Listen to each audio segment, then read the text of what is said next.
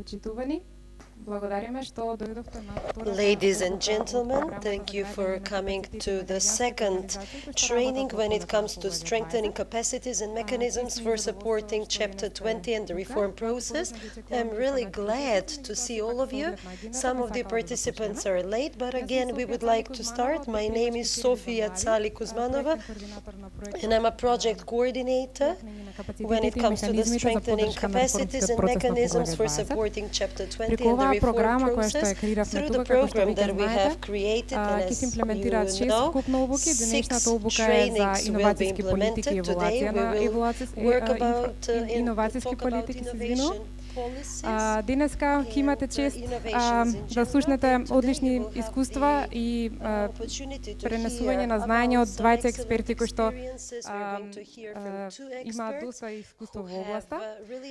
Доктор Алеш Летник од Словенија, кој што го ангажиравме да некако како гостин експерт ни помогне во оние европски прашања, да ни помогне во разбирање на европските структури, иновацијски политики и искуствата од Словенија, и господјата Катерина Кречева, која што работи во Фондот за иновации и технолошки развој, која што ќе зборува за националните политики.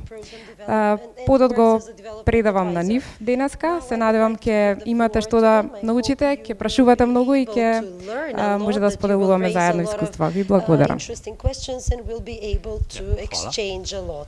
Добар ден. I'm sorry, I will continue in English language. I was ordered to speak in English language. I'm not fluent in Macedonian, unfortunately. I'm coming from Slovenia, working with the Economic Chamber of Macedonia for 18 years, actually. When we start, sorry, it's better now? Okay. Кога започнавме во 99-та година со пактот за стабилизација, знаете, тогаш и всушност и почна целата наша соработка. Работам на универзитет и работам исто така на политики за иновација. Јас сум раководител на Центарот за трансфер на знаење и развој при Универзитетот Приморска. Работам на иновации, управување на иновациите, брендови, правата на интелектуална собственост и слично. Се вели дека секој добар ден почнува со една добра шега.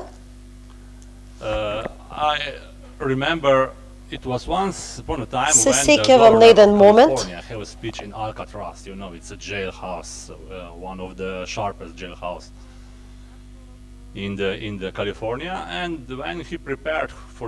И кога за својот говор всушност зборуваш и размислуваше како да се обрати на самата публика, почна, знаете, некако како со дами и господо, но веројатно, знаете, тие не би биле со одветна публика, не се тие дами и господо, тоа се луѓе во затвор, дали треба ганстери да ги наречем, ограбувачи или слично. И како почна? Навистина ми е драго што ве гледам во толков голем број. Тука и на самиот почеток би сакал да се представам, да се представите всушност, да ни кажете од која организација доаѓате, да ни кажете какви се вашите искуства и кои се вашите очекувања од оваа дводневна обука. Ве молам, кажете ми нешто повеќе за вашите очекувања, особено за денешниот настан. No, Katarina, no. I have to introduce но сепак морам да ја представам и мојата колешка денес, коштениот обучувач, Катерина Кречева. Thank you, Alex. I wanted you to start presenting yourselves, but since I've been given the floor, my name is Kata. I know some of you, we've seen each other at different events, but with the others, we'll meet today and also we'll be able to see each other in the future as well. I work in the и кога почнавме многу малку луѓе се занимава и се интересира за иновацијските политики, се надевам дека ова што ќе го спориме Алеш и јас денеска ќе помогне за граѓанските издруженија да се запознаат повеќе со оваа проблематика и во иднина да имаме многу повеќе активности поврзани со иновацијските политики, многу повеќе конструктивни критики, коментари, прашања и нели друг тип на фидбек. Затоа што повеќе луѓе се занимаваат со оваа проблематика, мислам дека толку подобро ќе ги унапредиме иновацијските политики во Македонија, бидејќи нели повеќе глави секогаш се смислуваат подобро од една глава. И сега пред да се вработам во фондот за иновации и технолошки развој, имам работено во невладин сектор и тоа во граѓански издруженија кои што се занимаваат со активистички проекти, меѓутоа и во граѓански издруженија тинкови кои што се занимаваат директно со анализа на јавни политики. И кога го обмислував предавање во денеска, Обука во денеска, размислував што во тој момент кога сум работела во граѓански издруженија, мене би ми било највредно како информација да го добиам. Значи се ставив од вашата страна и на тој начин ја формулирав денешната Обука, така да се надевам дека ќе бидете задоволни. Меѓутоа би сакала сега точно да се представите и да ги кажете своите очекувања, така што Алеш и јас во текот на Обуката можеби ќе можеме и дел од нашите дел од информациите да ги прилагодиме на вашите потреби и на вашите очекувања. Здраво на сите. Јас сум Робановска Емилија, доаѓам од Здруженијето Хуманост. Здружение Хуманост е здружение за поддршка и развој. Главен домен на работа ние работиме најчесто на проекти за унапредување на условите за подобар и поквалитетен живот на лицата во социјален ризик. Најголем домен ни зафаќаат проекти кои што се насочени кон старите лица. Оваа година Здружение Хуманост оформи социјално предпријатие, Хумана Ес, кое што е сервис за нега на стари лица во домашни услови. Значи, во принцип, ние работиме ние даваме услуги и моето очекување од оваа обука е како да тој иновативен процес ние во нашата бранша, во браншата на помош и поддршка на стари лица, како да го подобриме. Фала.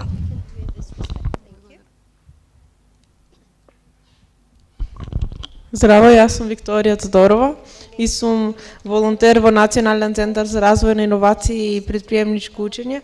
Инаку сум студент на Машински факултет во Скопје и денес сакам да присуствувам на обуката со цел да се стекнам со нови знаења. Јас сум Настасија Штириова, работам како проектен асистент во Националниот центар за развој на иновации и предприемничко учење. Највеќе значи работиме во областа на нови бизнис стартап што се формираат со цел да изнајдеме нови иновацијски решенија за подобро да може да се пласираат на пазарот.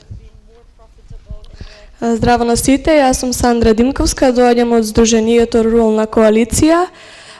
Мојот дел е поставување, односно одржување на веб страната. Од ова обука очекувам да ги проширам своите знаења и тоа да го имплементирам во Здруженијето. Силвија Стојановска, во име на инкубатор Гевгелија, со колешката до мене Жанита Јурговска. Ние сме тука да учествуваме да научиме нешто ново од вас и како дел од евалуацијата и местото на нашата институција врзано за иновацијските политики на Република Македонија. Јас сум Тамара Милошевска и доаѓам од организацијата Арт и Крафт. Таа има за задача да го пренесува за најчиството и да го промовира на пазарот. Поздрав и од мене. Јас сум Ласкова Благица, представник сум на Сдруженијето Марвел АДЛ. Тоа е здружение кое во фокусот на своето работење го има предприемништвото и покренувањето на предприемачкиот дух меѓу младите на ниво на Република Македонија, така да од оваа обука очекувам да ги ажурирам моите сознанија поврзани со иновациите, бидејќи тие се фактички основата на предприемничкиот процес. Благодарам. Здраво на сите, јас сум Гроздановска Василика, студент на мастерот финанси и финансово право на правниот факултет, Јустинијан први, како и надворешен експерт во Центарот за европско право и правна економија. Тука сум со цел да се стекнам со повеќе знаења за иновациската политика и навистина ми е чест. Здраво, јас сум Бенита Елмазија Деми, исто како колешката, студент на мастер финанси и финансово право на Јустинијан први. Експерти надворешни сме веќе 3 месеци во ЦЕПЕ и очекуваме да научиме нешто плюс за иновациите. Благодарам.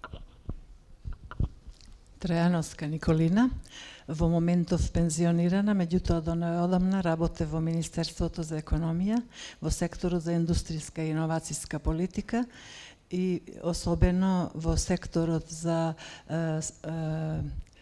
поддршка на компаниите и нивно организирање како кластерски здруженија со единствена цел да дојдат побрзо до поголема конкурентност. Во моментов сум како представник на една невладина организација, тоа е ЕРГОС, која се занимава со предприемништво, особено предприемништво на маргинализирани групи, женско предприемништво и социјално предприемништво. Добар ден од мене, јас сум Благојче Трифуновски од Фондација за развој на мали и средни предприемништва во Скопје. Работам како проект асистент таму веќе 7 години и на овој настан на оваа обука сакам да научам нешто повеќе околу внесување на нови иновациски решенија при имплементација на некои проекти. Јас сум Стеван Томовски од Друженијето ЕРГОС. Во ова работилница сакам да научам или да видам, да осознам каква е иновацијската политика во другите балкански земји.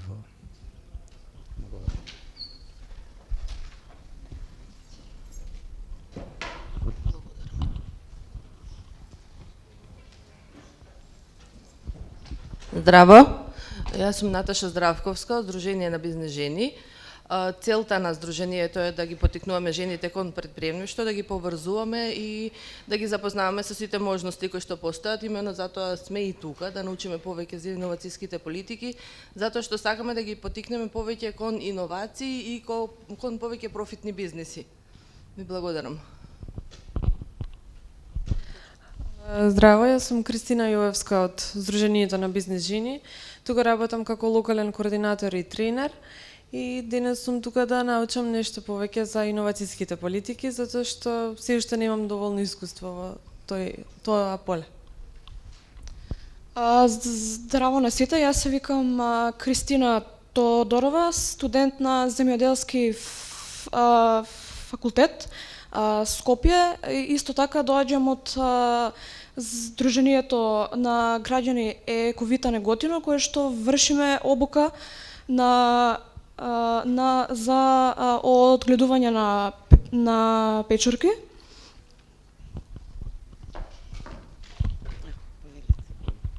Добар ден на сите, моето име е Дарко Спасевски, доаѓам од Институтот за стратешки истражување и едукација од Скопје. Формирани сме во 2004 година, во овој период имаме голем број на активности во различни области. Оно што не интересира е и би било во интерес на нашата организација во делот на иновациите и истражувањето и развојот, зашто граѓанските организации се поограничени во тој аспект. Некои совет или од вас или некои окажувања и препораки со цел да се постигне одржливост на невладините организации, да не зависат само од грантови, во делот на иновации што тие може да развијат како производ или услуга што би била понудена за некој си надомес, секако во рамките на нивната дејност што треба да ја организираат. Благодарам. Добар ден и од мене. Јас сум Билјана Пејовска-Ристевска, извршен директор на Стопанска комора за туризам на Македонија. Со самото тоа што доаѓам од индустријата која што во светски рамки е по развој втора, после IT секторот, значи дека нам ни е и tekako потребно познавањето од оваа иновациска политика и иновацијата и креативноста во нашата индустрија. Поради тоа еве јас како прв човек на комората сум денес тука за да имам некои познавања сосема нови и да можам да ги пренесам на членките во комората. Иначе ние имаме околу 100 членки кои што се од туристичката индустрија во 4 сектори, така да во сите 4 сектори иновацијската политика може да биде внесена. Здраво на сите, јас сум Ивановски Јошко, доаѓам од МК 2000, моментално работиме на повеќе проекти кои што се поврзани со средни мали предпријатија и иновации. Претходно бев дел од тимот на кабинетот на заменик премиерот на Македонија, каде што бевме инволвирани во изработка на стратегијата за средни мали акцијскиот план. Така да имаме соработувано доста со фондот за иновации. Запознаен сум со овие проблематики, на тука сум да видам што имате ново да кажете.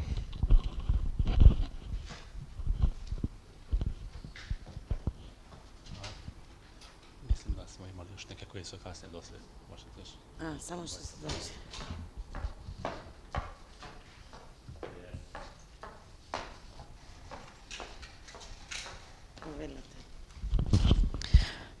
Добар ден на сите, јас сум Ивана Стојановска, доаѓам од Текстилно трговско здружение Текстилен кластер, асистент во кластерот. Работиме за интересите на нашите членки, текстилни компании, имаме околу 85 членки, работиме, имаме услуги од различен вид за нашите членки, меѓу кои сме работеле семинари за иновации, за внесување во нивните компании со цел зголемување на нивната конкурентност и слично, па еве да слушнеме нешто на оваа тема. Здраво, јас сум Јасна Силевска, исто како Ивана сум од трговско и текстилно здружение Текстилен кластер и сум практикант.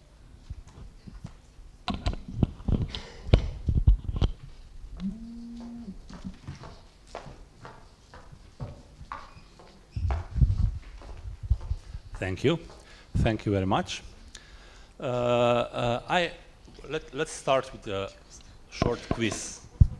How many of you, or your organization of course, already participate in some kind of EU-funded project? Please raise your hand. Okay, thank you. And for you who already participate,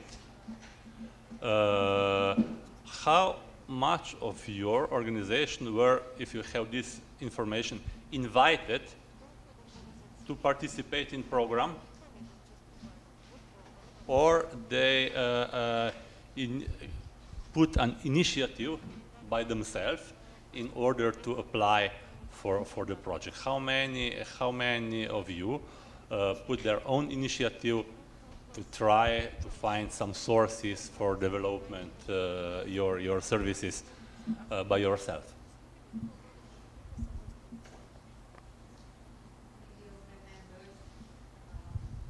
Sorry, just for a second.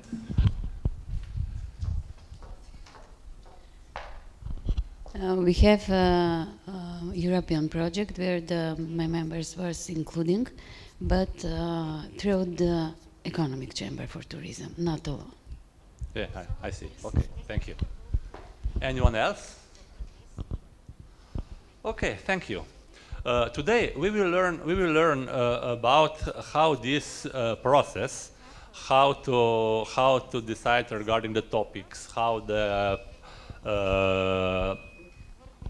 these focus areas of different EU policies will be established. But just before, we will go to this step by step. So we will start with the first part, which will be about innovation and innovation policies, some general topics. It will last about 1 school hour. 45 minutes. Then we will start with design of innovation policies with the focus to SMEs and also with the focus to intellectual property rights. And this will be our topics before the lunch, which are planned in about, I think, 12:30. In the afternoon session, we will continue with methodology or evaluation and monitoring different innovation policies.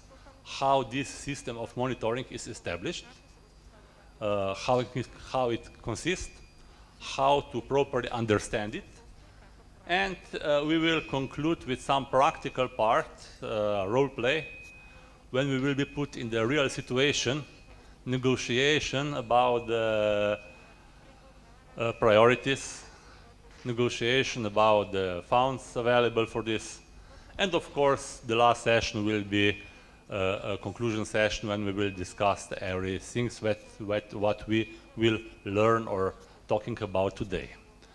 Please stop me every time if you have any questions, because we have enough time to let me say, explain everything, to clarify and to find the common picture of these innovation policies. Sorry for that, but we will start with the theoretical part. As they in the Wild West, it was the table, you know, please don't shout the pianist. And I know it's boring, but we will start with this. Not with so boring, we will start with Katarina. Regarding what are innovations? Од вашите представувања можев да заклучам дека овде имаме повозрасни, поискусни колеги, меѓутоа имаме и некои помлади колеги кои што допрва почна да се занимаваат со тоа што го работат сега. И секогаш кога почнуваме, кога презентираме информации поврзани со иновацијски политики, сакаме да почнеме со објаснување на основниот концепт што е иновација. Можеби многу од вас се запознаени со тој основен концепт, меѓутоа еве добро е да видиме нели некои основни дефиниции, видови на иновации, за прво да се запознаеме за што воопшто зборуваме кога зборуваме за иновацијски политики. Дали некој од вас може да ми каже што е тоа иновација? Што за вас значи иновација? Кој ќе го повели?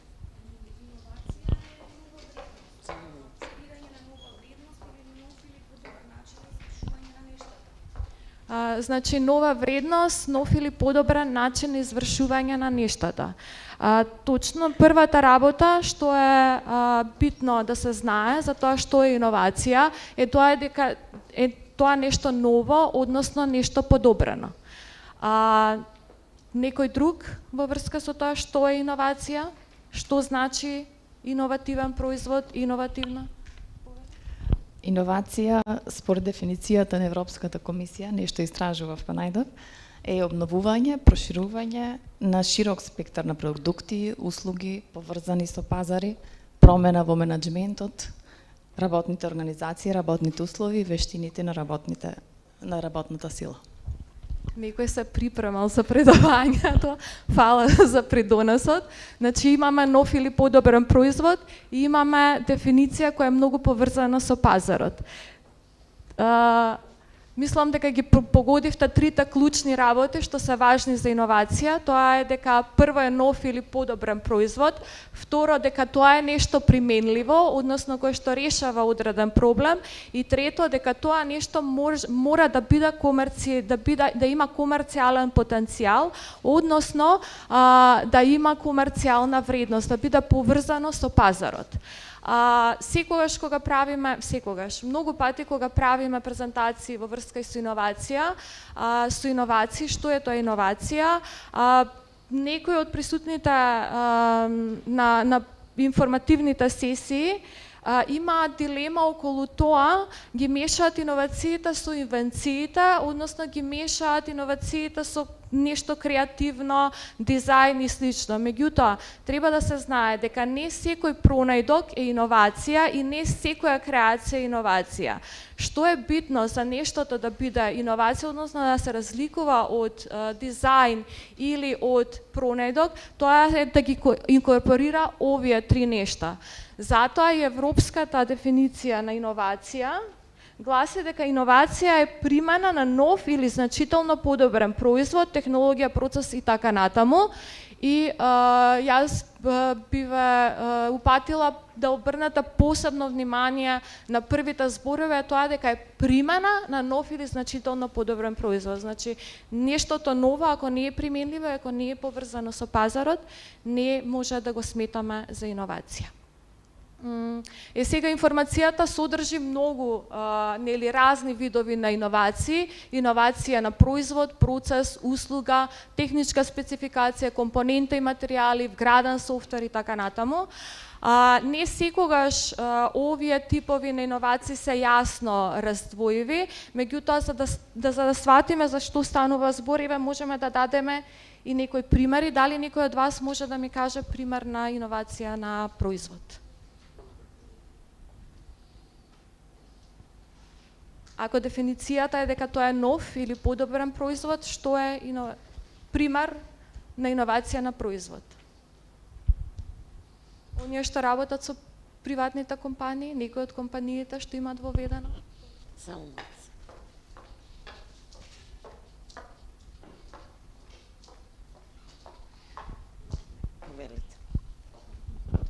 Би сакала и да се представам, пошто задоцнив, Симона Шошолчева од Развојна фондација Кримсон, работиме со финансирање на иновации.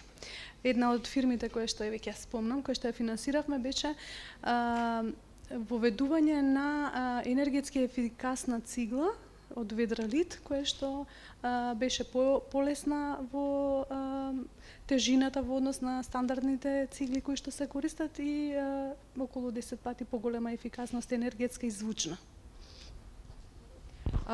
Добар пример, значи во случајот кога го представивте производот, вие ги представивте неговите конкурентни предности. Значи не е дека некој измислил цигла, туку иновативниот производ е подобрена верзија на веќе постоечката цигла. Да, точно тоа е иновација на производ.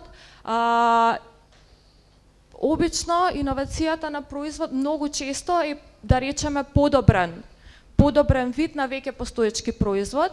Јас многу често сакам да го спомнувам, има еден интересен пример, бидејќи поголемиот дел од присутните се жени.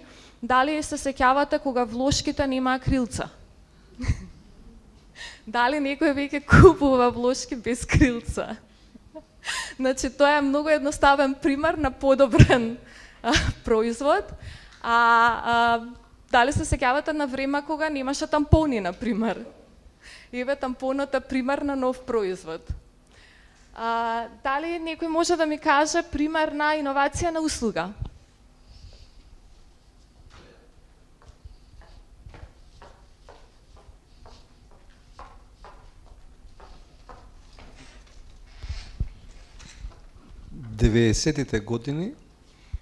Почетокот на 90-тите години, во јавното сообраќајно предпријатие, возниот ред го изработува 10 дактилографки и 4 сообраќајни инженери. Со воведување на софтвер, кој што автоматски го изготвуваше возниот ред, имаше потреба само од еден сообраќајен инженер, отпаднаа дактилографките кои што до тогаш ги куцаа возните редови, а ефикасноста во работењето се, да кажам, се зголеми, со бројка не можам да кажам, тоа е значи 100 пати повеќе. Трошоците се намалија и брзината на услугата и промената на возниот ред беше моментална. Еве, тоа е една софтверска иновацијска услуга. Многу добар пример на иновација во јавниот сектор, да речеме, значи подобрување на јавните услуги за граѓаните. Тоа може би исто така да биде не само иновација на услуга, туку иновација на процес, затоа што фактички го подобрува процесот, начинот на кој што нештото се доставува. Иновација на услуга, например, може да биде пица деливери. Дали пред 50 години нашите баби би замислила дека може да се јават на телефон и да го добијат ручекот на вратата, а не тие да го прават. Потоа точно имаме иновација на процес, како што веќе го спомнавме. Имаме, например, маркетинг иновација. Дали некој може да ми даде пример на маркетинг иновација?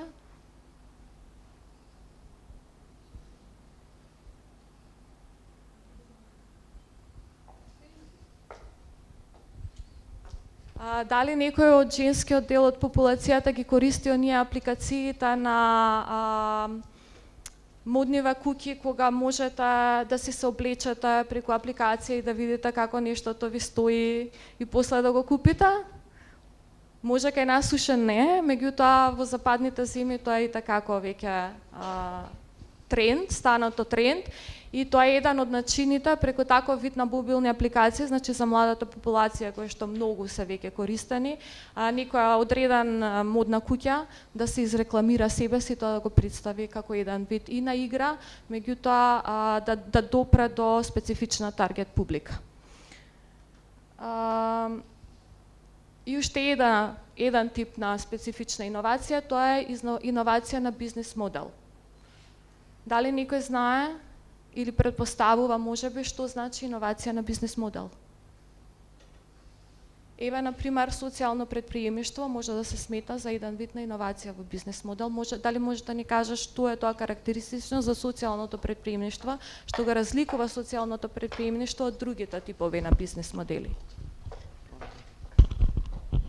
Главната карактеристика на социјалното предприемништво кој што го разликува од обичното предприемништво е тоа што имаме вклучено доминантни социјални елементи. Значи, предприемништвото како предприемништво најбитно е профитот, нормално и реинвестирање на профит во реинвестирањето на профитот зависи од желбата на сопствениците.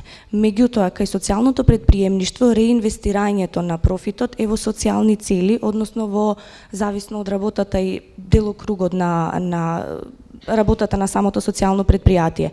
Значи, тука во социјалното предприемништво имаме спојка на социјални и економски моменти, што не е значи во обичното предприемништво, каде што самиот профит може да се реинвестира или да се подели помеѓу акционерите и слично. Тука реинвестирањето на профитот е само во социјални цели и во доменот на главната мисија, визија и полето на работа на предпријатието.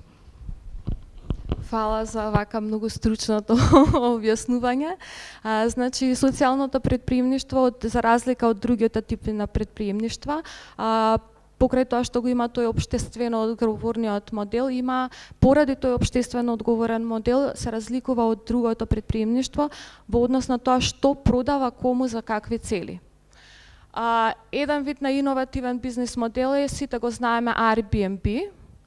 Значи, начин на продавање на посредништво фактички помеѓу луѓето кои што издаваат сместување и оние кои што го купуваат сместувањето. Има уште една многу битна дистинкција на видови на иновации. Сега мене ми е многу жал, меѓутоа јас стварно не знам адекватен македонски превод на овие два типа на иновации. Значи, incremental innovation наспроти disruptive innovation. Повеќето од работите што ги зборувавме овде спаѓаат под incremental innovation. Тоа е тип на иновација каде што производот се подобрува, односно му се подобруваат одредени карактеристики, функционалности и слично, за да привлече дополнителни клиенти, односно дополнителен пазар, или да биде конкурентен во однос на другите понуди на пазарот. А disruptive innovation е тип на иновација која што го зима нештото, значи производот, услугата, која е достапна за одредена ниша на пазарот и го прави достапна за поширока публика, значи го реобмислува на тој начин на кој што може да го продаде на поширока публика за нештото да стане, за иновацијата да стане општо прифатлива, односно достапна, да речеме, за целиот пазар. пример на disruptive innovation е, например, Penguin Books, кога на издавачот Penguin му текнало дека оние книгите кои што седат по полици дома и се скапи, со дебели корици, тешки, можат да се реобмислат на начин на да бидат многу поевтини, да бидат во джебни изданија со меки корици, да бидат, да речеме, белетристичка литература и да таргетираат широк опсек на пазар, по-конкретно они ги таргетирали луѓето кои што се возат во метроата, автобусите, значи преводните средства низ Англија. Дали има одредени дали има прашање уврска со тоа што досега го зборував и за типовите на иновација и за тоа што значи иновација? Доколку немаме прашања, јас би го препуштила сега, нели, водов на Алеш, за да ни каже за нешто поопшто и за иновацијските политики, а подоцна после ќе зборуваме малце за нашите иновацијски политики и како нашите иновацијски политики ја третираат проблематиката на иновација и како ја поддржуваат иновација, воведувањето на иновациите во приватниот сектор. Thank you, Катарина.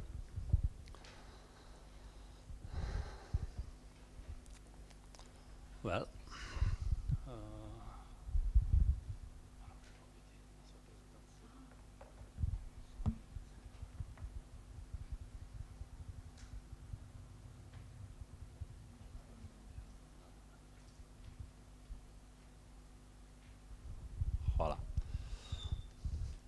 well, thank you for this introduction of the innovation. And let's talk about the innovation policy. We hear now what innovation is. Now we will talk about innovation policy. Actually, when we are talking about the innovation policy, we are talking about three main players who are involved in this process. First, of course, is economy. It doesn't matter if this is single entrepreneur, craftsman, micro, small, medium enterprise, big company. One sphere is always economy. Second is state, country, administration,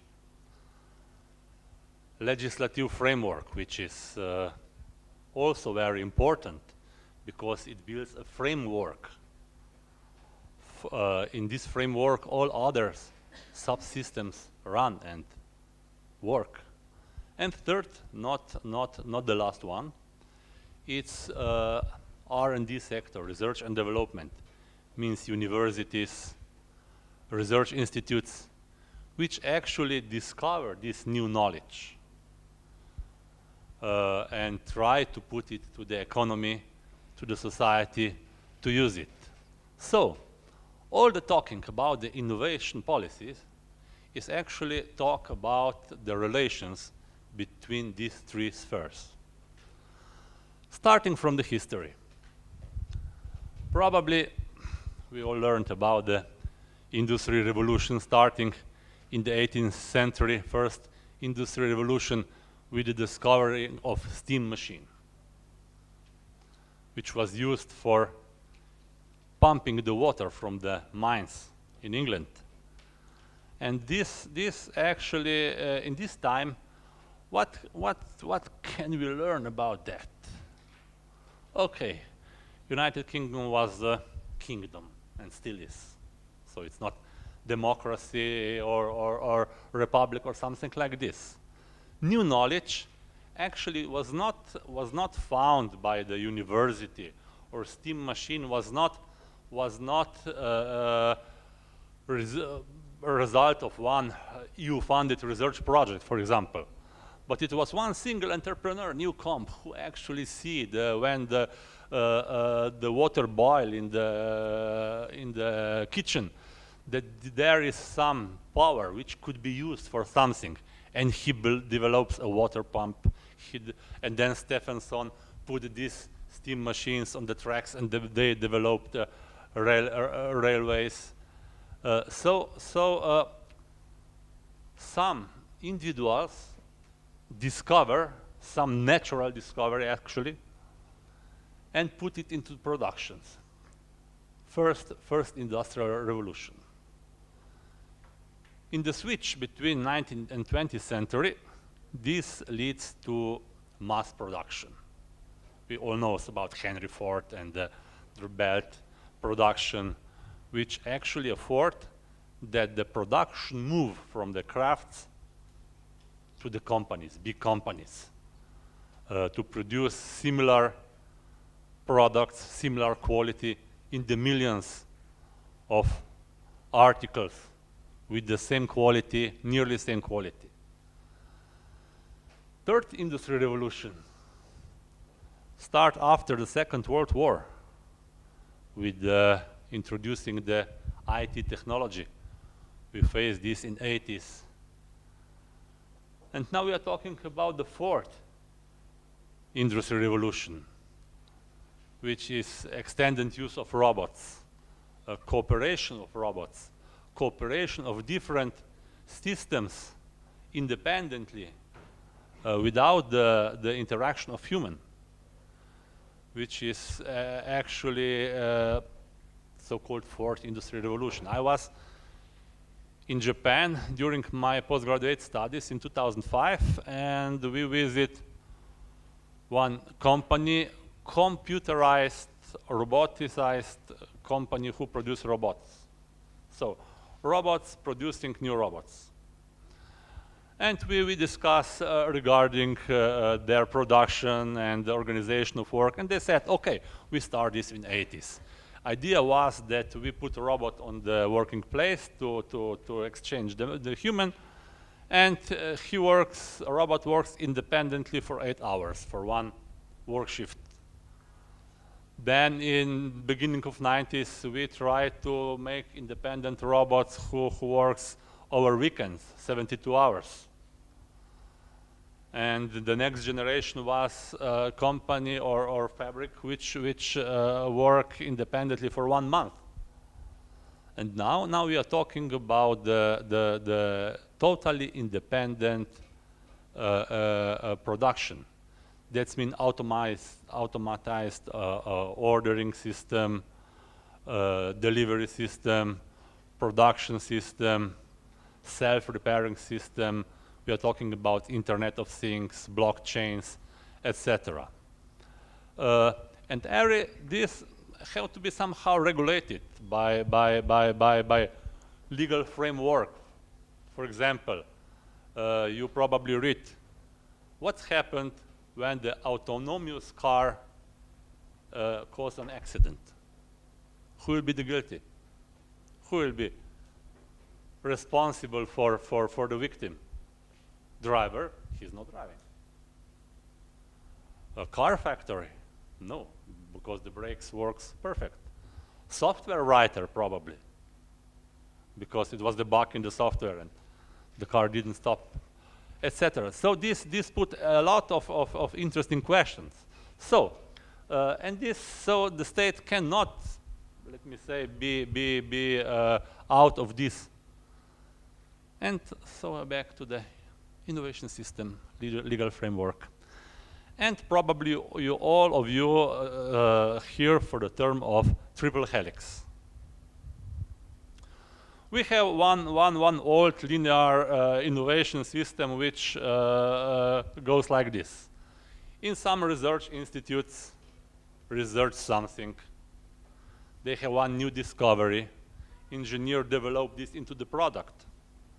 In the company try to produce, or they produce this company and let it to the marketing department, which try to promote it to the end of market. Well, this is traditional, let me say, very linear way of development, which is somehow old.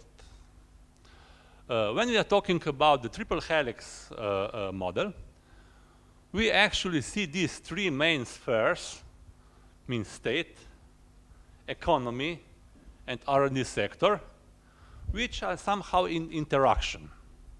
On the left side, we saw the picture when the state take over about the economy, about the research sector. It is the triple helix model which was known probably in former Soviet Union or in East countries, when the states govern all spheres. But it's changed. It's changed. So states move out of the economy, move out from R&D sectors. But what we are talking about is the triple helix on the third level, on the right side, when actually we have overlapping of these spheres. For example, university try or start to get some functions of the economy system. For example, business incubators at the universities. It's not primary role of the university to have startup a business incubator. But it have. University taking a part of economy. You are coming from some think tanks, working groups, when, for example, new legislations, new measures are produced. So, government and universe, again overlapping between them in order to develop new measures which is suitable for the society. And of course, government and economy have a lot of intermediary organizations which also act as an intermediary in the time of preparation of new measures, new programs, new incentives on the way which will be the most effective and most useful also for the developing of society. Well, triple helix is quite broadly used model in different R&D projects. And when you're applying, for example, for 1H 2020 project or some other projects, it's very good to take into consideration this triple helix, which somehow assure final impact of the project. Another concept, it's concept of national innovation system. It was introduced in the beginning of 21st century, and okay, it looks quite complicated. It's not actually. We have demand domain on this side. This is industrial system, companies who produce, and of course we have education and research system on different levels, primary, higher education, and of course also public sector research. In order to have communication with both two spheres, we have some intermediaries who try to, let me say, try to act as an intermediary between economic and research sphere, because in my experience, there is very often that they have much different language, researchers and the entrepreneurs. So all this part represent demand domain. Of course, we have framework condition, which is generated by the political system, state government, and of course its R&D policy. And this R&D policy is oriented in one side on the infrastructure. That means sources of financing like banks, venture capital funds, etc. Intellectual property rights, support to innovation, standards which have to be applied in the production from one side. And of course, R&D policy have influence to these intermediaries like technology transfer office, business incubators, who brings together economy and R&D sector. This national innovation system is now, let me say, quite broadly accepted concept. We will continue with concept of open innovation. Again, quite complicated picture, but I will tell very simply. In the former time, all the big companies have their research departments when they try to develop some new projects. In some special cases, or in some cases, these development departments were connected with the research institutes or the universities. But now, we are talking about the outsourcing of research. There are small, research-oriented private companies which can be hired or subcontracted in order to develop some new project for the company. So we have outsourcing of technology from the outside. We have our internal technology base, but we can also have external technology base to buying a license, to hire a research organization from outside. And it's not always self-understanding that result will be products on internal market. No. It could happen that there will be some spin-offs.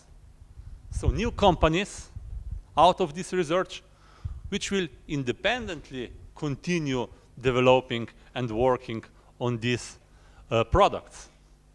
Or there will be some intellectual property rights which could be licensing on other company, on other markets.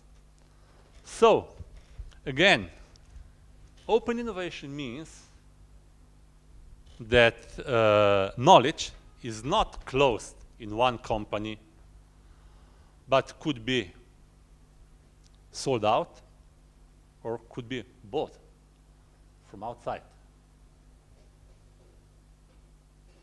Well, we are almost near the end. When we are talking about the different concept of models, innovation models, when we start with this mode 1 knowledge, which was knowledge which was closely connected with one scientific discipline, like mathematics, medicine. It was quite important book written by Helga Novotny, which was also president of European Research Council. It was titled Rethinking Knowledge at the beginning of this 21st century, which actually introduced the term Mode 2. Mode 2 knowledge is knowledge which is, the magic word was multidisciplinary, putting different scientific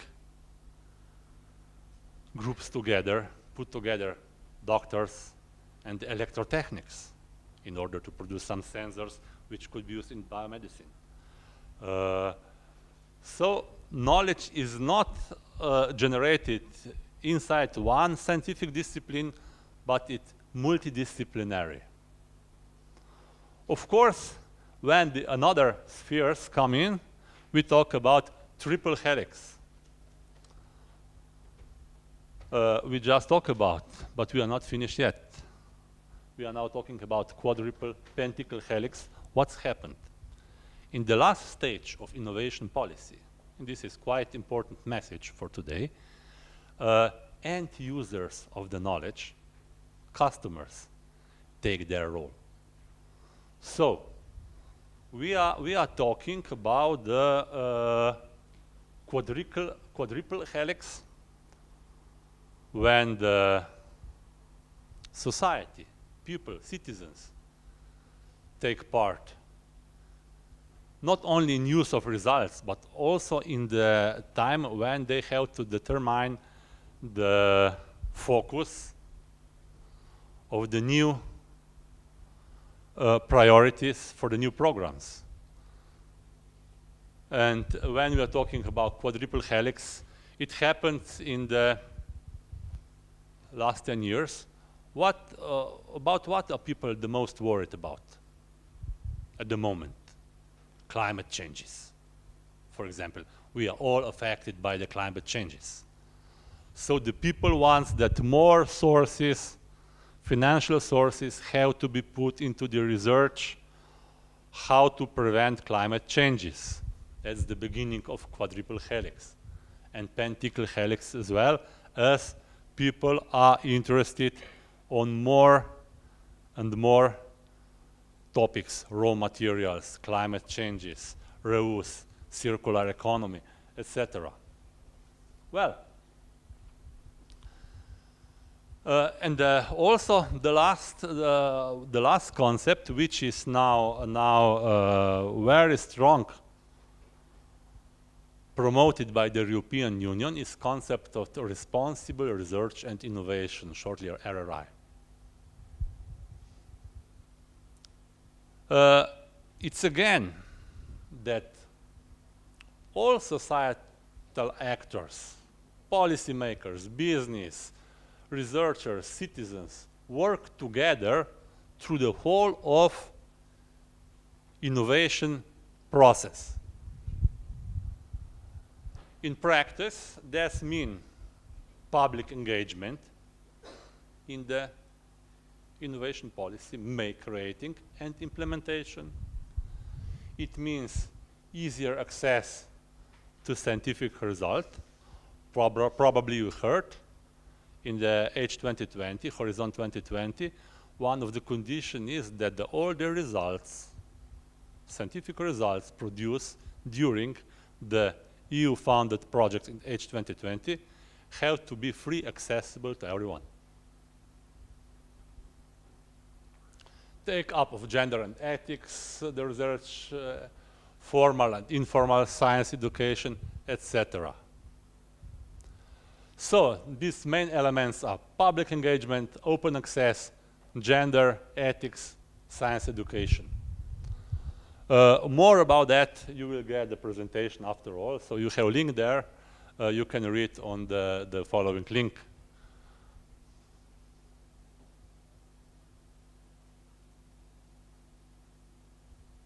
So, to make a conclusion about this concept I just represent, we actually facing three main points in the developing of innovation systems. First is that we are shifting toward closer cooperation and networking. For example, in the first industrial revolution, it was very simple. When the Newcomb or Stephenson invited his first steam machine, he just tried to sell it and to earn as much money as possible. He do not need to cooperate with someone in this stage. But so we are talking now about the closer cooperation and networking of all main actors. Triple helix, we said, quadruple helix. These interactions are not one-directional, like a government said new law about this and this, and everyone have to respect it. No, the process of implementation of new knowledge is bidirectional. So it's a public debate, first circle, second circle, third circle, in order to get the best solution. Second is multidisciplinarity. So we are overcoming narrow scientific fields, and science become a collective process which involves different scientific fields, different actors. And the third and the last one is wide participation.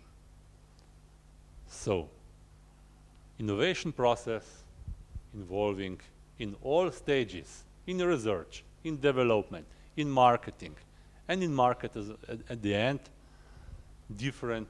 all actors who are involved. So the end user start to cooperate in beginning. It sounds quite theoretical, but you probably heard about the Kickstarter. It was very popular about 1 year, 2 years ago. It's a good example of this, that the end user actually participate in the development of new product.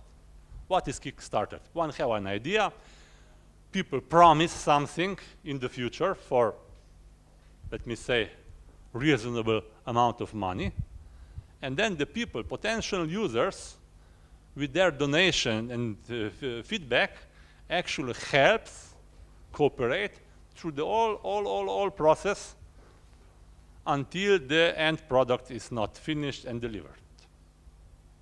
So, as I said, it sounds theoretical, but in practice it's very simple. Any question about that?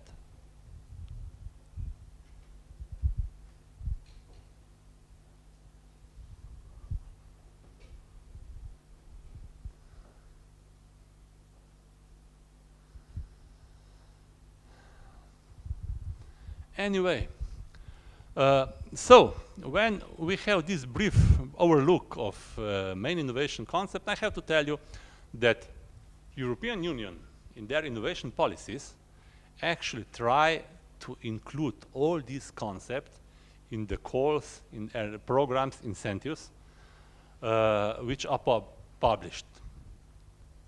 And starting from the general objectives, on the level of European Union, we have so-called Europe 2020 strategy, with the main targets oriented towards employment, about 75% of people aged between 20 and 64 to be in work. These famous 3% of GDP oriented toward R&D. Climate change and energy, lowering for 20% greenhouse emissions, renewable energy, energy efficiency. Education,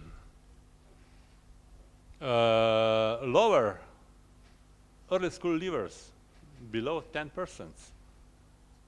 And at least 40% of people between 30 and 34 to have higher education, and poverty and social exclusions. At least 20 million of fewer people are in or at risk of poverty and social exclusion. Well, some of you probably remember Lisbon Declaration in 2000. Maybe. It was interesting for me because in Lisbon Declaration, European Union write that in 2010 European Union will be the most property and the most advanced society in the world. It was very ambitious, and it was also goal 3% of GDP oriented toward R&D.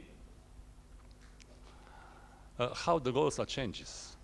In 2000 we are talking about how to become the most successful in the world. In 2010, we are talking how to reduce poverty below 20 million. It's a big shift. We still remain in this 3% of GDP oriented toward R&D. just in case, when the Lisbon Declaration was introduced, American President Obama at that time held his speech in the Senate, and he said, if the European Union will give 3% for R&D, we will give more. And the United States continuously put more than 3% on R&D. South Korea puts about 6% into R&D.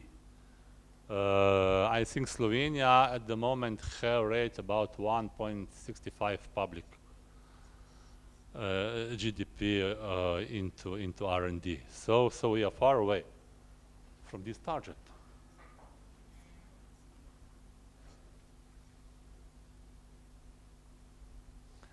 And back to the Europe 2020, we have, this is, let me say, a general framework for the all innovation policies, for the all programs. We will talk about them later. These seven main initiatives: strengthening the knowledge base and reducing fragmentation. In practice, this means that reducing fragmentation, it was realized in H2020 projects. There are financing less projects, but bigger projects. Getting good ideas to market. So this fast track to innovation program derived from this initiative. Maximizing social and territorial cohesion. Pooling forces to achieve breakthroughs, European Innovation Partnership. Leveraging our policies, external policies, and of course, finally making it happen. So, establish the framework which assure that all these initiatives will actually reach their goals.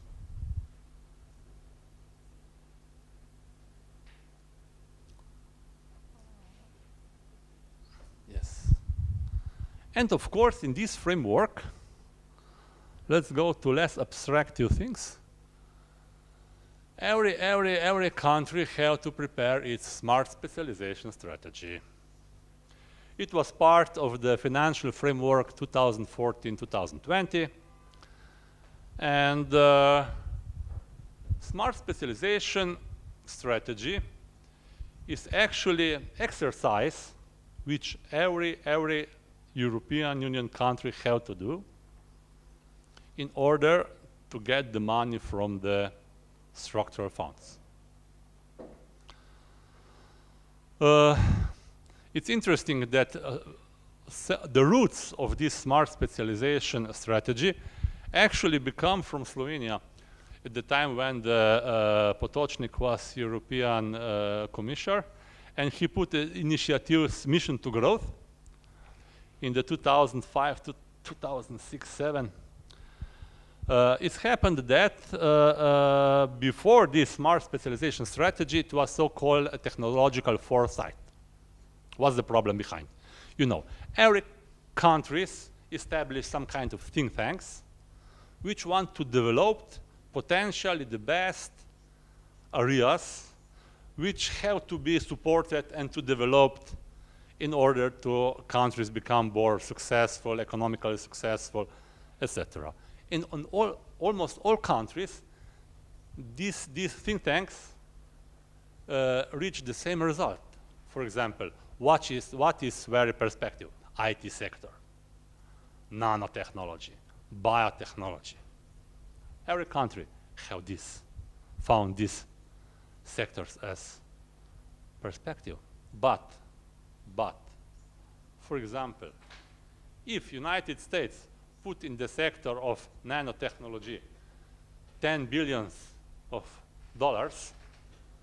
and Slovenia can afford one project of 100,000 euros, we could imagine that the results at the end of this project will be not the same. So, small countries simply cannot afford such a big amount of money to be put on one, let me say, perspective or potential area with big potential. So, something wrong with this concept. So they start to think how to identify strategic areas which will be actually a result of the some strengths and potential of one particular country.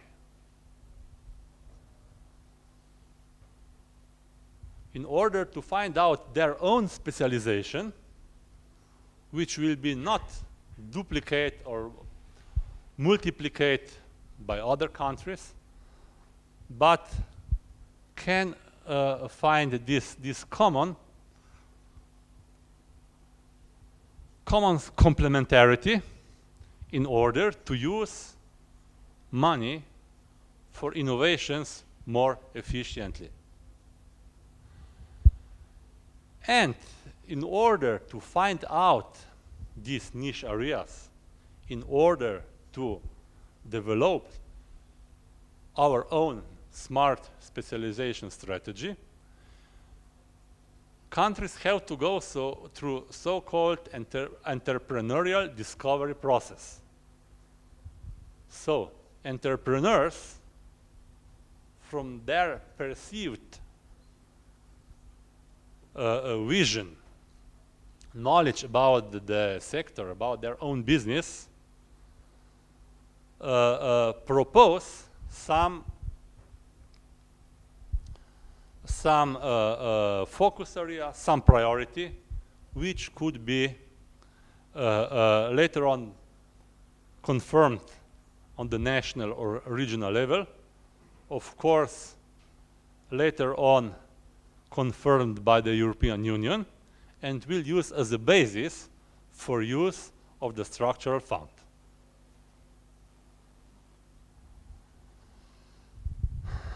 Lesson we take in Slovenia was quite hard. We have 4 iterations of smart specialization strategy. We reject first 3 and decide for the 4th. We adopt smart specialization strategy at the end, I think, of 2015. Some other countries, European member countries, do this much before. This means also that we start to use the structural funds very late. And it's quite hard and important process. We just met some colleagues from the Baden-Württemberg region in Germany, one of the most prospective regions in Europe, and discuss with them how they, about their approach toward introducing the smart specialization strategy. He used very simple approach. They use business clusters as the main source of information for the creating basis, and this information was later on transformed into the priorities of the region, which was adopted by the government and European Union. Sounds very simple, very quick, very efficient, but as I said, we do this a little harder. As far as I know, maybe Katarina will give some input to this. In Macedonia, you are now in the process of preparation of the smart specialization strategy. Maybe you can add something with this? Okay, yes. Maybe I can say more when we get to the topic of national policies, but yes, it's smart specialization strategy actually the dominant trend in innovation policy currently, and Macedonia has just entered the process of developing the smart specialization strategy.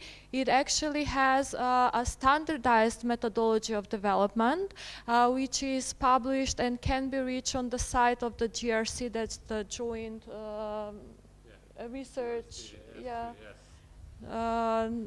So that the unit of the European Commission that deals with research and innovation. The Smart Specialization Strategy is being designed in a working group chaired by the Ministry of Economy, although the main jurisdiction over the strategy is taken by the Ministry of Education and Science. And it has to cover a wide area of institutional network and participants. And at a later, not later, but let's say at some point, at a certain stage, also the civil society and the companies will be invited in order to actively participate in determining the priorities for smart specialization strategy. So you can expect in near future that the public institution will be contacting the private sector and the civil sector in order to involve them in the working groups for development of smart specialization strategy, because as Aleš mentioned, now the process of policy development is going not top down but bottom up. I'm sorry, ја продолжив по инерција на англиски. Наместо на македонски, да. Значи, у суштина, бидејќи доминантниот трет на градење политики сега е самите стейкхолдери, за сите засегнати страни активно да учествуваат во дизајнирањето на политиките, не тие да бидат дадени нели од владините институции. Во брзо време можете да очекувате ваше инволвирање во работните групи за изготвување на смарт специализација.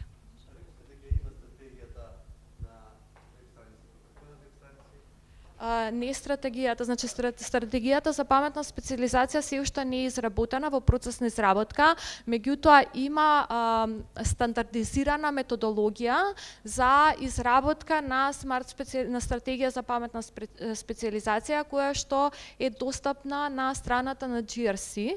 Јас мислам дека има и посебно предавање на тема смарт специализација. Да, ќе имате и посебно предавање, затоа што ова е еден од значи основните политики кои што ќе бидат актуелни во иднина. Македонија заедно со одредени земји во регионот на Западен Балкан се многу понапред од нас како Србија и Црна Гора.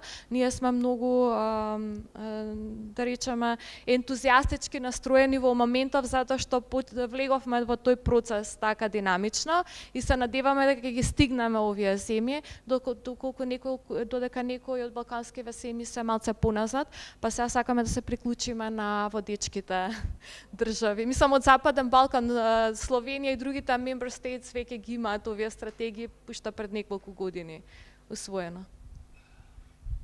Hvala, Katarina. As Katarina already said, it will be separate training regarding the creating of smart specialization strategy.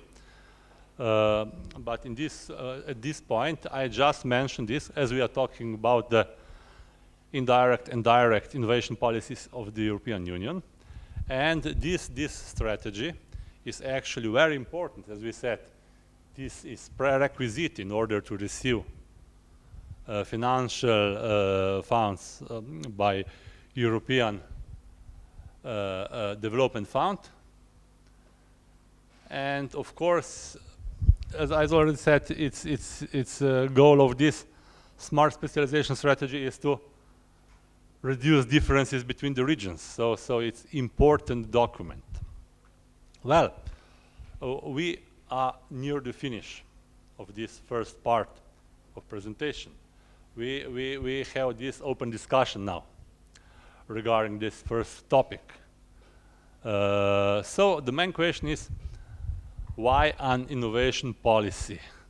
I want to hear your position about the innovation policy on the European level and on Macedonian level probably so far, and how do you feel that the creation of these policies, innovation policy in European Union goes? Do you think it's too bureaucratic? It's a long-term process? I just want to hear about your personal perspective of this process in you. Anyone, volunteer? Probably.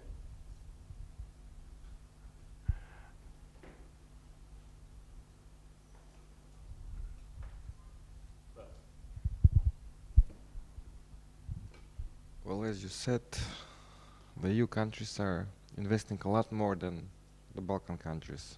So, about the prospects in the future, I think that innovations are going to lead the SMEs. So, because the SMEs, as you know, constitute around 95% of the economy here. Also, it's the same in other countries, more or less. And they have to innovate, but they need help from the government. So I think more money will go in that sector. Okay, thank you. Well, colleague said that SME. I will just try to find out if I understand correctly. As you said, that SMEs are very important for the economy. About 95% of the companies here in Macedonia as well and in European Union are SMEs. But do you think that SMEs have enough influence into creation of innovation policy here in Macedonia? What's your opinion? Probably you are coming from the tourist chamber. So you have your association, your intermediaries. For how many members do you have in the chamber? 100. Yes. Yeah.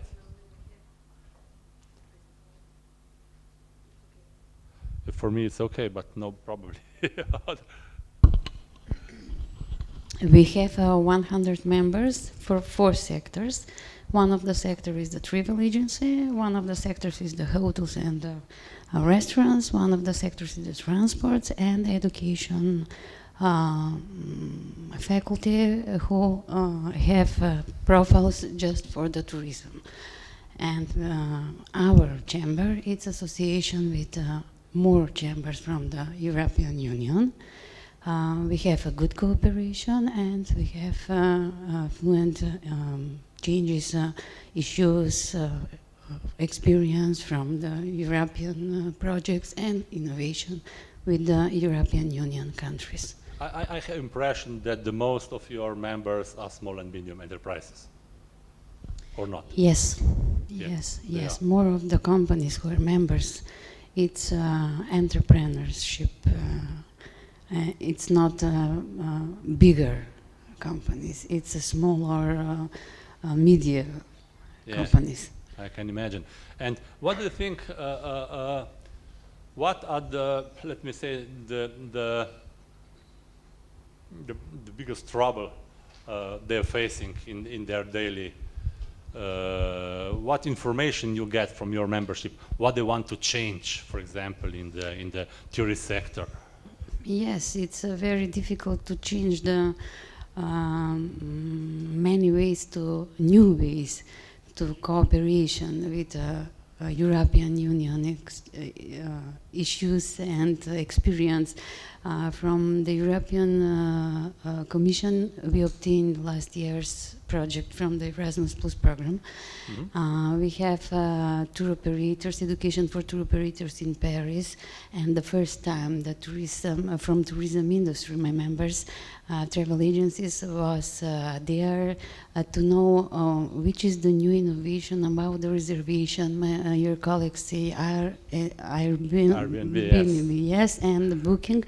And Paris, we was on Paris 10 days, and their innovation from this way, it's very, very bigger, and it's a very bigger experience for our members. From this way, we are very satisfied because we have a chance to be a part of the program and the projects from the European Commission. And in innovation and innovation policy, we have, and the members have not a lot of knowledge in this moment. Yes. It is very important to know and in further including innovation policy. Okay. So one additional question, sorry, but you are perfect member as you have contact with a lot of SMEs. Yes. Do you think that this knowledge is actually a barrier who prevent these SMEs to be more active in example, in some legislation, new legislation process, when we're talking SMEs, what do you mean? I think you think for the social dialogue with the institution, private sector, and workers. I don't clearly understand these questions because it's very important to me. For example, explain. Yes. For example, you said a lot of this is, for example, a restaurant owner. Yes. And when in Slovenia it happens, for example, when we enter in the European Union, they have all the restaurants or all the companies which dealing with the food have to implement so-called HACCP standard, probably you know. Yes. And we have strong debate about that.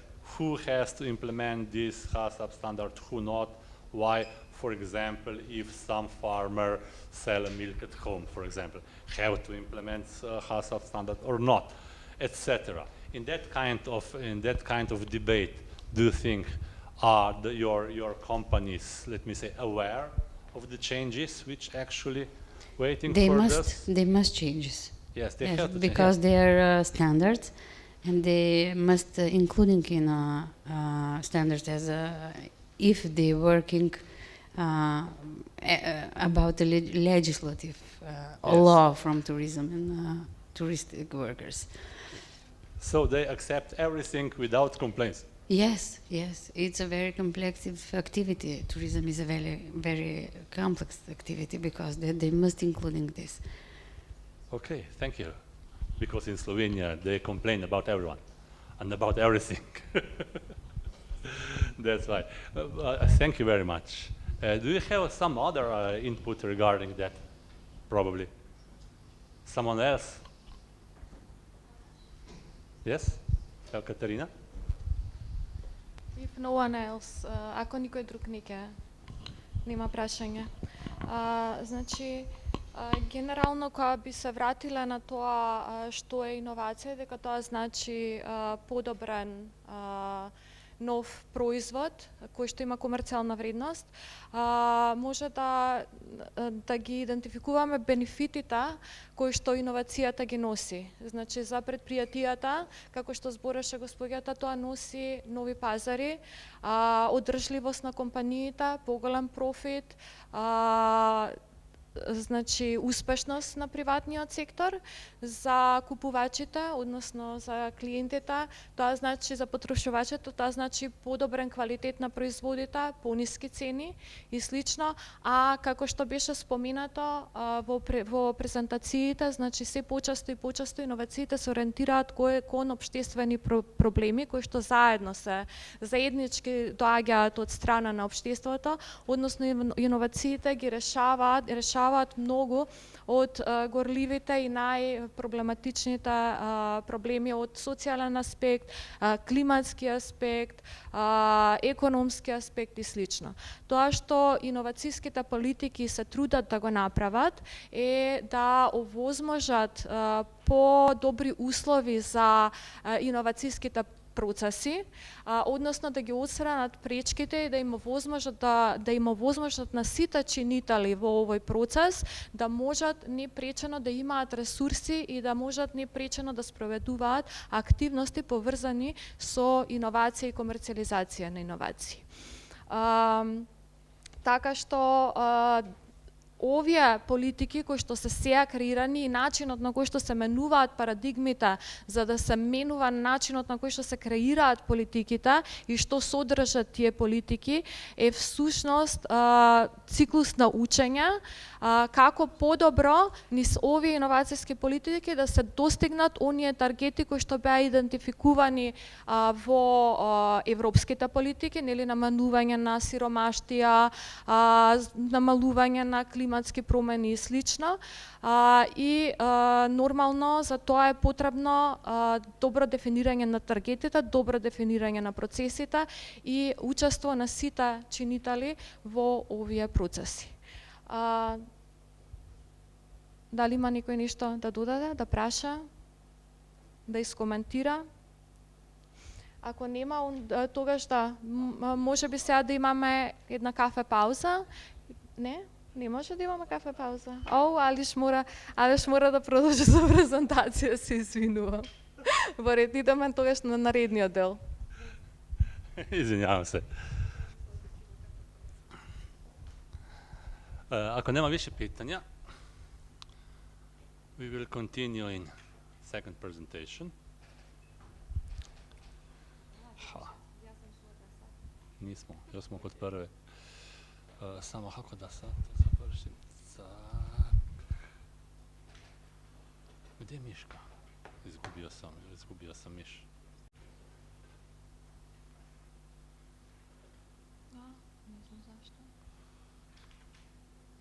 We lost the mouse.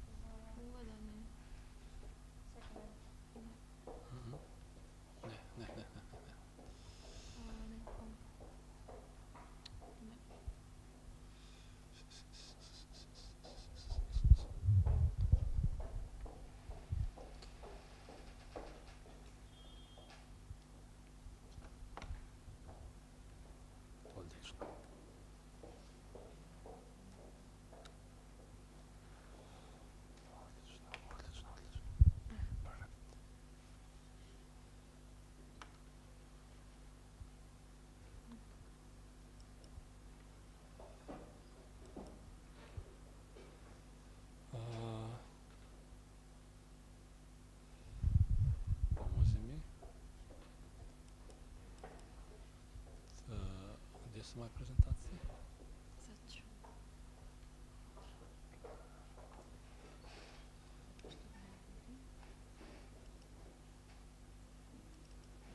Aha, evo, par dva.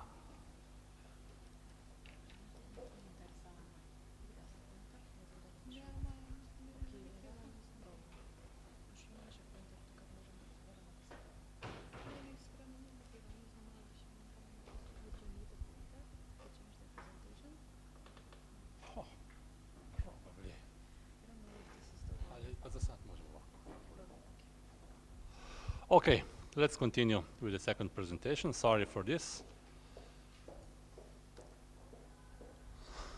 So in the second presentation, coffee break will be 11:15, just for your information. Well, we start with the second presentation, short one. We are talking about the recent trends in EU innovation policies, SME position innovation policies, civil society organization in innovation policies by Katarina, and with the IPR and how to connect IPR, intellectual property rights, into innovation policies. Well, let's be quick. EU programs, innovation policy of European Union are implemented through the EU programs. It's a quite complicated system or big system, which is actually divided into two parts. If you see, do we have pointer here? Probably. No. Which is actually one which are directly support or managed by the European Commission, and second which is indirectly support, and it's managed by the local authorities. For the point of view of let me say, users or partners in this European program, difference is that we have to apply in the first type of programs, community programs, directly into the Brussels agency, and on the second, indirectly supported programs, we are applying into some intermediary organization which is somehow managed by the local authorities on the national level, or in international level in the cases of these regional initiatives like IPA Adriatic or Danube Strategy, Alpine Space, which is actual for Slovenia, etc. Well, this indirectly support on the right side are again divided into external assistance, which are instruments for pre-accession countries, IPA, bottom line on the left, or structural cohesion and agriculture, rural development and fishery fund, which is open for the EU member states. On the level of community programs, each country decide by themselves whether they want to participate in this program or not. For the EU member states, this means that they are somehow automatically part of this program. On the other side, countries have to decide whether or not will participate, and in the case that they want to participate, they have to pay some kind of fee in order to enter these programs. And of course, calculation is simple. If some country is capable to get more money from this fund, more or than pay for participating in this program, of course, this is the decision which have to be taken on the political level of each country. So, main picture of EU programs.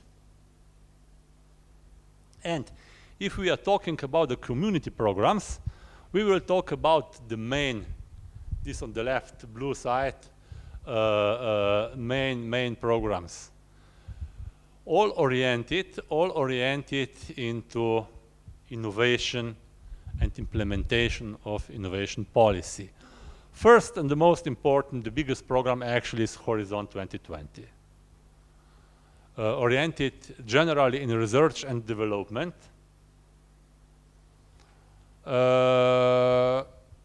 It's actually a risk-sharing instruments, because in these instruments, in general, you need partnership of partners from different countries, which somehow have to develop some new product. Practical example, it's part of our work actually. One day, one researcher came into my office and they said that they want to develop a robot which will sweat, you know. And of course, my first impression was, why someone want to invent the robot which will sweat? There were three researchers. It was one IT specialist, it was one mathematic, and one philosopher. Okay, and they give me reasons for that. First of all, he said, okay, we have robotic sight from the camera, sound from the speakers, hearing from the microphone. We have everything, but not a temperature response. From the philosophical reasons, it would be good to have temperature response. Okay, from the philosophical reason. Other from the technical side, he said, okay, but you know, we have so-called three-dimensional comfortable space. You know, we have three dimensions of this space. One is temperature. You see, if it's too cold or too hot, we are not feel comfortable. If it's too dry or too wet, we not feel very good. And of course, the second dimension. And third dimension is, of course, humidity or wind. If we have wind through our place, we can feel comfortable or non-comfortable. And this is so-called three-dimensional comfort space. And of course, IT specialist said, we can produce the sensors who will measure this. Well, okay, sounds nice, but why someone needs the robot who sweat? It's our job. So we try to find the end user. And we find a couple of end users who are actually have big problems with this temperature response. For example, it was Norway oil company. They pump the oil from the North Sea, very cold, from these oil platforms, very wild sea. And their problem is if workers fall down from the platform because of hypothermia, die in 15 minutes if they don't see him and catch him as soon as possible. So they want to try different way of protections for these workers with the robot, of course.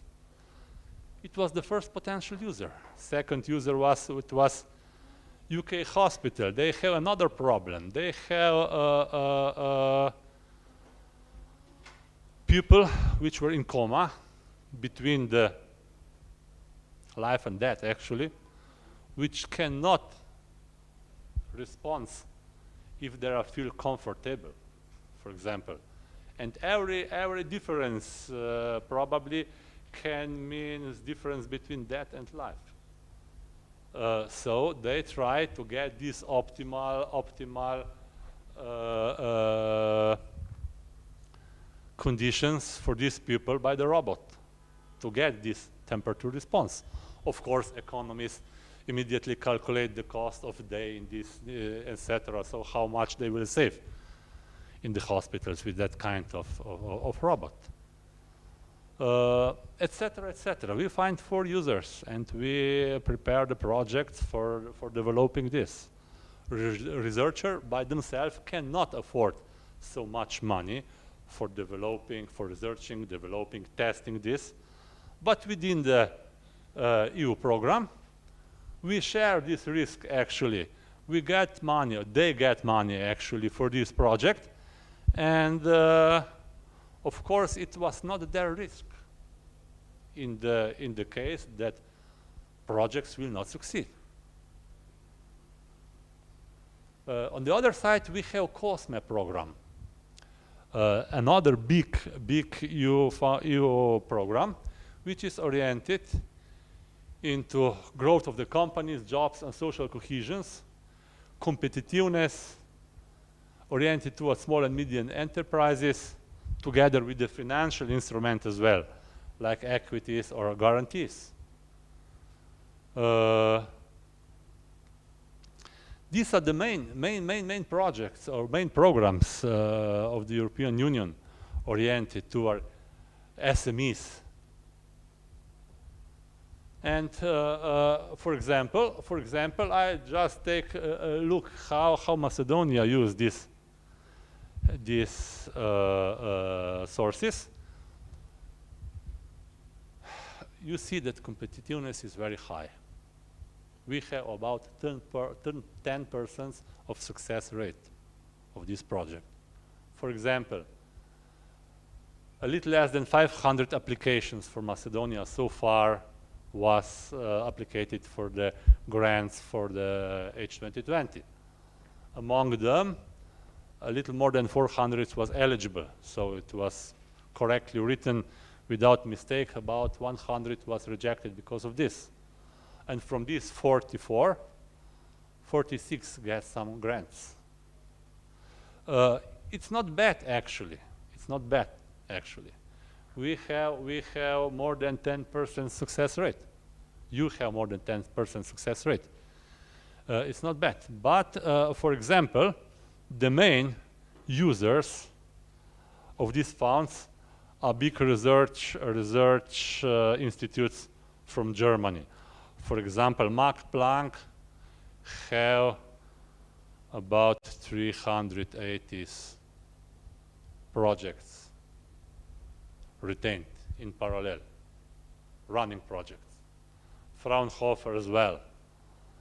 That means more than Slovenia, for example, one institute. So big research institutes, big companies, Siemens, Oxford or Cambridge University are the main users of these sources on the EU level. If you are interested, we could take some statistic on H2020, or you can play by yourself later on. I will switch this, but you know, the company and the institutes who actually implement this use of EU sources, grants, in their strategy are very successful, because they have people who are involved in the writing of the projects, in the administration of the project, in the preparation of the initiatives. For example, later on I will show you a picture. Just Google FP9, which is now in preparation. If you put FP9 debate in the Google, you will immediately find Fraunhofer proposed 6 priorities to the FP9 already. It will take in the charge after 2020. So they are already preparing their terrain for the 2 or 3 years in future.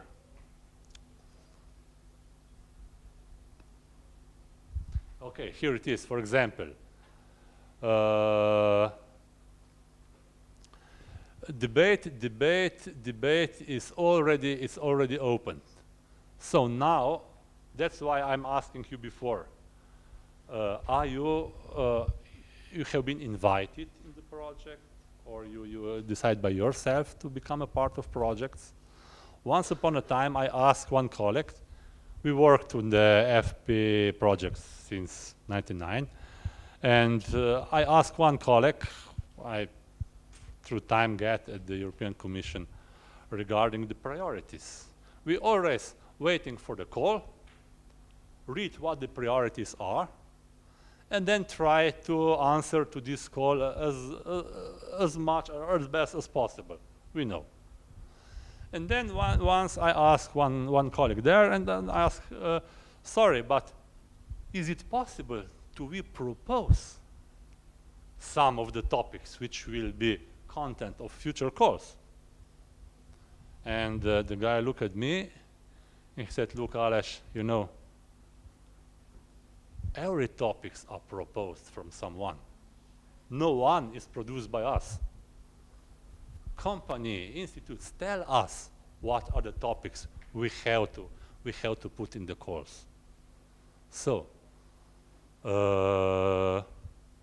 you have to be proactive if you want to succeed in this project.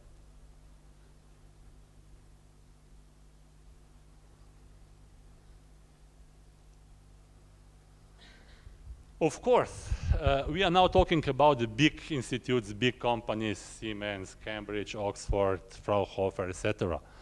But we are dealing daily to daily, 95% are SMEs. And these SMEs, of course, they have particular characteristics and limitations in that. For example, for the small enterprise, it's very risky to participate in the project, which for them means financial risk. Because, for example, 100,000 euros for SME could mean end of business, for example, if they fail. So they are much more conservative in investment in risky innovations. You have to take this into consideration. And again, that's why in the European Union instruments which are specially oriented toward SMEs, like SMEs instruments in H2020. Second, intellectual property rights. We will talk about this after that. SMEs see these intellectual property rights very complex, expensive, rigid, and they don't want to use these instruments in order to protect their intellectual property. For example, 80% of Slovenian SMEs have no protected any form of intellectual property. 80%. Then access to existing technology. For example, a small SME cannot afford licensing of technology. And all the results of this publicly sponsored research are not made available at a reasonable cost. And of course, SMEs are always lack of human resources. So cannot afford one person who will be dedicated only for this. For example, if you have small or micro company. Of course, they are not capable to design innovation projects or handle innovation process in the way we just mentioned before. Have difficulties to cooperate. There are probably language barrier, there are internal resources barrier. And of course, because of this, support services are very important for the SMEs, because they cannot afford their own people dedicated for this. But in the case that support services, quality support services exist, it's very important role of them to support them in writing, in communication, in administration, things. If they want to encourage these SMEs to invest into the innovations and probably long-term projects. For example, if I came to the Slovenian SMEs and tell them, hey, why do you want to apply for this H2020 project? It's very interesting. But you know, you will get results after 1 year.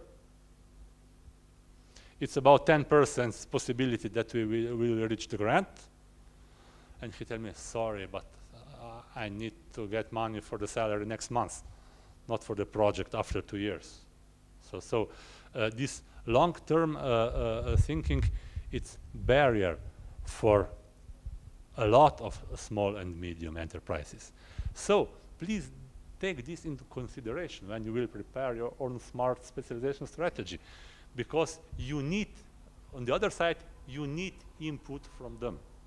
You, for example, as a chamber, you need input from your members. But of course, these are the barriers which are actually find out on the EU level. It's not Macedonian, let me say, speciality or Slovenian speciality, these barriers or limitations. It's all Europe characteristic of the SMEs. And I think it's not very different here in Macedonia. Well, we are just before the intellectual property rights, and we are just before the coffee break. I propose, if Sophia agree, to have this coffee break 5 minutes earlier, that's mean now, not to start with the IPR, which will probably take 15 minutes. You are master of time, so please inform us. Cold coffee is not good.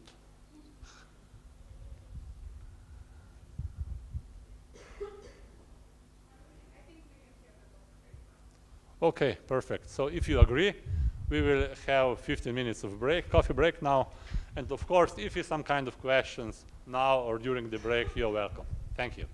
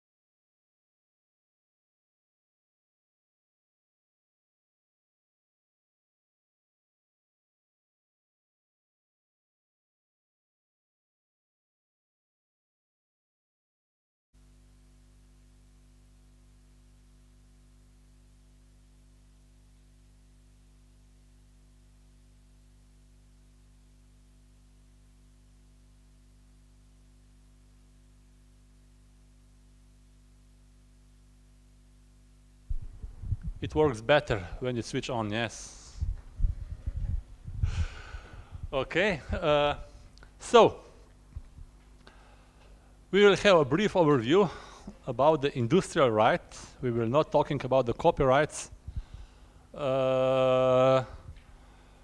Probably you heard already for the terms like patents, trademarks, industrial design, etc.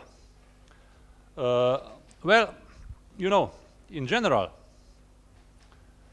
intellectual property rights, it's very important for the companies, especially in the knowledge-intensive companies, because they assure higher value for the products, for the services. That's why I was very disappointed in Slovenia when I heard that about 80% of companies have no intellectual rights protected.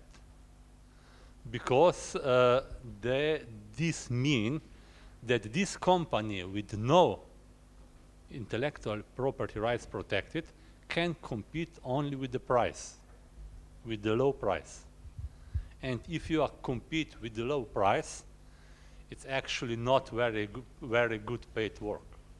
No, it's low paid work. And you have to compete with the cheapest countries in the world. So, in generally, we divide intellectual property rights in three groups. First is industrial property rights, which consists from patents, trademarks, and industry design. Copyrights and other relating rights, and other rights, like layout of integrated circuits, geographical indicators, plant varieties rights, and probably you hear about any of these forms of intellectual property. For example, start with geographical indicators.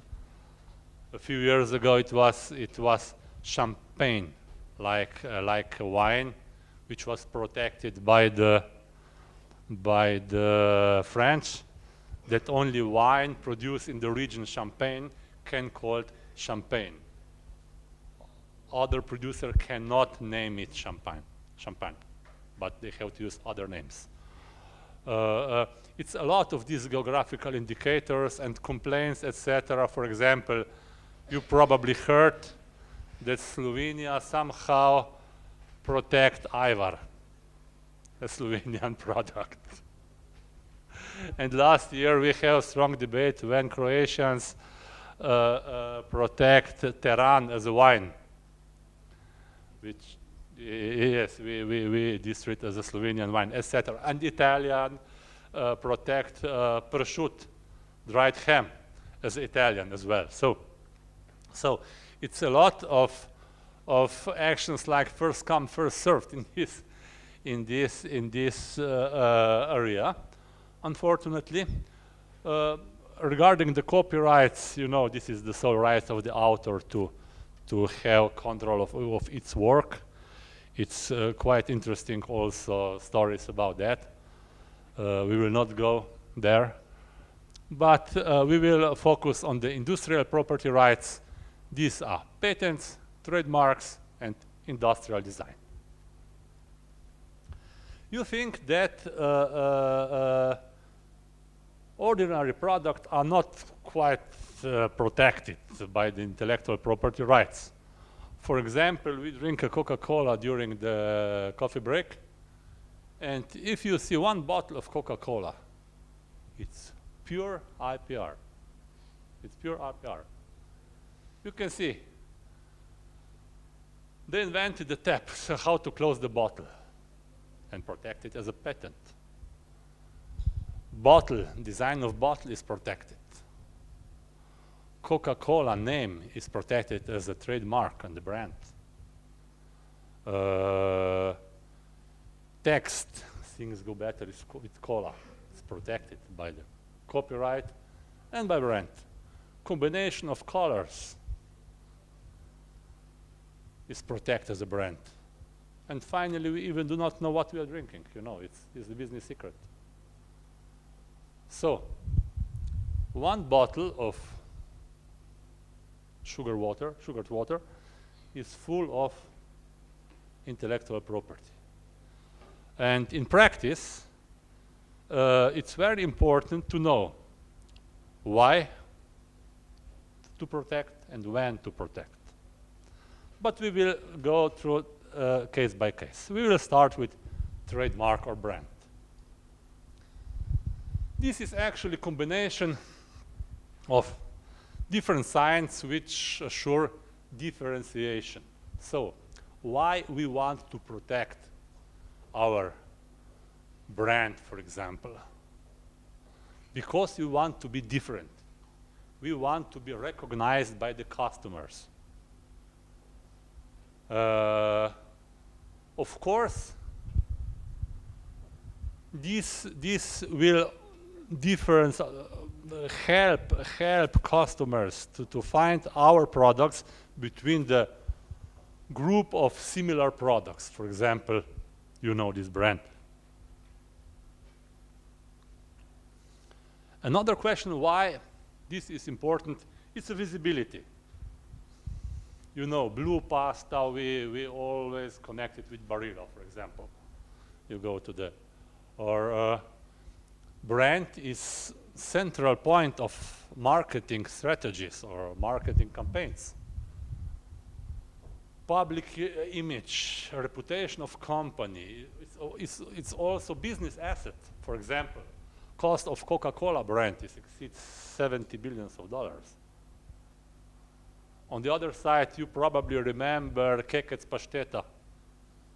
You remember or not? It's a quite famous brand.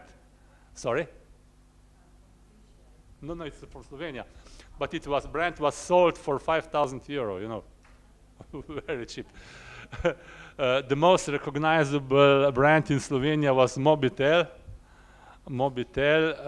which was owned by Slovenian Telecom. It was a mobile network. It was most recognizable brand in Slovenia at the time, and they just finished him and closed it down without selling, without nothing. So this knowledge about the brands is very low, still very low. Of course, this brand can help company in the acquisition of financial resources, and of course can be licensed. Coca-Cola is not bottled only in America. They license their product all over the world. It's their business model. So brand is important. Of course, this brand could be in different forms. It can be word brand, like we saw Adidas, Pfizer, Zippo, etc. Some brands almost came synonym for some kind of products, like Xerox, for example, Sellotape, Ray-Ban, etc. Brand could be in the form of logo. Again, I think you recognize almost all the brands here. And could be a brand as an article, like three-dimensional mark, like bottles of Coca-Cola or even Pizza Hut building, or three-dimensional chocolate, you know. Probably you know only Toblerone can produce chocolate in the form of triangle, etc. Combination of colors can be protected as a brand.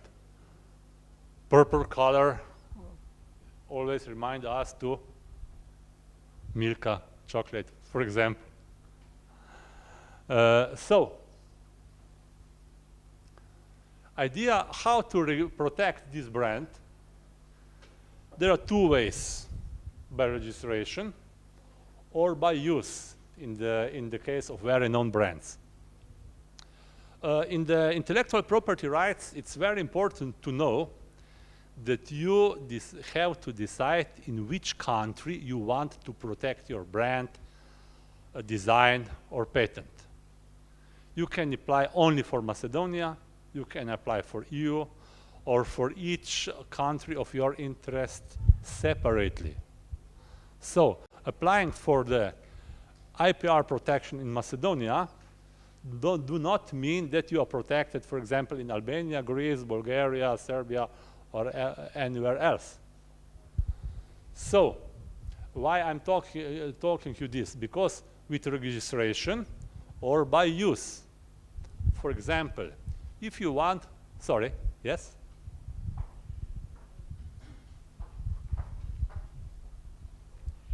Ако може да ја објасните разликата помеѓу трговска марка и бренд, малку подетално. Okay, thank you. Trademark, it's similar, actually. It's similar, but the trademark, it's somehow protected form of intellectual properties. Brand could not be always protected. Can exist like a brand, even if it is not protected. Sorry. Molim? Yes, I'm just going there. For example, if Coca-Cola, which is not protected, you want to protect Coca-Cola in Macedonia. What do you think? Is it possible or not? It's not possible. Why not? Because it's a very known brand. It's a very known brand. It's a global brand and you cannot protect it. That's, in this case, this brand is protected by use. For the small company, for the new brands, this is almost impossible. So you have to protect your brand. How the procedure go? Start with application on the National Intellectual Property Office. Continue with formal examination if this application is fulfilling all administrative conditions. Content examination, if someone already protects something similar. Publication. After publication is open period for all other companies to start a dispute in the case they already protect something similar. And if there is no dispute, there is registration. Trademark have unlimited validity, but have to be renewed every 10 years. So you have to renew it how many times if you have interest. And in Slovenia, cost for this national protection is 250 euros, which is not very expensive. On the EU level is a little higher. We will come there later. But when you decide to protect your brand, it's very useful to check if someone already protect something similar. So here is the link to the database of European trademarks, themaview.europe.eu, where you can see all the trademarks which are protected in the European Union.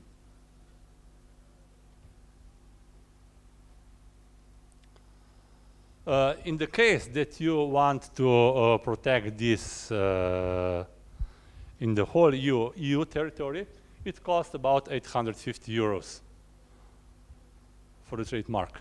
I want to stress out in this point, it's not so expensive that some company which have ambitions to go to internationalize their work, their business, to register European brand. It's 850 euros per 10 years is not very expensive for that kind of business. In the case of design, by design we are protecting appearance of the product. For example, we can protect two-dimensional design like patterns, colors, lines, or three-dimensional like forms, surface. And you cannot imagine probably that even pasta is protected by the design, because it was designed by a designer who was paid for designing the pasta. And even if you think that design is not very, very, very important, you probably remember from 6 years ago, it was a very, very famous trial between Apple and Samsung regarding the design of the phones. And the question was about this rounded corner of the phone, you know. And the cost of this was $1.045 billions of dollars. Was questions about this around between Apple 3G and the Galaxy S9000. So here in this point we are on the other point, important point. Intellectual property rights have sense if you are capable to protect it.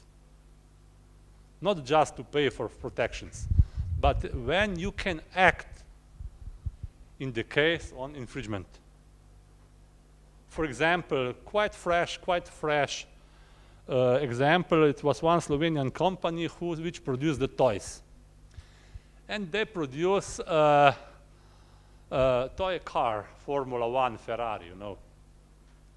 And they were on the Toys Fair in Germany. From their stand disappeared this toy car. And after a few weeks, they get mail from the lawyers of Ferrari company because of the non-authorized use of Ferrari logo on the toy. They didn't pay for the use of their brand. So of course, companies are innovative, so the companies try to avoid this payment, and they change the horse with the deer. You know, they change the horse with the deer. In order, we are not using the Ferrari logo. But as we heard a little before, there are not only the animal.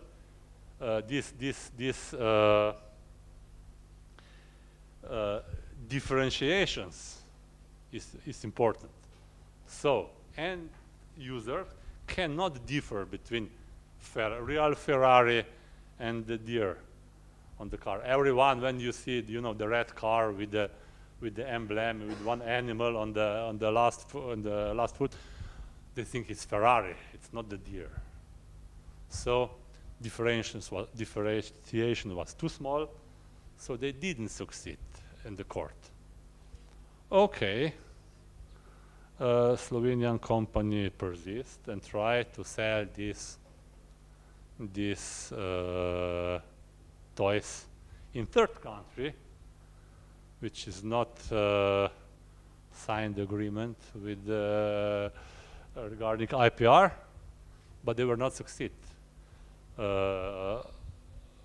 IPR office of Ferrari or lawyers, they prosecute them and they have to destroy all the cars. It was much higher price than pay for the license in beginning. What I want to tell you is that even the cost for Ferrari was much bigger than the loss they have because they didn't sell the license. They are in the position to enforce their intellectual property rights. Another case, it was before the Olympic Games in Peking. One inventor in Slovenia developed one inflatable boat, which was very interesting or useful for the white water with special shape of the bottom, because he count on the good business at the time of the Olympic Games. Of course, Chinese, I think one company just copy without buying a license. But what can this entrepreneur do? Prosecute company in their country, so he needs lawyer in this country. He needs to know the legislation framework in this country. All the processes will go in this country. So the cost of this much higher than the potential profit he will get. So he just left this. He was not in the position to enforce his intellectual property right. So, second question was when, why we tell when. It makes sense to protect your IPR just in the case you are in the position to enforce your intellectual property rights in the case of infringement. If no, sorry.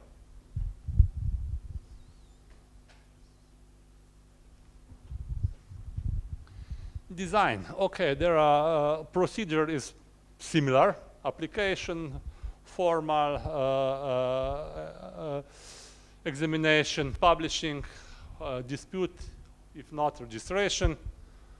For the community brand, for the community design is 350 euros cost. Duration of the protection is up to 25 years. You have to renew it every 5 years. It's design view database with all designs already protected. And if we want to protect in some other countries outside of EU, it's a fees calculator in the WIPO, World Intellectual Property Organization. When you have calculate your cost if you want protection in some particular countries, for example, United States, China, or some other countries all over the world. Patent. Okay. Patent, it's actually the most industrial form of protection the intellectual property rights. It gives protection to inventor for his exclusive right to product their own invention, or to sell it to some companies which are interesting to produce it. It is interesting that, for example, in the United States, which is one of the most, let me say, toward IPR protected countries in the world, even in the preamble of the American Constitution in 18th century, they already write in one of amendments, every inventor has rights for refundation of his works by recognition of his invention. So in the roots of American constitutions, rights of inventors are guarantees. Why I'm stressing this out? Because in Slovenia, and I think not only in Slovenia, we in the history we dealt with the so-called term of društveno vlasništvo, so community ownership, where everything was from everybody.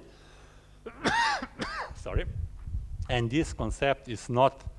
I think in the roots, this mindset is not changed totally. Still, for the patent, it's actually individual achievement from of technical nature. And results can be completely new device or process or improvement of existing process or product. There are 3 conditions in order to patent can be granted. It's novelty, inventivity, and industrial use. Started from the industrial use. The inventions may be produced or used in economic activities. This is first condition, or third. Inventivity. The solution is not obvious to a technical experts. You cannot patent around tire, for example. It's obviously. And novelty. It is not encompassed with the state of the art. This is very important. Why? Here we have problems with the universities and the companies. Because when the scientists discover something, they want to publish. In the case that this is published, they lost the novelty. Cannot be patented anymore. In the case that company invites something, they want to hide this as a competitive advance regarding the competitors, or protect it as a patent in order to sell it as a license, etc. So it's a completely different base of the intellectual property rights when we are talking in relation between the research organization or the companies. Companies see this as the competitiveness advantage, and researchers see this as a publication which have to be published in order to get more recognition in the scientific community. On the other side, if you are not aware of this, I'm always mad about the SMEs when I'm some kind, from time to time, I'm in some panels where we are evaluating these new inventions. If they represent their product on some kind of fairs or exhibitions, they lost the novelty. They lost the novelty. And I always ask the company, wow, very nice, very beautiful, but have you protected? Oh, no, we didn't think about it, we will now. But you already been on the exhibition in I don't know, in München. Sorry, you lost the novelty. It's not patentable anymore. So be very careful when to publish your achievement. In the case of SMEs trying to find some kind of investors, go to bank, business angels, etc., in order to get some additional funds for the development, in that case they have to sign so-called non-disclosure agreement, which help them to protect their intellectual rights before patenting, and they do not lose the novelty. In other case, they are in danger. Okay. Duration of the patent is 20 years. It have to be renewable every 5 years. Process of registration is about 18 months. You can apply for the national, European Patent Office patent, or PCT patent, Community Treaty, WIPO patent. That means national means sold in one country. Again, if you want to apply for the patent, you have to explicitly tell in which country you want protection. For example, Macedonia, etc., etc. In the case that you want to apply to more than 6 European countries, it's much more interesting to apply for EPO patent, because you cover all the European Union. In the case you want to go all over the world, you apply for PCT patent, which is agreement, which was signed more than 100 countries. So you have patent protection is more than 100 countries. PCT patent cost is about 8,500 euros, approximately. So again, when to protect, when you are in the position that you will earn in this patent more than the cost of the patent protections are. Of course, if you can get this money back, it makes sense to protect. If you cannot get this money back, it's no sense to protect actually. And on the other side, if you have power to enforce your IPR in all these countries. You know who is the strongest protector? Which sector? Pharmaceutical. You know, it's traditional in Slovenia, Krka, in Macedonia as well. I think it's the company dealing in the pharmaceutical sector have the highest number of patent application.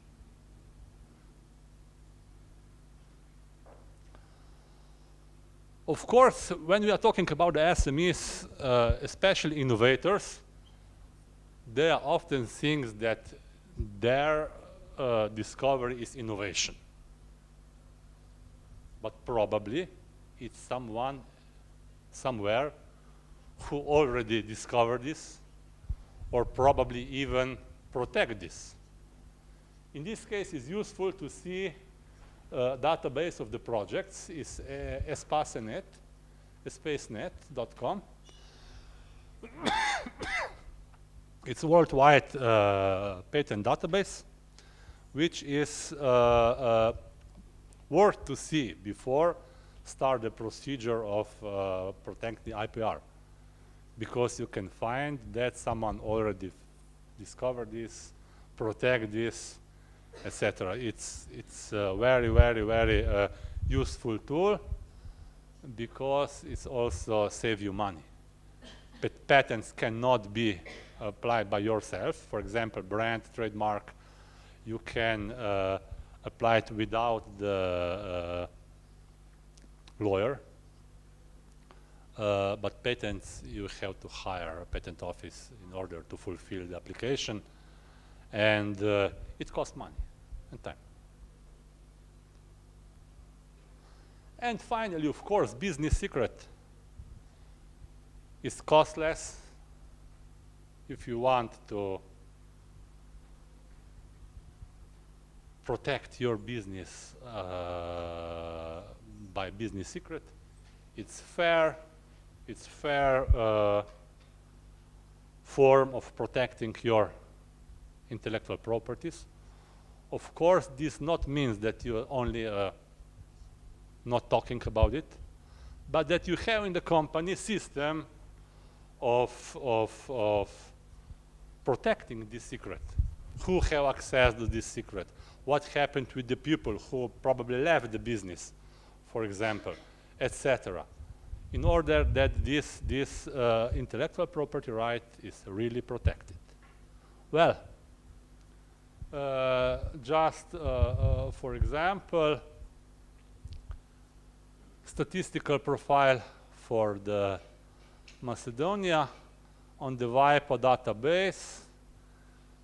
It's in 2013 there was 49 patents, international PCT patents applied from Macedonia, and 115 industrial design as intellectual properties. It was interesting that in 2007 it was 105 patents, but this was the reason because of at that time Macedonia, I think, entered the WIPO, and in this moment all the patents which wait actually for application at that time was applied in that time. And you are now you are going around 50 patents per year. Well, we can talk about IPR for hours. Here are some very useful links for the people who actually are interested about this topic. It's European Patent Organization, who has very good online training on the first link. It's IPR help desk, which is oriented especially to the SMEs, which also have good educational clips and webinars on their website, WIPO. In Geneva, have distance learning and IP Panorama webinars also. And of course, EUIPO also have e-learning for SMEs oriented to the IPR. It's worth to see. Well, the last slide regarding IPR, in connection with the innovation policy, which is the red line of our training today. Intellectual property rights is also important in the EU programs, especially R&D program like H2020, Horizon 2020. Why? There are 3 reasons. And these 3 reasons are background, foreground, and sideground. What is background? Background is knowledge you are bringing to the consortia. You know that H2020 projects are always doing in the consortium of different partners from different countries, 5, 6, 7, 10. And every partner brings their own specific knowledge into this project. It is very nice to write down which is knowledge you are bringing in the consortia. On the other side, foreground is the knowledge which will be produced during the project. At the end of the project will be some new knowledge. Who will be owner of this knowledge? You have to define who is the owner and which part of this knowledge is yours, because all contribute to this. And sideground is knowledge which actually was built within the project, but it was not used because in order to reach the objective of the project, but can be used for something other things. Like, you know, WD-40 spray, it was side product of Apollo program, and it's used now all over the world, or something like this. So you have to think on this in before. Why? After the project is finished, can save you a lot of nerves, money, good willing, if you arrange this just in the time of the project preparation. Have someone probably some experience with this? You have probably some experience with I think you are part of the H2020 program, or not?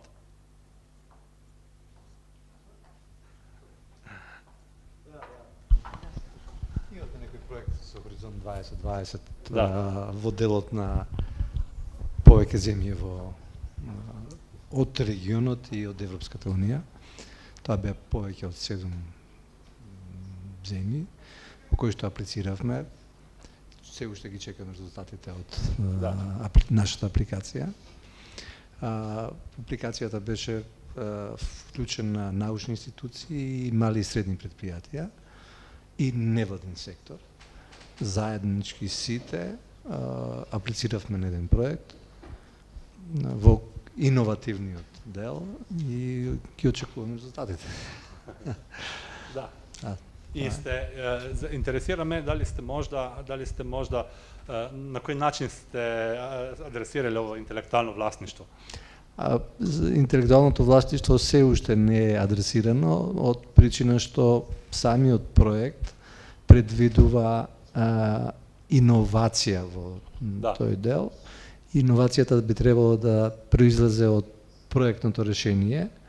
Ние го адресиравме само проблемот и начините во кои што се обидуваме да го решиме, а интелектуалната собственост ќе се реши ако го добиеме проектот во рамките на тоа. Да. So in advance you didn't you didn't pay attention to this. Okay, thank you.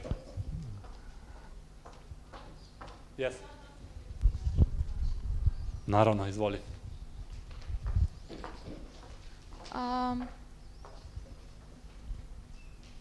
Како заклучок на оваа сесија, јас прво сакам да ве прашам едно прашање.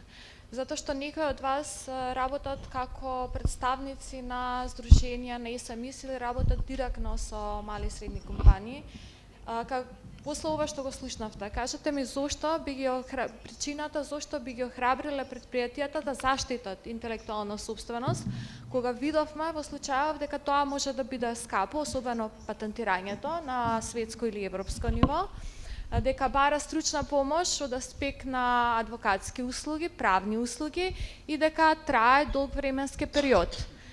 Дали можете да ми кажете зошто би ги охрабриле своите компании или нели некој кој има компанија да заштити интелектуална собственост?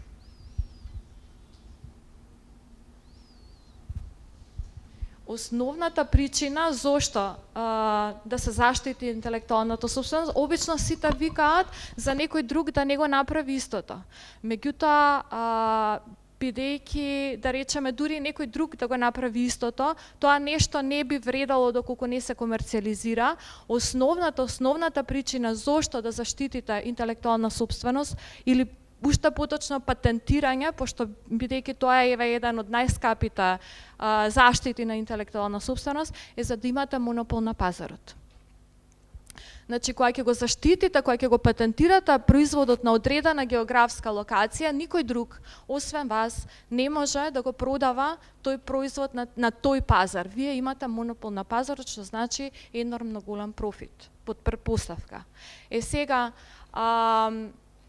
освен тоа што вие треба да размислувате за потенцијал за заштита на интелектуалната собственост, кога предлагате одредена иновација, кога размислувате за развој на иновација, исто така треба да направите истражувања, кое што ние го нарекуваме истражувања за freedom to operate.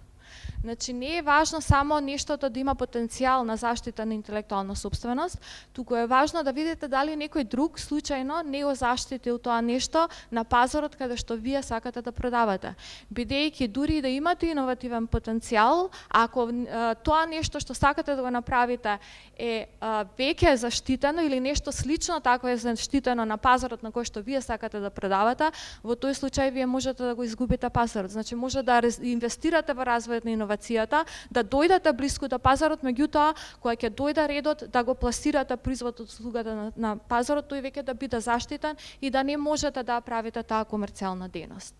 Тоа е основната причина зошто да патентирате и зошто да правите истражување од аспект на freedom to operate.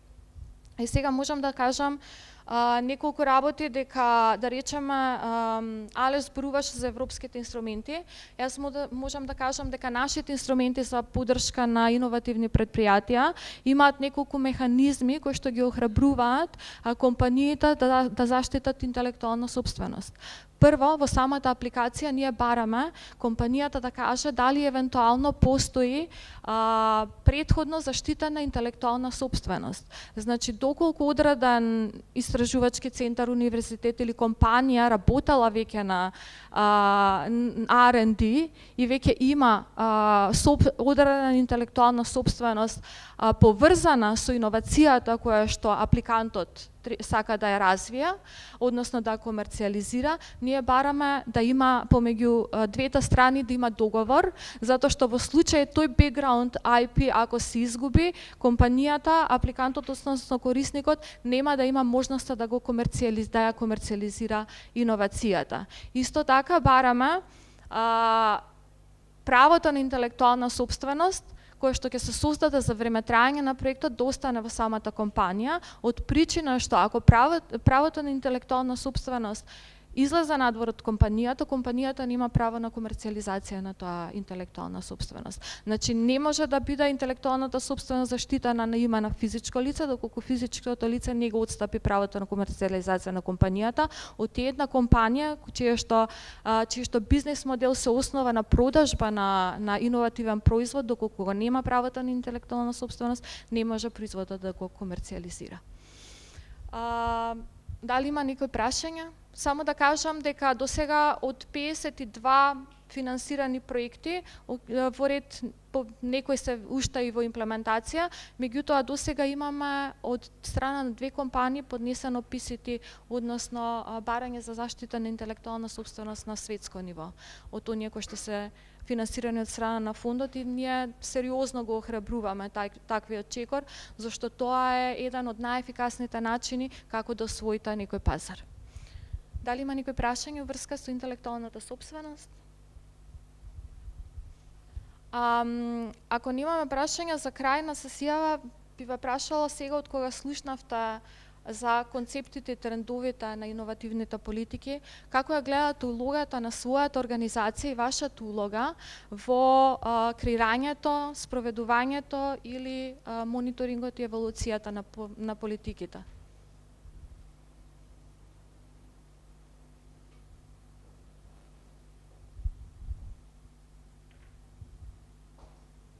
Како се наоѓате вие како организации во целава оваа приказна?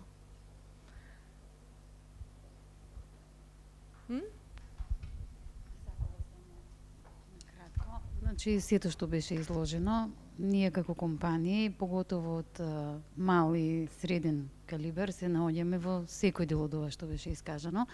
Меѓутоа би се навратила на ова што претходно кажавте, во конкретниот случај со заштита на интелектуална собственост. Нашата комора уште 2008 година условите за патување како единствени пропишани правила кои што ги користат сите агенции туристички, значи без разлика дали се членки во комората или не се членки, не се заштитени од страна на комората, уште кога се создавале како бизнес заедница, помислеле дека треба да бидат во корист на сите за да успее секторот. Меѓутоа, подоцна, кога почнале сите да ги користат, значи и тие што не се членки, доаѓало до одредена злоупотреба од страна на некои туристички субјекти, така да и оној добриот и лошиот дел повторно на СКТМ се наложувал. Кога се обидовме да ги заштитиме како интелектуална собственост, ни кажаа дека не е можно, затоа што таа 2008 година веќе излегле како јавни податоци во службен весник. Сега ме интересираше, имаме ли ние некоја шанса во тој дел? Што треба да се направи за да го постигнеме тој монопол, како што вие кажавте, за да бидеме водечки во тој дел? Што би требало ние да направиме? Јас мислам дека и Алеш за време на својата презентација баш на тоа предупредуваше дека еднаш веќе кога имате објавено, тоа важи не само за ваков документ, туку тоа уште повеќе важи за резултати од научни истражувања кои што се случуваат во високообразовни институции и истражувачки центри. Таму имате сериозни заклучоци, сериозни пронајдоци кои што излегуваат бидејќи претходно не е идентификуван потенцијалот од патентирањето, излегуваат во публикации и потоа се непатентибилни. Така да во вашиот случај тоа што ви рекле, тоа е одговор во суштина.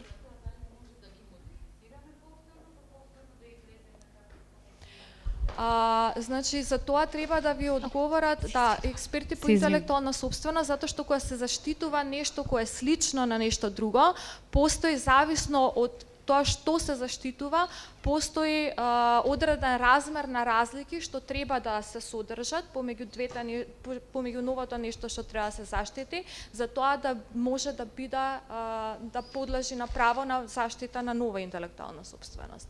Ама тоа веќе варира од тип на производ, услуга, мислам не важи едно правило за сите типови на интелектуална собственост.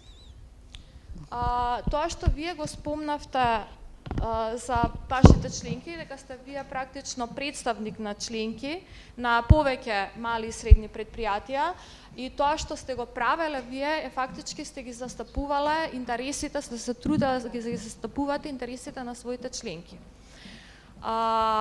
Таквите здруженија имаат особена улога во целата приказна иновацијски политики, затоа што, например, во процесот на креирањето на политиките прво лобираат за интересите на своите членки. Значи, пример, Зборавме многу за паметна специализација.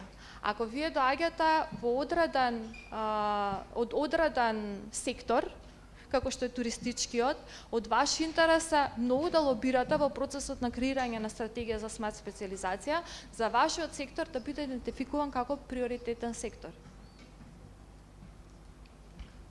Друга улога која што вие имате, како би можеле да превземате, ја имате и би можеле да зајакнете, како граѓанско издружение е преносот на информацијата. Значи, вие како представници овде присутни, што ги добивате одредените информации, подоцна да ги пренесете на своите членки и да действувате како еден вид на intermediaries, на посредници помеѓу владините институции и вашето членство или компаниите кои што се обраќаат кај вас или другите здруженија кои што се обраќаат кај вас. Тоа што уште повеќе со што можете нам да ни помогнете во процесот на планирање на јавните политики е на пример со идентификација на проблемите, да ни помогнете подобро да ги видиме тие bottlenecks, односно тие пречки кои што иновацијските политики треба да се обидуваат да ги надминат. Затоа што за разлика од државните институции или академијата или другите чинители во целиот тој екосистем, вие сте многу поблиску до вашето членство, многу поблиску сте, да речеме, до малите и средни предпријатија, или сте многу поблиску до општествените предпријатија, или сте многу поблиску до стартапите, или сте многу поблиску до социјалните проблеми на граѓаните и тие социјални, значи тоа што вие го гледате на терен, ние немаме таков детален увид. Вашата улога во тој процес на креирање на јавни политики е да го формулирате тоа знаење кое што го собирате од вашето членство или од сродните здруженија на начин на кој што ќе влијае врз формулацијата понатаму на јавните политики. Друга работа е експертскиот придонес. Не сите институции имаат кадри кои што се занимаваат строго со предприемништво или со стартапи или со социјални предпријатија и слично. Така да кога се одвива дебатата за тоа како да се дефинираат приоритетите, како да се трошат парите и како да се формулираат реформските мерки, многу е важно вашиот експертски инпут од аспект на вашите конкретни полиња со кои што се занимавате. Друга работа каде што можете да најдете вашата улога во целата приказна е подигнување на свеста за јакнење за значењето на иновациите. Затоа што иако јавните институции, односно главните имплементатори на политиките се трудат да допрат до своите таргет публики, вие сте тие што работите на терен и што ги поседувате ресурсите кои што можат да помогнат во целиот тој процес. Многу важно тоа што денес го правиме и тоа што вие, некои од овде присутните организации, знам дека го правите, јакнење на човековите ресурси, значи посебно коморите, што работат на разна проблематика во поглед на предприемништво и иновации со своето членство, фактички ги јакнат човечките ресурси на компаниите. И токму тоа е многу битно за фазата на имплементација на политиките и мерките, зашто е тоа така ќе видиме кога ќе збориме понатаму за мерките во националните политики. И последна и многу важна работа е мониторингот и евалуацијата на политиките за кои што ќе збориме накнадно. Зошто? Затоа што со вашето учество во мониторинг и евалуацијата вие фактички го следите имплементацијата на јавните политики, поставувате прашања за проблемите и резултатите кои што се јавуваат како резултат на спроведувањето на таквите политики, односно ја зголемувате транспарентноста и отчетноста на јавните институции во поглед на спроведување на таквите политики. И уште една важна улога во мониторинг и евалуацијата се think tankovите. Не знам дали има тука присутни од здруженија кои што се баш think tankoви, односно кои што се занимаваат токму со анализа на јавни политики. Меѓутоа think tankovите се многу важна алка во тој граѓански сектор, во процесот на креирање на политики, затоа што ние многу често ги користиме извештаите на think tankovите, тие мобилизираат дополнителни ресурси да направат екстерна анализа на спроведувањето на политиките, од кои што ние после црпиме информации за како би ги подобрила и повторно би креирале подобри политики. Дали смисливте некоја нова своја улога во поглед на вашите организации, како може да действуваат? Да?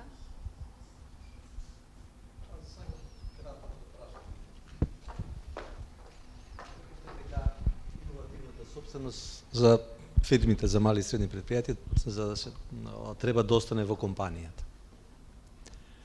За да остане иновативноста обично ја прават вработените, или дел од вработените, или вработениот.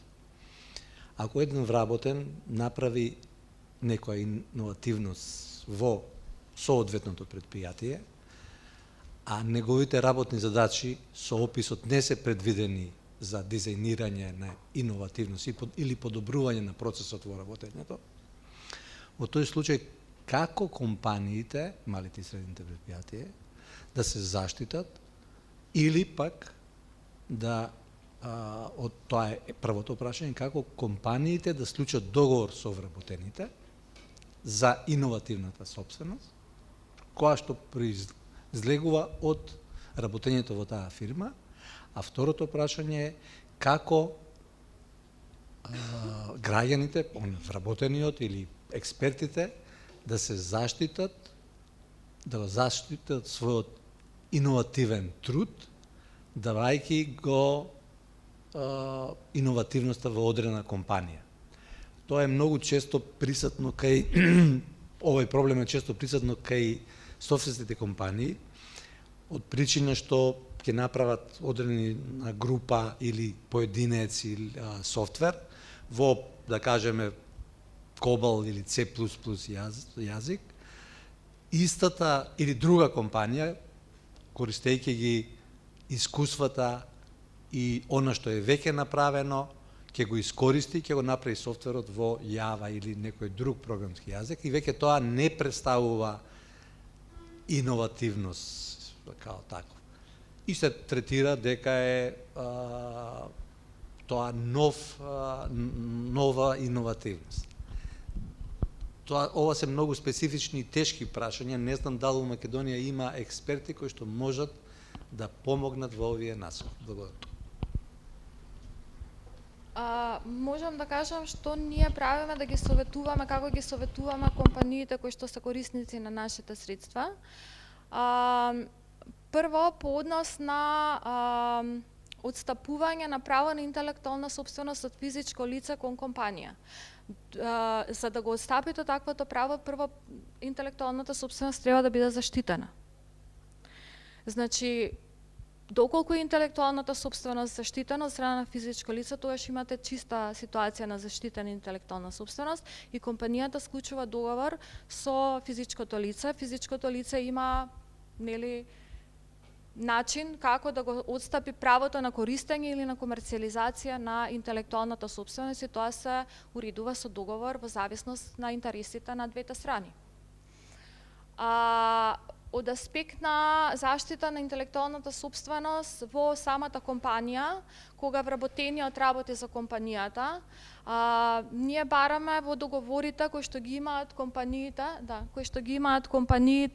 со своите вработени и со екстерните консултанти, да имаат стандардни клаузули кои што кажуваат дека се што е сработено како резултат на нивната дејност, на работата на вработениот, правото на интелектуална собственост станува на компанијата. И второ е стандардна конкурентска клаузула.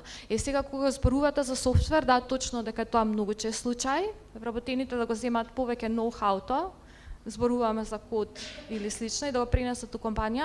Меѓутоа морам да ви кажам дека колку што ми е мене познато, софтвер се заштитува само во Америка, интелектуална собственост на софтвер се заштитува само во Америка. Во нашата држава не можете тоа уопшто да го заштитите. Сега Алеш зборуваше и за други типови на заштита на интелектуална собственост, како например тајна, бизнес тајна и слично. Меѓутоа, како да ви кажам, многу е специфична, иновацијата е многу специфична работа и зависно за тоа за што се работи, компанијата, например, некои од газдите на компаниите им даваат само одреден увид во целата приказна на одредени вработени или слично. Постојат различни начини, да, зависно од тоа за што се работи. Меѓутоа, никој не може да ви гарантира единствено право, за да имате правни реперкусии, доколку некој ви го наруши правото на интелектуална собственост, истото да го заштитите. Maybe one addition to the question. It's a common law in European Union, actually, in Slovenia as well, regarding this situation.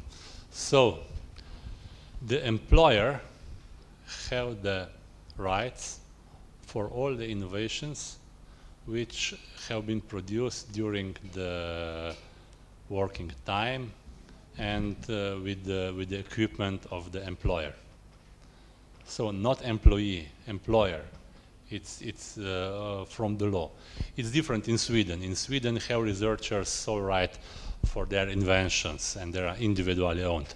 But in the European Union in general, I don't know for the Macedonia, the employer is owner of the intellectual property rights, which have been, or inventions, innovations, which are results of the working process. But they have to reward inventor, physical person, who invented this. This is the general direction. So the ownership is from the employer, but the inventor has right to be rewarded because of his inventions. In addition to this, there are different solutions. For example, if some specific period of time, employer do not protect the inventions, these inventions go to the ownership of inventor. So it can be put again to the person who invent in order to commercialize it or go to the market or use it by himself. Just this I want to add. Okay. I think it's da. Okay, it's if there is no other questions, it's lunchtime, Sophia. Okay, so enjoy your meal.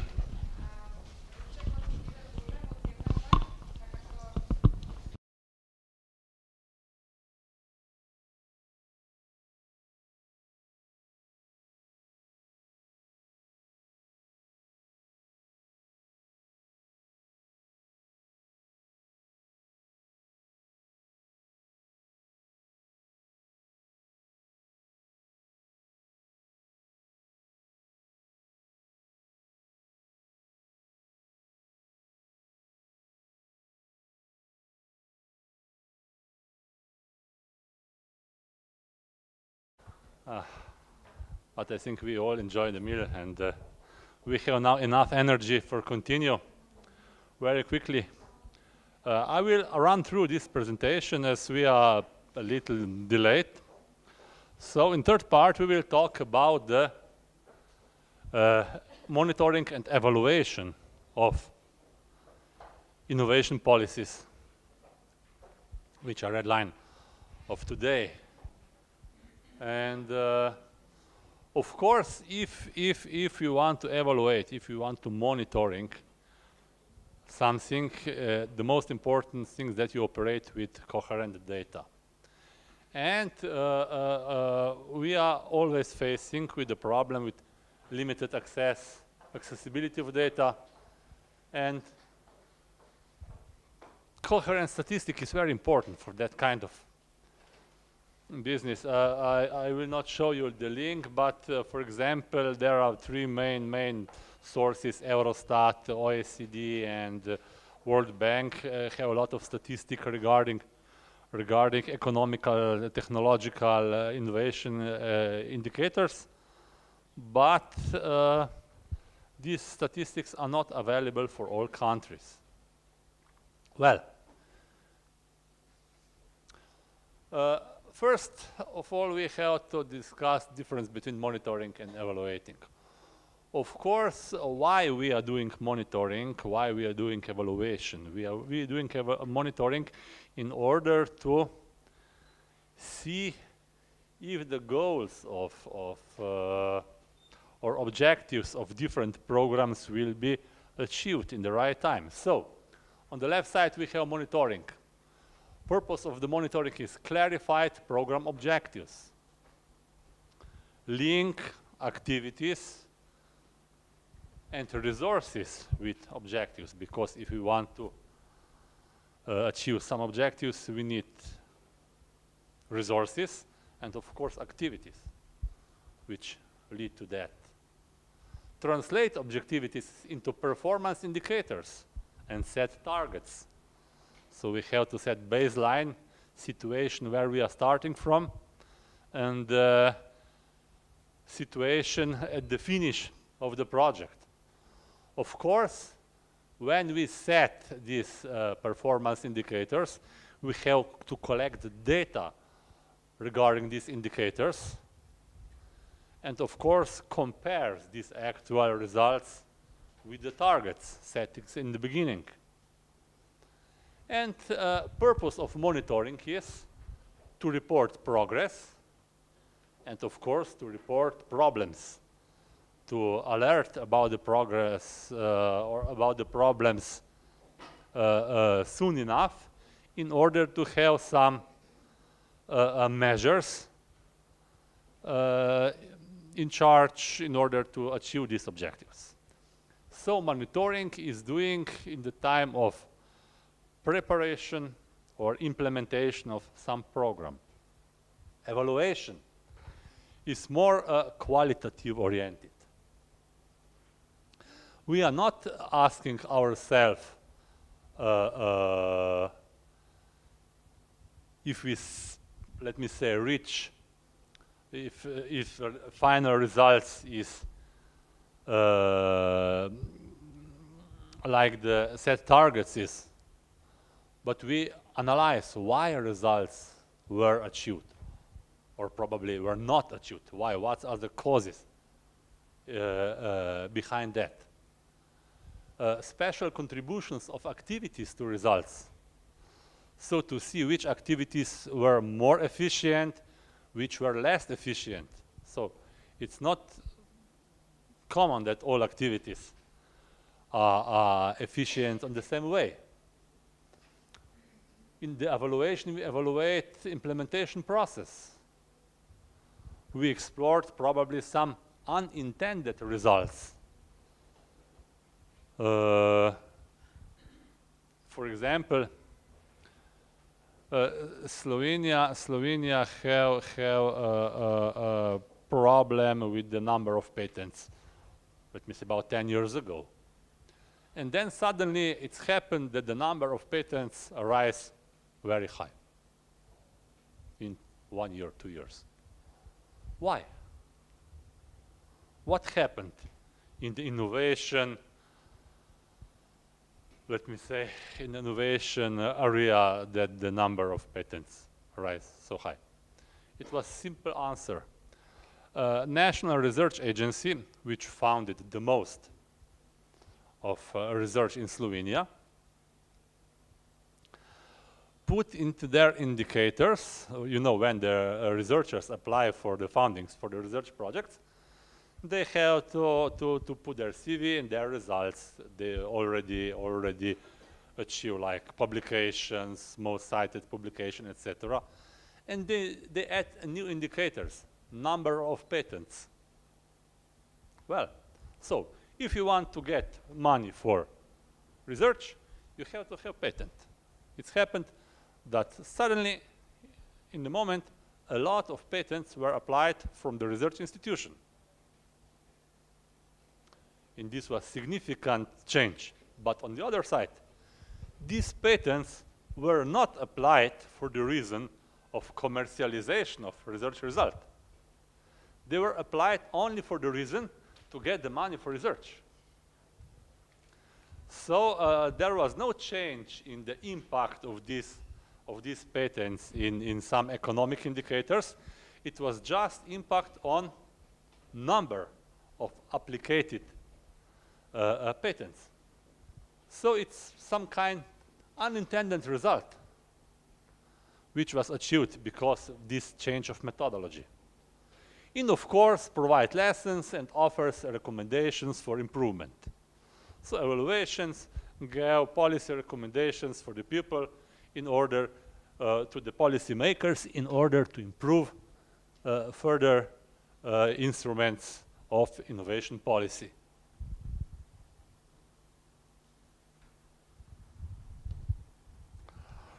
At the beginning, I said that we have a problem with the statistic data for all countries, and this is actually one of the bases for successful innovation policy. Luckily, it's a very good and very detailed and methodological consistent approach from the European Union with so-called European Innovation Scoreboard. Probably you heard about it. It's a yearly report published by European Commission on the link here, and actually they compute or calculate one indicator, innovation indicator, and then rank all the countries of European Union or Europe regarding this compositive indicator. As we see, the last report is for year 2017, published a few months ago. We have 4 groups of indicators: framework, condition, investment, innovation activities, and impacts, which is later on divided on 11 dimensions, like framework conditions consists from human resources, attractive research system, innovation-friendly environment. Investment consists from finance and support, and firm investment. Innovation activities consist from innovators, linkages, and intellectual assets.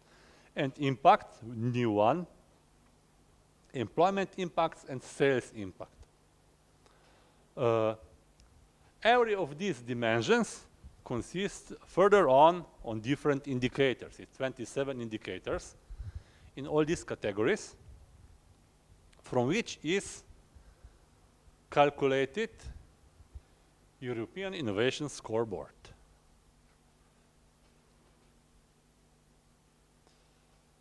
I will now go to the link.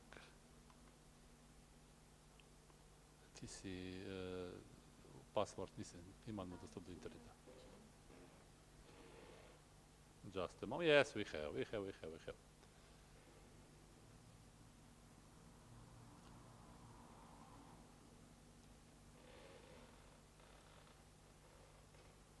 Well, we have here. We lost. Close. We have it again. Yes. Nije na monitoru, huh? Just a moment, please.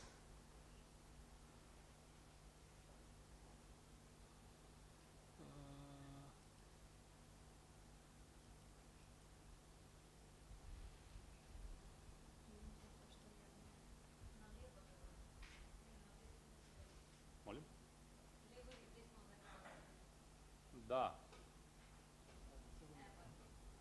Samo da moram uhvatiti, evo. Aha, što imamo extended monitor. No.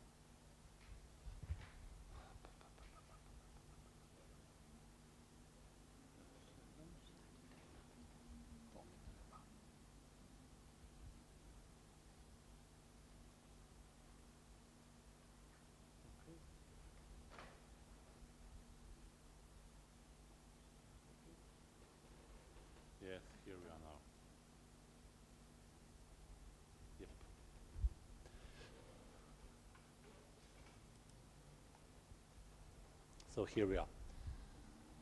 This is Summary Innovation Index for EU countries. You see European Union average. We have these countries divided on modest innovator, moderate innovators, strong innovators, and innovation leaders. So far, so good. Slovenia ranks a little below average of European Union. We have, for example, Macedonia. It's between modest innovators. Very simple ranking, but actually what show this ranking? Everything and nothing. Everything and nothing. Why? Because we said that this is calculated from 27 of indicators. Of course, Switzerland performed much better than Slovenia, or EU average. And of course, there are differences between the countries, but there is no information what is difference between them. And if we are playing with the for example, if we are playing for a while with country profiles, for example, it's a very useful tool, which will probably later on help you to see how to work on national priorities. Do you know this European Innovation Scoreboard? If someone already used it, no. Okay, here is for Macedonia. We have all these indicators. Here is the line is average of European Union, and on the left side is the indicators when we are behind average. On the right are indicators when we are over the EU average. For example, here we already see that, for example, innovators, SMEs with products or process innovations in Macedonia are above EU average. Non-NRD research and development innovation expenditure is far over, not below, sorry, over EU average, as well as broadband penetration, which is important infrastructural indicator. On the other side, we could also make a comparison between countries. For example, if we compare Slovenia and Macedonia, we can also see that they are green is Macedonia and blue is Slovenia. See that, for example, non-R&D innovation expenditure, Macedonia is over Slovenia, as well in medium or high-tech product exports, which is, someone will say quite surprisingly, but not. Macedonia have better performance in medium and high-tech product export than Slovenia. And what is another interesting point? You can also make some cross-tabulation. For example, research system, international scientific co-publication, and medium and high-tech product export between Slovenia and Macedonia. What we see?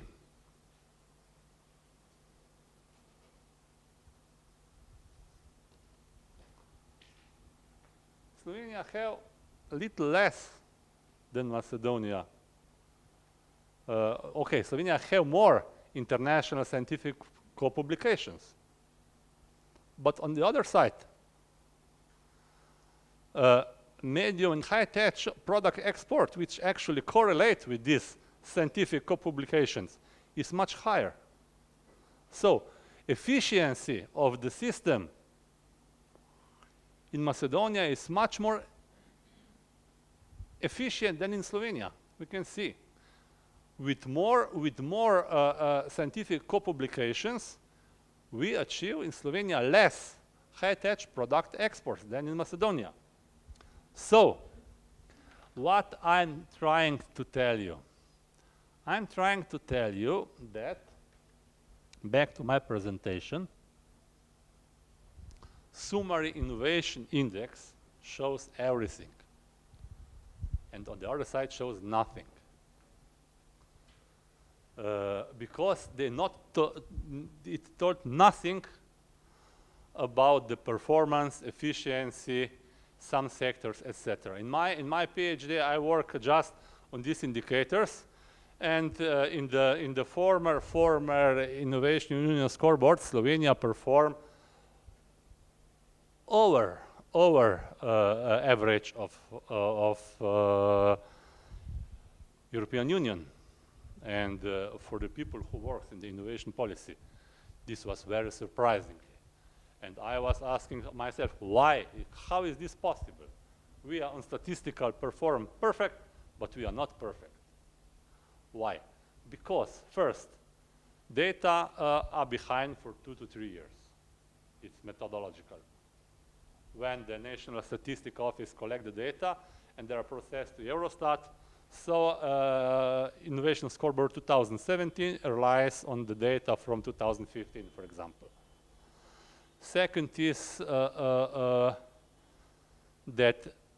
we, at that time, we were overperformed in some indicators.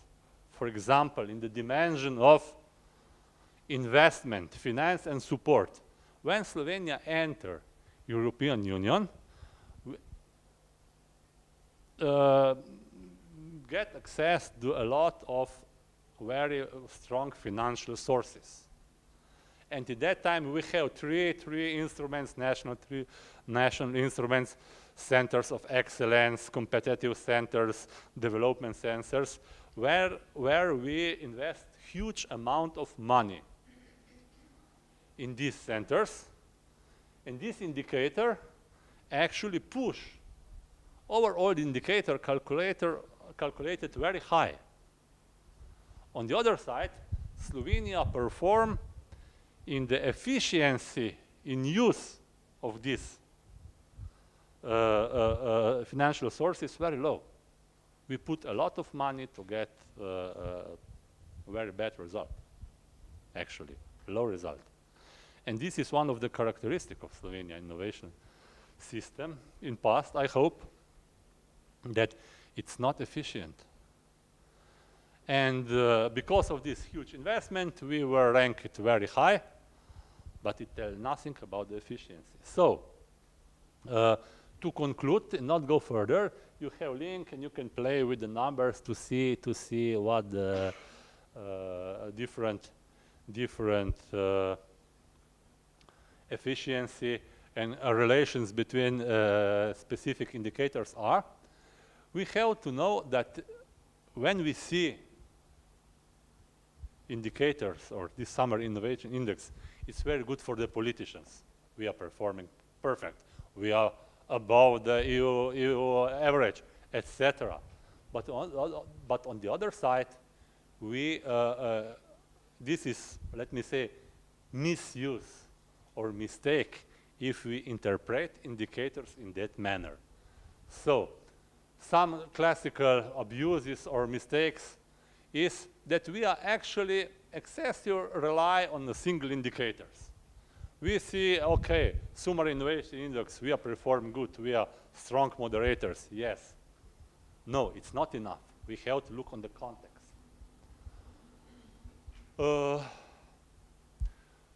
We have always asked ourselves if the indicator which is in use is suitable for some specific R&D process. is concept of GDP, for example, strong enough to tell everything about the national economy? Okay, we also can make two strong conclusions which are based on these indicators.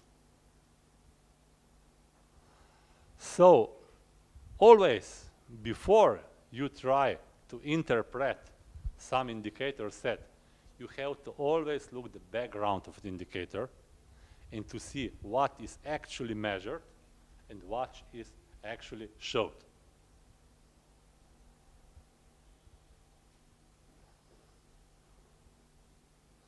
Well, for this one who want to play with data or doing some kind of research on that topic, here are 3 links from the international database when we can find different statistics oriented into innovation policy, technology, etc. Eurostat, World Bank, and WIPO, especially for the intellectual property rights statistics, which are very useful links for doing that kind of homeworks. If you have some questions regarding this topic, please, you're welcome. Otherwise, we will proceed with the next chapter with Katarina. Any questions?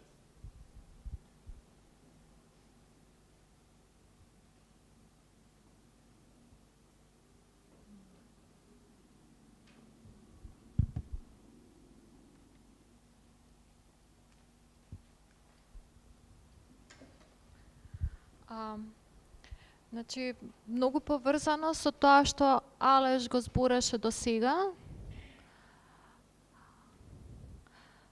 Јас само сакам тоа што го збореше Алеш да го донесам малце на микрониво и да видиме што се случува во поглед на конкретните таргети, индикатори, следењето и евалуацијата на националните иновацијски политики. Прво би сакала да повторам неколку поенти уврска со тоа зошто ги следиме евалуацијските политики, зошто ги евалуираме.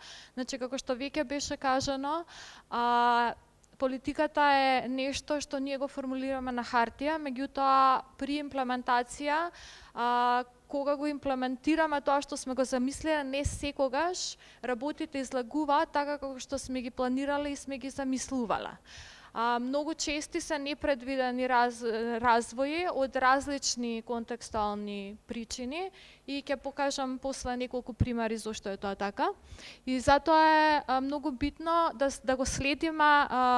ги следиме перформансите, индикаторите, за да видиме која е таа разлика, да ја евидентираме разликата помеѓу тоа што сме го планирали, тоа што реално се случува и на основа на тие податоци да доносиме информирани одлуки во однос на тоа како да ги надминаме овие проблеми или во иднина да ги направиме политиките подобри. Исто така, ова на јавните институции, ваквото следење и евалуација им служи да ги искомуницираат целите на политиките со јавноста, со оние кои што ја следат работата на јавните институции, односно со тоа ја подобруваат транспарентноста и отчетноста на својата работа. Сето ова и комуникацијата со јавноста и идентификувањето на проблемите е процес на учење кој што ги на крај потребно е да резултира во подобра наредна јавна политика. Сега, што ние до сега сме научиле, бидејќи сме ние малку нови во иновацијските политики, нашата стратегија за иновации беше 2012-2020, меѓутоа беше усвоена 2013 година. Бидејќи сме малку нови, јас ќе ви покажам неколку примери од конкретни индикатори, следење на конкретни индикатори и таргети од кои произлегуваат од нашата стратегија за иновации. Значи, ние во фондот имаме еден инструмент кој што е наречен кофинансирани грантови за новоосновани трговски друштва, стартап и спин-оф. Имаме правилник по тој инструмент. Парите што ги даваме, финансиската помош што ја доделуваме за овој инструмент, доаѓаат од заем на Светска банка и при склучување на договорот помеѓу државата и Светска банка беше направен еден така наречен appraisal документ, каде што беа формулирани одредени индикатори кои што треба да се постигнат со спроведување на овој инструмент.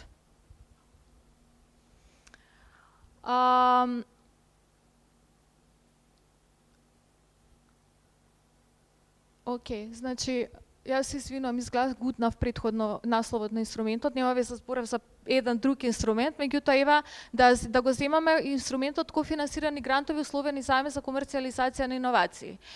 Описот на инструментот, односно целта која што е дефинирана у правилникот на овој инструмент е дека целта на инструментот е да поттикне зголемување на истражувањето и развојот во приватниот сектор, да се охрабри соработката помеѓу приватниот сектор и високообразовните и научни институции, како и останати форми на соработка за комерцијализација на иновации. Сега, дали некој би можел од вас да ми каже како би формулирал индикатори по кои што би го следала овој инструмент? Кои би биле адекватни индикатори и таргети за овој инструмент? Мислам дека веќе имав дел од вас ја следавте и претходното предавање за мониторинг и евалуација. Може би имавте некои вежби во врска со тоа?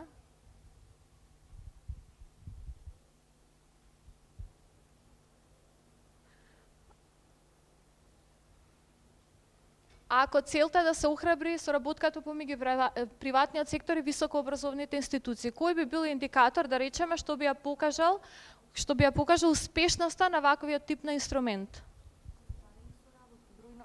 Број на остварени соработки помеѓу едниот и другиот сектор, поточно приватниот сектор. Број на остварени соработки. Океј, овој индикатор е смарт индикатор, така? Ја слушнавте, предпоставам претходната, нема потреба да објаснувам што е смарт индикатор. Океј, точно. Еден од индикаторите кој што беше идентификуван во овој Project Appraisal документ беше токму тој индикатор. Ако можете, не знам сега колку се гледа овој вториот индикатор овде, е процент на корисници што подпишала договори за соработка со помеѓу компаниите и академијата. Овие бројки овде, само секунда, значи зборувам за овој индикатор овде. Овие бројки овде се очекуваните таргети после 2 години, 3 години, 4 години и 5 години на имплементација. Значи ние сме сега во 4-та година на имплементација на овој инструмент. Имаме остварено 2 повика, повеќе од 10 подпишани договора. Дали знаете кој е перформансот под овој индикатор? Значи, перформансот по овој индикатор е 0. Ниту еден подпишан договор помеѓу компаниите и академијата. Дали предпоставувате зошто е тоа така? Факултетите, универзитетите, да.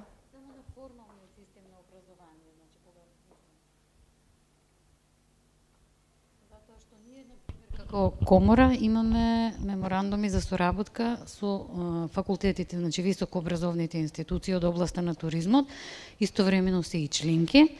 Меѓутоа тоа не е членството е едно, додека меморандумот за соработка е сосема друго. Имаме и со неформалниот карактер на образовни институции кои што исто така се членки и кои што вршат до обука или до квалификација на нашиот сектор во областа туризам и угостителство со обуки и курсеви. Не знам колку тоа сега тука се пронаоѓа, меѓутоа сакам да кажам дека ние како комора ја имаме таа соработка. Не знам зошто Така, и нула перформансот. Перформансот го покажува бројот на договорите подпишани под проектите кои се финансирани преку конкретниот инструмент кој што го наведов. Значи не воопшто на ниво на цела држава, туку колку како резултат на парите кои што ги дал фондот да финансира проекти под овој проект, колку од тие проекти резултирала со формални договори, подпишани договори помеѓу високообразовни институции и приватни компании. Буџетот по проекта е 100.000 евра. Со контрибуција, 70% од вкупниот буџет на проектот. Тоа е моето прашање. Значи, зошто е тоа така? Поентата на овој инструмент, кога се формулираше и начинот на кој што беше, да речеме, беа формулирани дозволените активности, што точно ќе финансираме, какви точно трошоци ќе финансираме, приоритет беше пренесувањето на резултатите од истражување и развој настанати во високообразовни институции во приватниот сектор. Предпоставката беше дека тоа ќе се случи преку подпишување на формални договори, односно пренос на технологија. Тоа што се случува во реалност е многу спротивно. Ние имаме компании, значи финансираме и преку овој инструмент и преку првиот инструмент компании кои што точно комерцијализираат резултати од научно-истражувачка дејност. Имаме компании кои што корисници кои што многу соработуваат со високообразовни институции, некои од компаниите се во сопствеништво на академски кадар, меѓутоа немаме формален договор за соработка помеѓу компанија и факултет. Значи, иако инструментот на некој начин ја има постигнато целта да ги пренесе, да ги комерцијализира резултатите од истражувањето и развојот, тоа што ние сме го формулирали како индикатор е малку проблематично затоа што не ја покажува реалната состојба. И тоа ни укажува на проблем дека постои некоја пречка зошто вакви договори не се подпишуваат. Како резултат на тоа што овој индикатор е сега нула, ние имаме задача да видиме зошто формални договори не се подпишуваат. И ова произлегува не од секторот во кој што ние работиме, туку причините веројатно ќе произлезат од политиките во високото образование. Ова е предпоставка, се уште не е истражено, допрва треба да го истражуваме, затоа што во моментот сега сме во момент на реализација дека имаме индикатор нула.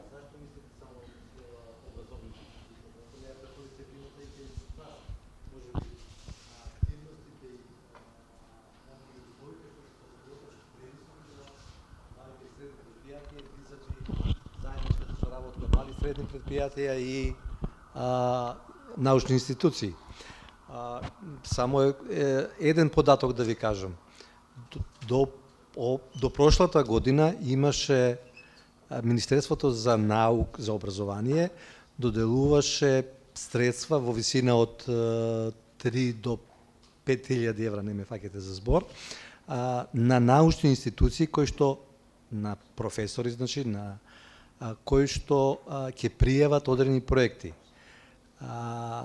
Таквите грантови, да кажеме, од Министерството за образование се укинати и веќе професорите не можат да пријавуваат проекти, нити можат да идат на научни конференции вон нашата држава, што им представува голема пречка.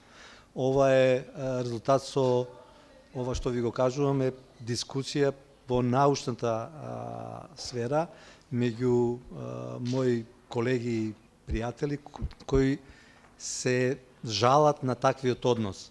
На нивна иницијатива за потикнување на такви проекти, одговорот од Министерство за образование е дека постојат проекти од фондовите као ИПА, као Иновациски и тамо треба да се усмерат научните институции.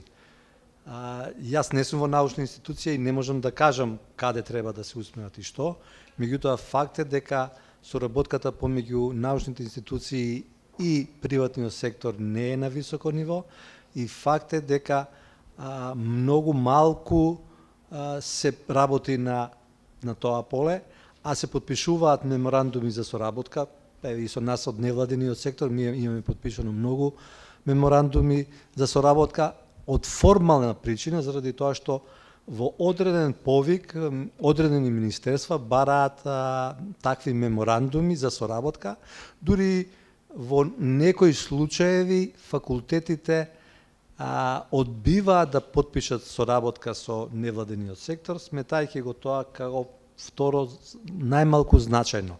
Значи, треба да се работи со научните институции, да се поттикнат научните институции, а воедно да им се овозможи на научните институции да аплицираат и да се врати оној стар, они го викаат, стар начин на аплицирање, пошто навикнати се на тој начин на аплицирање за одредени проекти, како би можеле да се иницира. Воедно, институтите во Македонија, кои што се задолжени да прават одредени проекти и да развиваат, тоа не го прават, и јас лично мислам дека средствата што ги добиваат институциите се фрлени пари непотребни. Благодарам.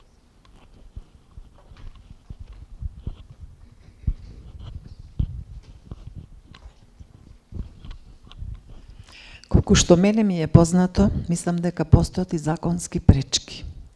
Во Законот за високо образование и во Законот за технолошки развој постојат одредени пречки кои што е, како што претходниот дискутант истакна, ги спречуваат овие врски и овие соработки. И можеби, бидејќи во иднина рековте ќе се занимавате со ова проблематика и ќе стражувате зошто ова се случува, не е лошо да направите една анализа на овие закони, каде тие представуваат пречка, која што ја кочат соработката помеѓу научно-истражувачките институции, универзитетите, институтите и други институции кои што се бават со истражување и развој и приватниот сектор. Мислам дека тука лежи зајакот, така да речем. Некој друг? Okay, maybe I can answer some point. I'm coming from the research institution. Well, it is obstacle. It's many of obstacles for this cooperation. For example, we in Slovenia we made a lot of analysis of the innovation system, and there is one point which is always in this as a result of this analysis. 26 years, 27 years of independence of Slovenia, low cooperation between academia and economy. This is all analysis, all strategies, all documents we have. This is, let me say, a must-be point which is stressed out. First of all, we never, until last year in Slovenia, addressed this question systematically. Last year, first time was established instrument in Slovenia which actually allow or support technology transfer offices at the universities and public research centers in order to commercialize results of research. On the other side, it's also one analysis doing in Slovenia between researchers and between the companies, which are the reasons for low level of cooperation. And the main reason from the side of researchers was companies do not know what we are doing. Yes? And from the side of companies was researchers doing things we are not needed. Obviously both sides speak different language, they do not each other. But I agree with you regarding legislative framework. For example, looking back on the United States, in the 1980s there was Bayh-Dole Act, which was one of the important things. We always have debate. If the scientific results are achieved by the public sources, how could be commercialized? Who is the owner? if there are public sources. This dilemma was in the USA finished with Bayh-Dole Act, who said public results of public financing research have to be commercialized, and the research institutes are allowed to commercialize these results even if they have been reached via public sources. Not only this, next year followed by Stevenson-Wilder Act, who actually said public research institutions have to commercialize research results, they must commercialize. So it's a task of the research institutions. In Slovenia, we do not have this task. In the last change of the research law, we asked that probably public research institution could use 3% of their funds also for commercialization of research results. Question is may, so they're allowed, because public research institutions are financed by public money, and always it was the questions regarding legislative if they are allowed to use this public money for commercialization of research results. So in America, this dilemma was out. They have to do this. And in our countries, we are somehow allowed to do this. So it's big difference. It's big difference. And there is no natural interest of researcher to commercialize this. Interest of researcher is to research. And there is sometimes not enough interest from the companies to look for the research results within the university in order to use it. That's, I think, the main barrier. Somehow, task for the innovation policy is, in my opinion, that have to put this task to the university, that they have to commercialize the research result. This is my opinion. Okay.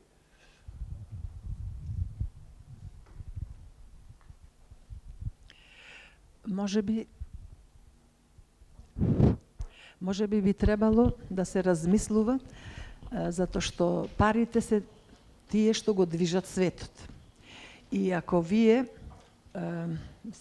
ние како општество, им ставиме до знаење на научните институции, на образовните институции, дека не може да се чувствуваат толку комотни, предавајќи само на факултетите, туку нешто треба и друго да направат, така да еден дел од платата ја заработуваат заради тоа што ги ја држат наставата. Другиот дел да им е за оние фундаментални истражувања што научните институции треба да го прават, а третиот дел да биде соработката со приватниот сектор на поле на подобрување на перформансите на приватниот сектор, да може да биде поконкурентен. Ако ова го врзете со примањата кои што сите оние што работат во научните институции, во образовните институции, сигурно би имале придвижување. Тоа е едната страна од медаљата, така да речам. А другата страна, оние предпријатија кои што покажуваат интерес да соработуваат со универзитетите и трошат од своите средства, односно инвестираат да добијат некакви олеснувања, инсентивс, што би се рекло, за парите кои што ги потрошиле во таа насока, и тогаш сигурно ќе имаме придвижување, и тоа многу брзо и во голема мерка. Да, благодарам на коментарите. По интерес на времето сега ќе прекинам дискусијата и ќе вратам еден чекор назад. Ако примитивте тоа што јас го кажав, не е дека немаме комерцијализација на научно-истражувачките резултати настанати во академска средина. Напротив, дел од нашите проекти се токму тоа, предпријатија кои што ги комерцијализираат научно-истражувачките резултати. Зошто овој индикатор е 0? Затоа што нема формални договори за ова. И не алоцирав вината во високообразовните институции, реков дека предпоставувам, можеби, но треба да се анализира дека тоа произлегува од секторот на високо образование. Секторот високо образование не е само работата на високообразовните институции, тоа е и целата регулатива. Меѓутоа, тоа што покаже, тоа што мене моментално ми се допаѓа што се случува овде, е дискусијата која што се разви на основа на тоа дека овој индикатор ни е нула. И тоа е фактички целта на следење на мониторингот и евалуацијата на политиките. И ваквите дискусии ние многу сакаме да ги имаме кога ги реформулираме јавните политики и кога градиме нови, кога правиме нови стратегии, точно за тоа какви инсентив треба да има, како треба да се променат другите закони за да се хармонизираат со законот за иновации и слично. Тоа што се случи овде сега е точно резултат на тоа што сме имале таргет и индикатор и се покажало дека нешто не е во ред со начинот на кој што сме го формулирале таргетот, со тоа што сме очекувале да постигнеме преку инструментот. Сега, умеѓу време, мене ми текна зошто сум го ставила и првиот инструмент на слайдов. А тоа е затоа што за разлика од овие кои што беа интерим индикатори, по спроведување по неколку, по две, мислам дека имплементирања на два повика под првиот инструмент, ние имавме реакција од приватниот сектор. Значи, многу пати се зборува дека јавните институции не реагираат многу на коментарите и инпутот од страна на приватниот сектор.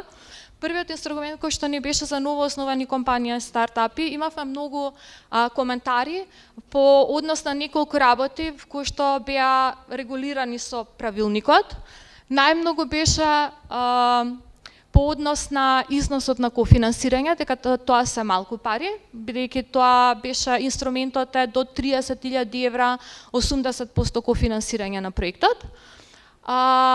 Потоа сите се жалеа на инструментот на заштита, затоа што ние баравме да се подпише меница.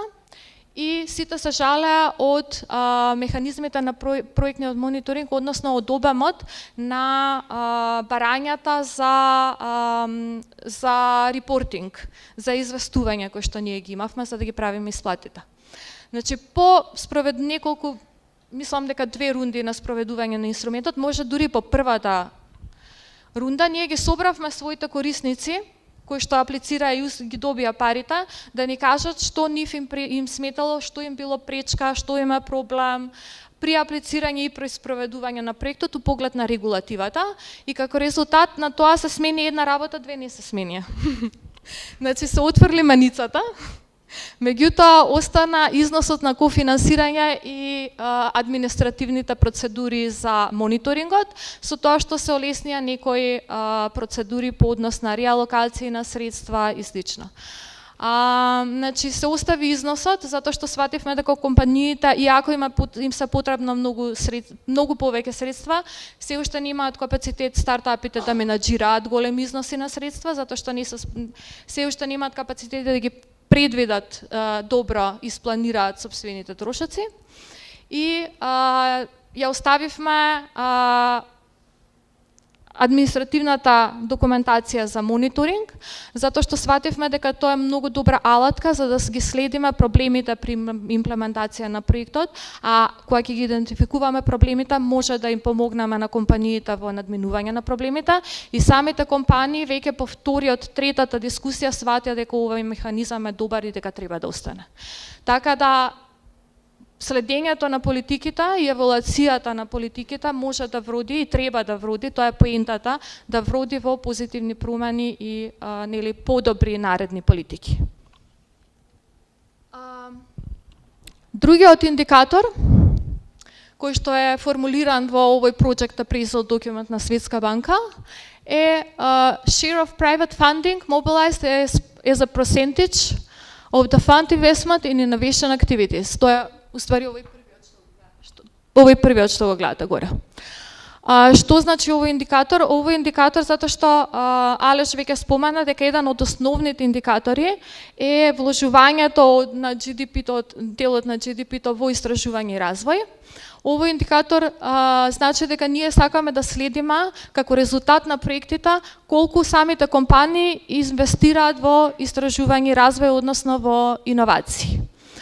Меѓутоа и под ова иако имаме многу добри перформанси, значи овде имаме повисоките перформанси од таргетите постигнато, и овој индикатор со време увидовме дека малце е проблематичен за следење, поради начинот на кој што е формулиран во контекст на постоечката регулатива.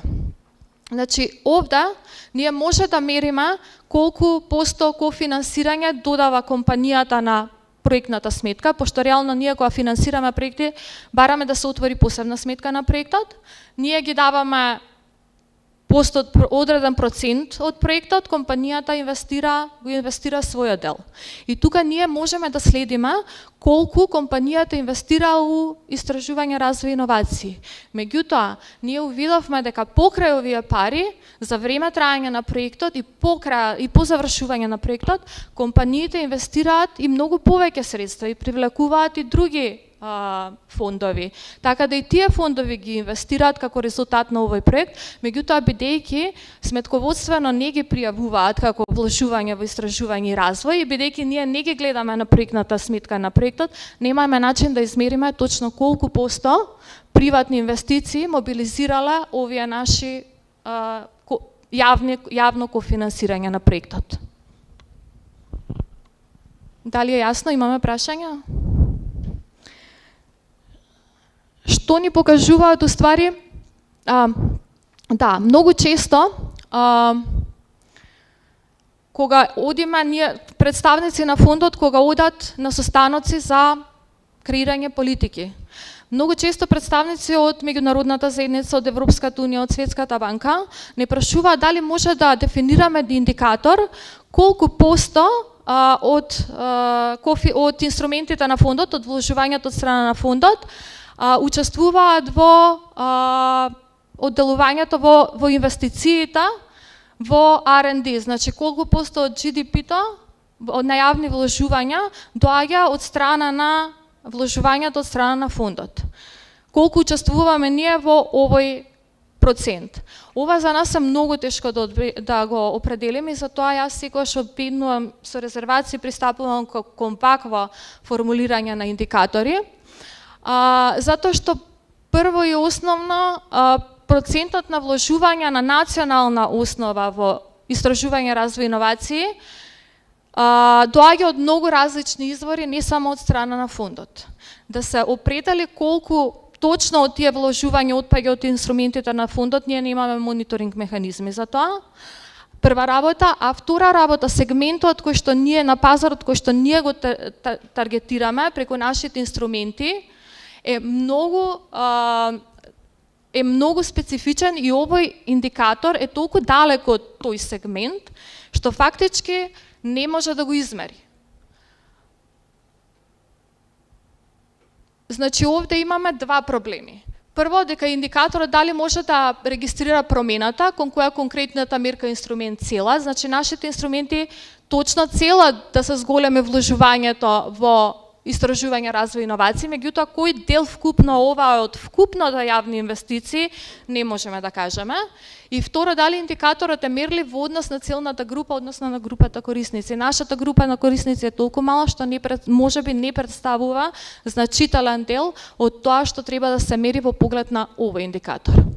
И сега сите овие примери ни укажуваат дека постојат неколку предизвици при формулација на исследување на ваквите политики, значи постоење на адекватна методологија на прибирање податоци, постоење на адекватна методологија на процесирање на податоци, конзистентност во следењето на податоците и соодветност на методологијата со таргетите и индикаторите. Само да ви кажам дека многу често од страна на граѓанските здруженија добиваме барање од типот на колку од вашите компании поддржуваат жени предприемачи, например. Искрено да ви кажам, јас не можам да одговорам на ова прашање. Прво, иако ние имаме прашалник кој што го регистрира ова, немаме соодветен систем за управување со податоци кој што би извадил ваква статистика. Значи, ова точно не е невозможно да се извади, возможно да се извади, меѓутоа времето и ресурсите кои што би ги определиле за ова да го правиме мануелно е неисплатливо и работиме на изработка на ваков систем. Втора работа, Што значи колку жени предприемачи поддржуваме? Обично сите барат да извадиме колку, да речеме, од проектите кои што ги поддржуваме, компаниите се во сопствеништво на жени или се управувани од жени. Верувајте ми, затоа што јас и мониторирам на проектно ниво, постојат многу разлики помеѓу тоа што е на хартија и што е во реалност. Ние имаме компании кои што во тековна состојба се и во собственост на жени, и управувани од жени, меѓутоа проектот жените не учествуваат воопшто, или обратна ситуација, кога фирмата е, да речеме, регистрирана на мажот или на друг некој собственик, а фактички управувана и проектот е управуван со жени. Така да сите овие примери покажуваат на тоа колку формулацијата на индикаторот зависи од контекстот, на какви се проблеми може да се најде при формулација на индикаторот и што се можеме да научиме за да го подобриме формулацијата од ваквите примери на следење на индикатори. Сега, значи, индикаторите се следат нели според квантитативни и квалитативни податоци. Во интерес на времето нема многу да навлегувам, затоа што мислам дека ова сте го следале и на минатите предавања, ќе имате и други предавања врска со тоа. Тоа што сакам да кажам дека постојат предности и недостатоци на двата типа индикатори. Статистичките податоци, например, предност е дека се екзактни, валидни, исплатливи, споредливи и конзистентна методологија имаат. Меѓутоа, недостатоците им се дека имаат долг временски циклус на мерење, значи некогаш се прават на година, некогаш се прават на 5 години, ние немаме попис. Не знам од која година. Добро. Не се специфично прилагодени кон целите на политиките, значи се спроведуваат спрема стандардизирана методологија од Заводот за статистика и не се ориентирани кон таргет групите. За разлика од статистичките податоци, квалитативните истражувања, во кои што вклучуваме анкети, фокус групи и слични квалитативни истражувања, нивни предлоси се дека тие можат да бидат токму скроени кон приоритетите и целите на политиките, да ја уфатат специфичната таргет група, да бидат флексибилни во поглед на и време, и чинење, и во поглед на темпоралност, значи на кој период сакаме да ги добиеме податоците. Меѓутоа, иако се флексибилни во поглед на цена и време, бараат повеќе ресурси од статистичките податоци. Нивната валидност многу зависи од квалитетно изработена методологија и се поврзани со многу голем ризик на респонсивност. Например, ние самите имаме проблем кога правиме анкети кај компаниите, респонсивноста е 10%. Да. Мислам, имаме сериозен проблем со тоа колку компаниите одговараат на ваков тип на прашалници. Предизвиците при мониторирање да се идентификуваат трендовите, да се компарираат одредени делови на политиките и да се одреди точниот опфат и големината на популацијата која што ја мериме. И сега има различни методологии на комбинација на на различни начини на комбинација на методологиите за податоците кои што ги добиваме да имаат поголема валидност, односно резултатите да бидат попрецизни.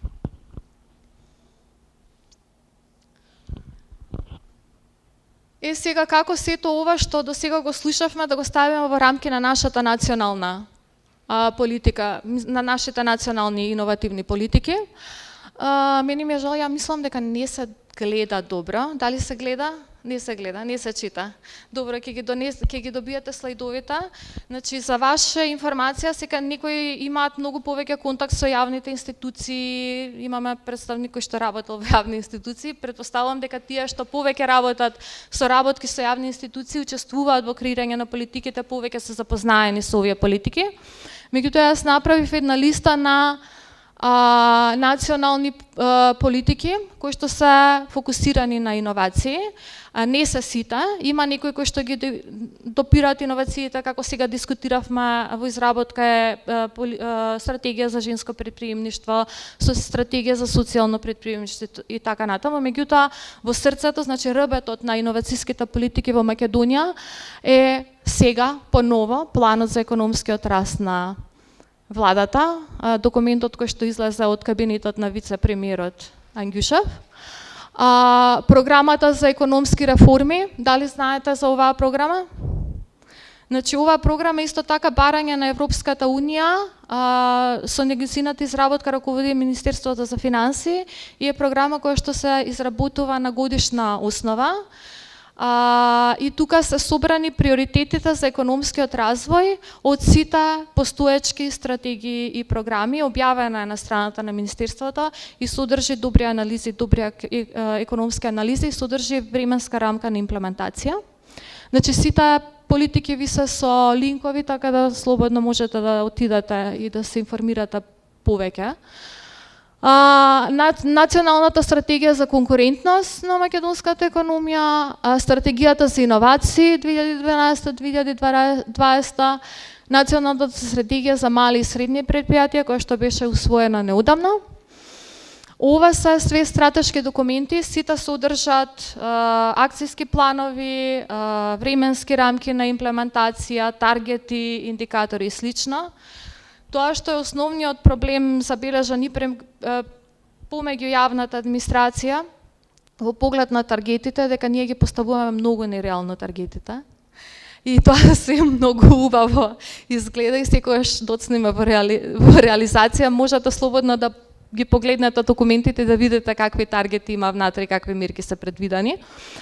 По-реалистични таргети и мерки всушност од практичен аспект ви зборувам, се формулираат во годишните програми за работа на институциите. Затоа што институциите кои ги пишуваат годишните програми за работа го имаат предвид и буџетот кој што има на располагање и затоа секогаш овие програми имаат многу по-реални таргети.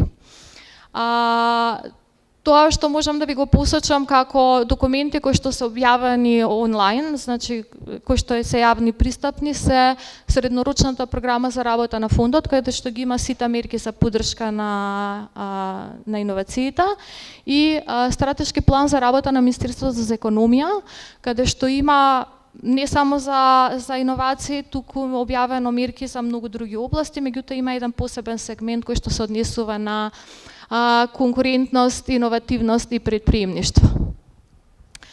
Два многу важни документи за иновацијските политики во Македонија, кои што се моментално во изработка, е индустријската политика на Република Македонија, споменувана во сите извештаи на Европската комисија, дека се уште не е ревизијата не е направена.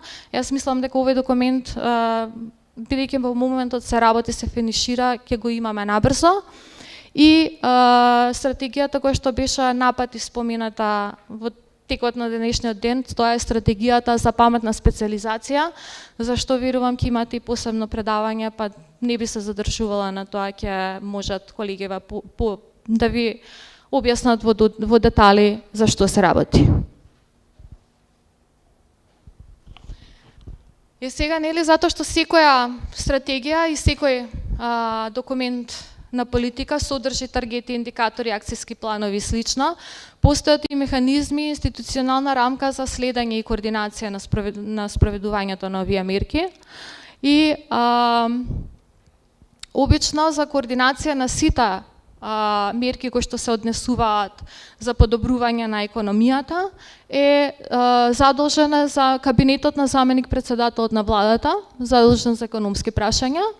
А по однос на посебни поглавја од АКИТО се задолжени различни институции. Значи, Министерство за образование и наука е надлежно за поглавје 25, Research and Innovation. И затоа Министерство за образование и наука е координатор на стратегијата за иновации. Министерството за економија е надлежно за координација на Поглавје 20, така што, например, практично ова значи дека ние во фондот, кога ги мериме, следиме сите овие индикатори, имаме уврска да известуваме кон различните министерства и кон кабинетот на заменик на Ангјушев, за степенот на реализација на активностите, на мерките и за постигнатите таргети. Во екосистемот, во иновацискиот екосистем, постојат и други институции кои што многу се бават со иновациски политики, со мерки кои што ги поддржуваат предпријатијата и поддржуваат иновации во предпријатијата, како што е, например, Агенцијата за поддршка на предприемништво, Агенцијата за странски инвестиции, промоција на извозот, Дирекцијата на технолошки и индустријски развојни зони и слично.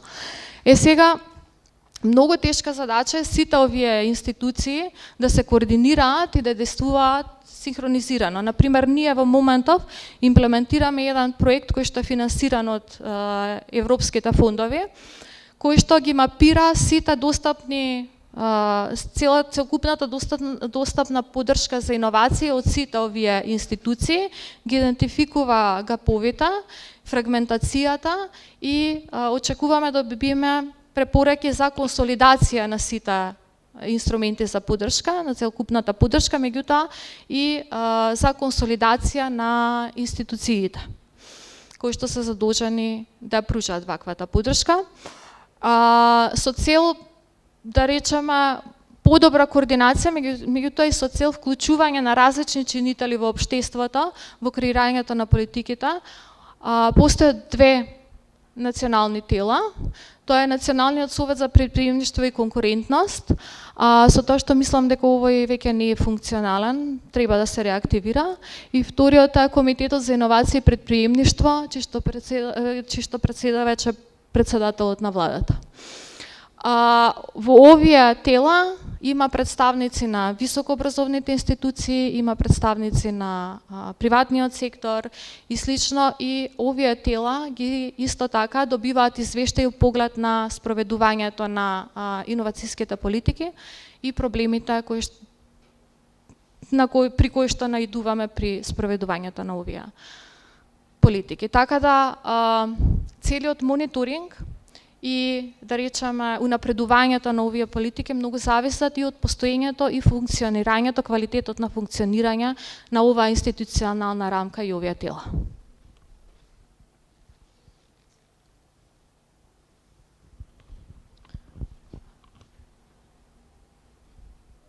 Некои прашања врска со политиките, институционалната рамка, нешто што ви интересира повеќе?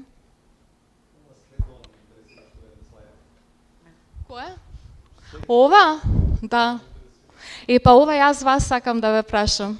Сега која знаете рамката и постоечките политики, која знаете што е иновации, како до поефикасна вклученост, ваша вклученост?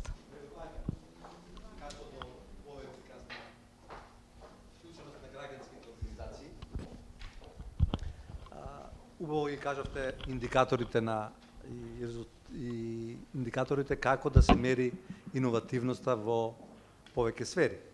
Тука ја гледам улогата на нас као граѓански организации, како би можеле да се вклучиме во следење на индикаторите за успех, а можеме да ги следиме само ако имаме одредени финански средства, затоа што претежно невладините организации живеат од проекти, кои што за жал многу тешко ги добиваме. Од тие причини убаво е да се направат повици до граѓанските организации за следење на одредени индикатори во одредени институции. Само така ја гледам нашата улога во вклучување на граѓаните за следењето, креирањето и спроведувањето на иновативната политика во Република Македонија.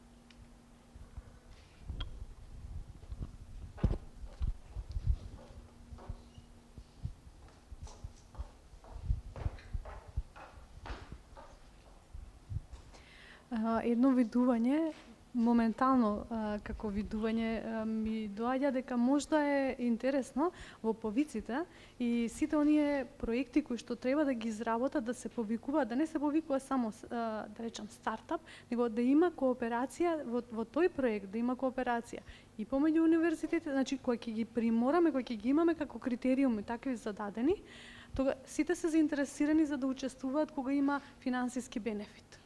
И професорите, и самиот стартап, и институцијата, значи да бидат можноста да влезат значи тројца учесници мора во тој проект да бидат. А ако ви кажам дека ги имаме? Ги имате? Да. И не ги учествува. Значи не е задолжително да има 3 страни, меѓутоа е дозволено. Или предност да имаат тие кои што и тоа го има. Имаат предност при евалуација. Ама ретко добиваме такви предлози. Тоа е во поглед на тоа прашање. А во поглед на вашето прашање се надевам дека ќе останете после на ролплејот, на симулацијата на работната група, затоа што во таа работна група ќе имате можност да симулирате борба за средства и за граѓанските организации меѓу другото. Само да ви кажам, за да се објави повик за граѓанските здруженија, тоа е еден чекор напред. Тоа е размислување на ниво на мерка.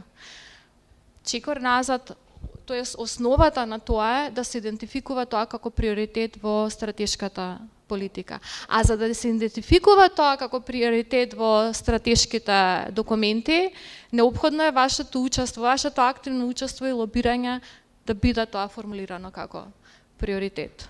Некоја друга идеја? Како до поефикасна вклученост на граѓанските институции, освен тоа дека ви требаат пари?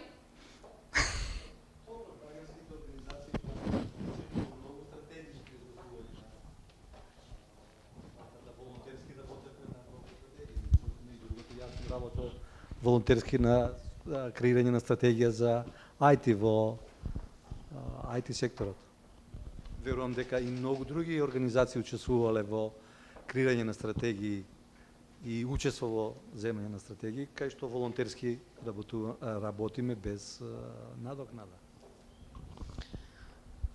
Само да ви кажам... Тука ја гледам нашата улога и допринос во ова што го вие спомнавте.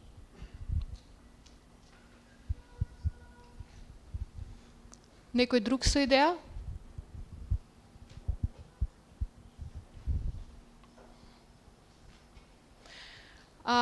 Значи, ако се вратам на тоа што претходно го зборував во врска како можете вие да идентификувате својата улога во креирањето, спроведувањето и следењето на евалуациските политики, е еден практичен пример сега, затоа што кажавте дека за граѓанските организации нема средства, понекогаш нема повици. Да речеме, под инструментите на фондот, сите инструменти беа дизајнирани за приватни компании, точно. И многу граѓански организации, затоа што сега општественото претприемништво е тренд, многу граѓански организации повторно прашуваат зошто не има достапни овие инструменти за социјалните предпријатија. Социјалното предпријатие точно може да аплицира под инструментите на фондот, меѓутоа во одредена мера е, да речеме, не е на еднаков equal ground, како се вика тоа со останатите предпријатија, затоа што дефинирањето на пазарот и нивото на скалибилност на бизнисот и на профитабилноста тука малце поинако се формулира. Меѓутоа, поради повторната барање од овој тип, фондот во последно време организира се повеќе и повеќе предизвици кои што идентификуваат социјални, општествени проблеми и за кои што е дозволено да се пријавуваат и општествените предпријатија. Меѓутоа, нормално понатаму се размислува и на формулирање на некој друг вид на поформален тип на поддршка. Така да учеството на граѓанските организации, да, точно, во поглед на лобирање за повеќе средства, во поглед на мониторирање од аспект на watchdog, следење на транспарентноста, отчетноста на организациите и слично, тоа што го рековте дека сте давала експертска поддршка во работните групи, тоа е многу битно и тоа го споменавме и така натаму. Сега јас би рекла дека ваквиот тип на настани се еден од начините за јакнење на капацитетите како граѓанските здруженија можат подобро да се вклучат во процесот на креирање на иновацијските политики.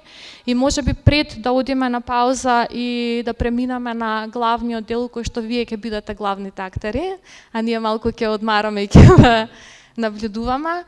Може да му дадам збор на Алеш, може би да каже некои конкретни примери од Словенија на иновацијски политики.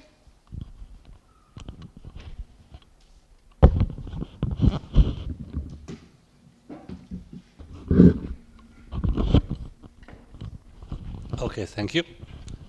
Just one slide. Actually,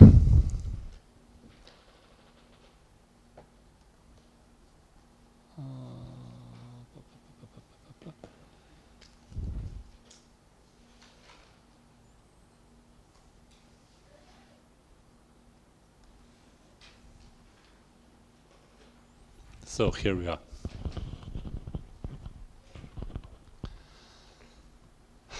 As all other countries, Slovenia's strategy of smart specialization, all Europe use S3, we use S4 as Slovenian strategy of smart specialization. We have three main directions. It's first digital, second circular, and third smart industries or industry 4.0. We talk in the beginning. And we have in all of these three main directions 2 to 4 priority areas. In the digital, we have smart cities and societies, and smart buildings, and home with the wood chain. Slovenia is known as a lot of wood. Second, in circular economy, sustainable food production, and sustainable tourism. And third, Industry 4.0 is factory of the future, health and medicine, mobility, and new materials as products. So we have 9 priority areas defined in the smart specialization strategy. And main implementing instrument of this smart specialization strategy is so-called SRIP, Strateško razvojno inovacijska partnerstva, which will mean some kind of innovation cluster. It's the best translation in English language. So we have call for these SRIPs in last year. So 9 innovative clusters has been established in Slovenia. What is specific in this call is that there exists only one innovative clusters from a priority area. So it's one cluster for factories of the future, one cluster for sustainable tourism, etc. In the case that 2 groups of companies apply for the same innovative clusters, both applications was rejected until they do not agree and to establish one cluster. We finally find out that the cooperation is much more efficient than acting alone. So we have nine innovative clusters, which goes through 3 stages. In the first stage, last year, they have to prepare their action plan and business strategy. And when they prepare this business plan and action plan, it have to be confirmed by the working group, which is consist of the it's called working group of state secretaries from the Ministry of Education and Higher Education and Research, Economy,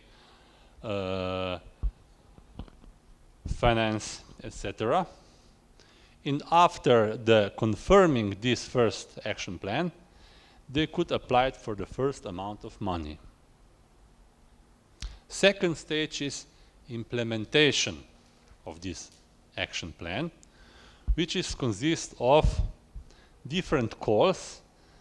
We have now a second call, deadline is 11th of May, so-called RRI, Research and Development Innovation Call. It's RRI1, RRI2, and RRI3 will be in the autumn.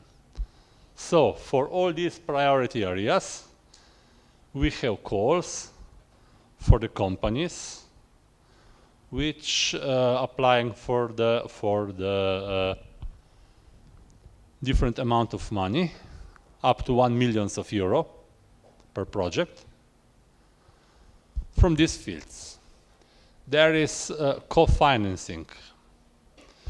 It depends on the size of the company which applied. They can get from 45% of public money, and 55% have to finance by themselves in the case of small company, 35% in the case of medium company, and 25% in the case of big company or large company. So bigger company gets less money for this development project. And third phase will be commercialization of this product and will be in future. This is main instruments of Slovenian smart specialization strategy at the moment, oriented toward innovation policy. We will see next year. Next year we have intermediary report of the implementation of smart specialization strategy, and it will be interesting to see how we perform this. And of course, if we have questions about evaluating and monitoring of this instrument. Actually, there is no evaluating methodology established yet. Actually, it is nationally public research project establishing the methodology for implementing evaluation of these instruments. I am luckily part of this national research projects, but we are currently in the stage to see how the countries with very well developed clusters evaluate and monitoring their instruments. In example, Norway, Catalonia, Baskia, Germany, Austria, etc. So we are in the stage of producing set of indicators right now, but in generally, we will focus on 4 groups of indicators. First group will be resources. Resources regarding financial resources, human resources, etc. Second group will be processes. Third group will be achievement. And fourth group will be impact. So we, in the group, there are all 3 public universities of Slovenia involved in this project. We agreed about this approach. So the last meeting in April, actually we agreed on this approach. So 4 main groups of indicators, and now we are working on developing the set of indicators for the evaluating these innovation clusters. That's, let me say, it's the main tool of innovation policy in Slovenia at the moment. Any questions?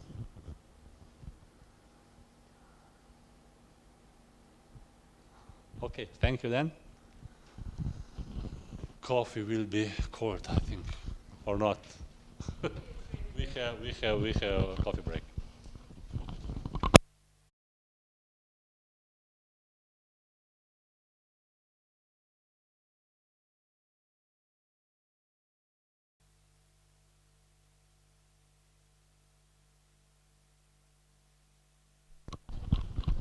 Добро. Još malo. Evo, ova radionica bit će sad obrnuta. We will listen and you will work. Actually, Katerina prepared some kind of role-play session which will try to follow the negotiation process into establishing a set of indicators for some, or priorities actually, for some projects. We will divide in the groups. We will give you different roles, and then we will try to simulate negotiation process. Katarina? Да. Значи, затоа што е веќе крај на ден и мислам дека концентрација е на ниско, прилично ниско ниво. И за малку да ве размрдаме вас и да видиме и практично да ве ставиме во улога на самите себе, меѓутоа да пробате и нашата улога. Развивме една симулација на работна група. Се работи, не знам колку сте запознаени, значи се работи за работна група за ИПА секторските работни групи. Значи ИПА средствата сега се програмираат и се имплементираат секторски. Постојат неколку сектори, еден од секторите е конкурентност и иновации. И во секторската група членуваат повеќе представници од релевантни државни институции, меѓутоа членуваат и представници од граѓанскиот сектор, односно представници на приватните компании, на приватниот сектор. Тоа што ќе го направиме сега е ќе симулираме состанок на една ваква работна група. Значи, задачата на денешниот состанок ќе биде да се определат приоритетите за трошење на ИПА средствата во износ од колку 20 милиони евра, финансиски алокации од 2019 година. Значи, ова е хипотетичка ситуација, меѓутоа има многу елементи од реален живот. Само да ви кажам, завчера бев на ваква работна група. Работата на работната група ја раководи представник од кабинетот на вице-премиерот задолжен за економски прашања. Тоа ќе биде едната улога. Втората улога ќе биде представникот или представничка на делегацијата на Европската Унија во Македонија. Потоа ќе имаме представник на Министерството за образование, представник од мојата институција, Фондот за иновации, представник на донаторите, представник на приватниот сектор и представник на граѓанските здруженија. Сега не знам дали да ги поделиме улогите вака или да видиме според афинитет и искуство. Прво, дали може да прашам, има ли некој искуство во модерирање? Искуство во модерирање? Да ве ставиме координатор? Вака возрастен и авторитативен, добро. Значи, вие ќе имате улогата на координатор. Дали некој сака да биде представникот на европската делегација? Некој што се чувствува вака европски? Проевропски?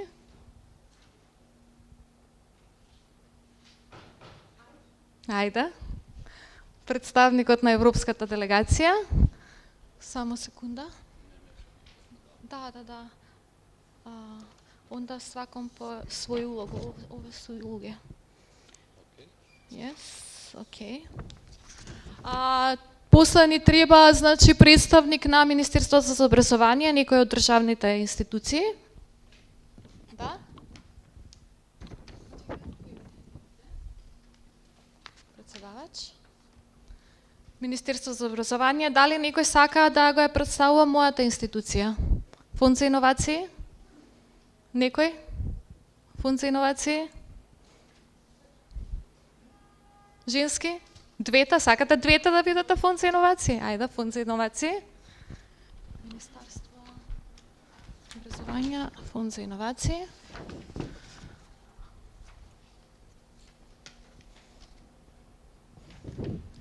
Министерство за образование. И сега имаме вашите природни улоги, представник на донаторите, донаторската заедница. УСЕИД, UNDP, ајде.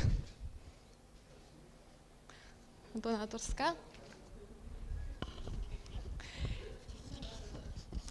донаторската заедница, повелете. Приватниот сектор? Приватниот сектор?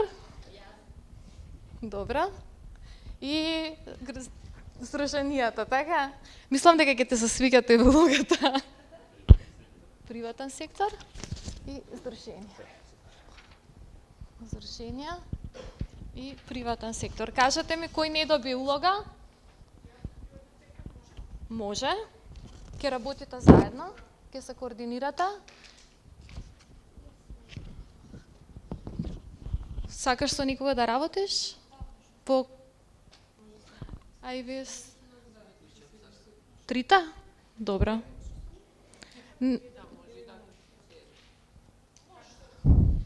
Ти си донатори?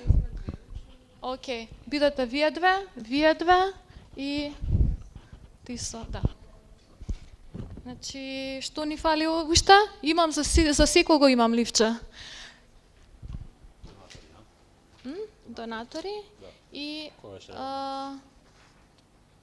не знам, не знам што беше. Сега ќе видим.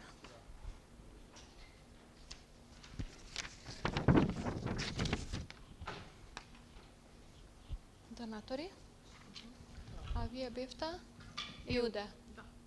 Значи, сите ги имате улогите, ќе си ги прочитате улогите и ќе ги одглумиме. Имате 10-15 минути, колку ви е доволно? 10 минути, значи 10 минути за припрема, а гледам председавачата, така сам уверен, му се свиѓа улогата. 10 минути за подготовка и почнуваме, може? Деловникот ќе ви го каже приватен сектор и донаторите. Видиш и чирилица све. Донаторите.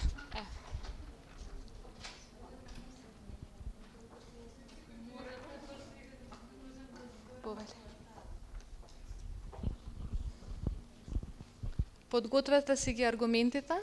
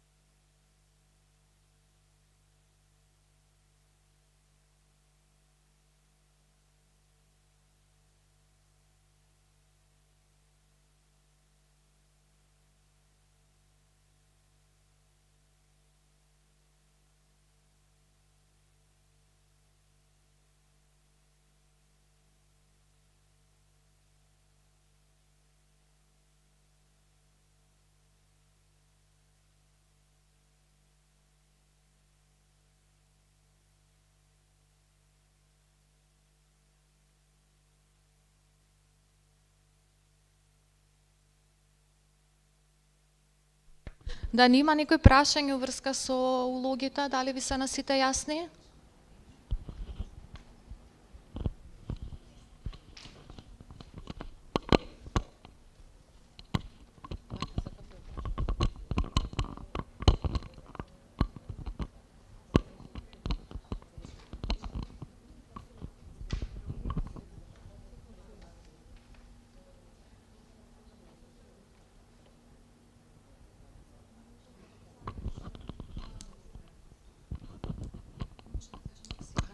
Да кажам за сите во ова прашање, значи, вие ги имате генералните насоки во сценариото. Нормално дека можете да си додавате, да си, нели, аргументи, да формулирате. Само основните насоки ви се дадени за да насочи дискусијата. Иначе, што ќе си додадете дополнително, а посебно што ќе излезе после за време на дискусија, тоа е од вас, очекуваме.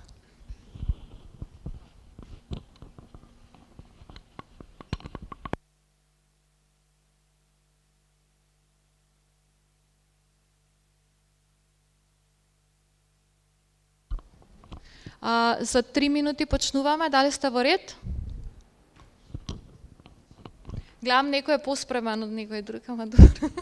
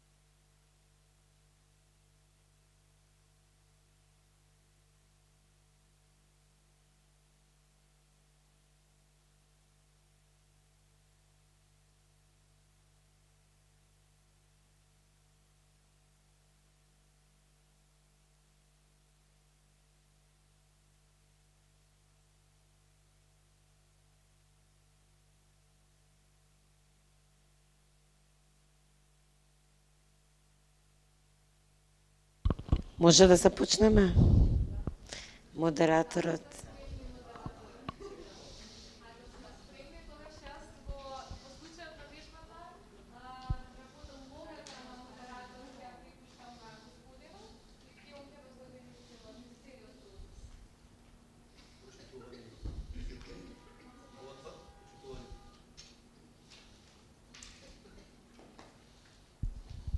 Почитувани присутни, го отварам редовниот консултативен состанок на ИПА секторската група за конкурентност и иновации.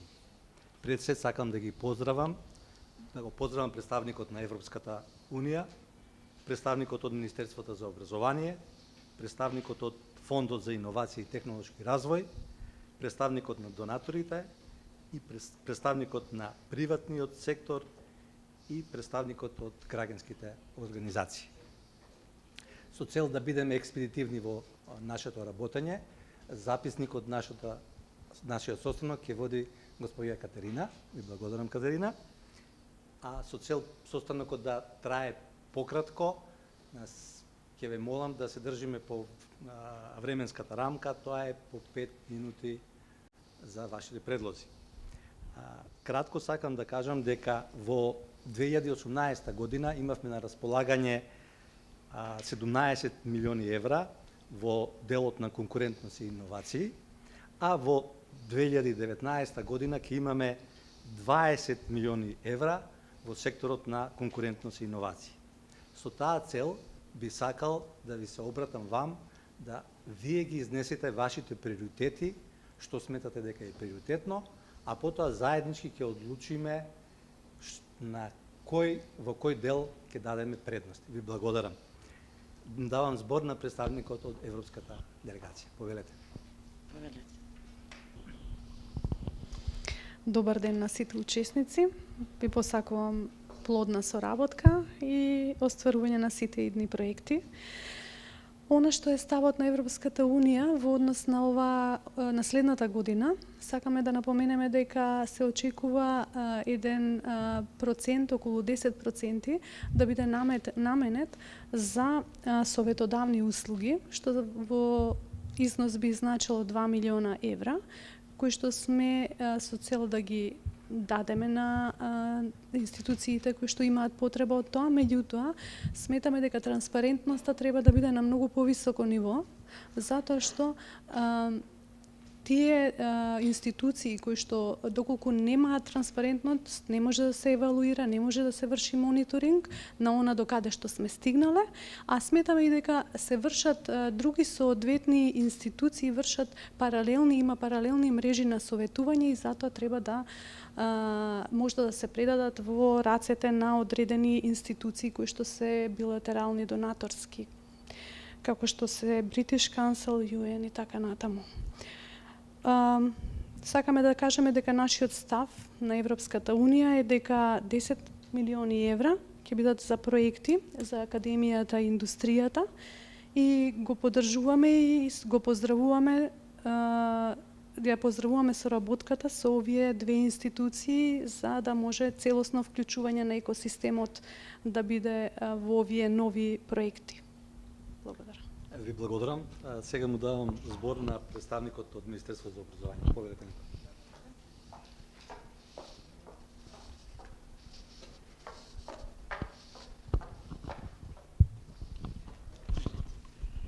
Благодарам. Добар ден на сите.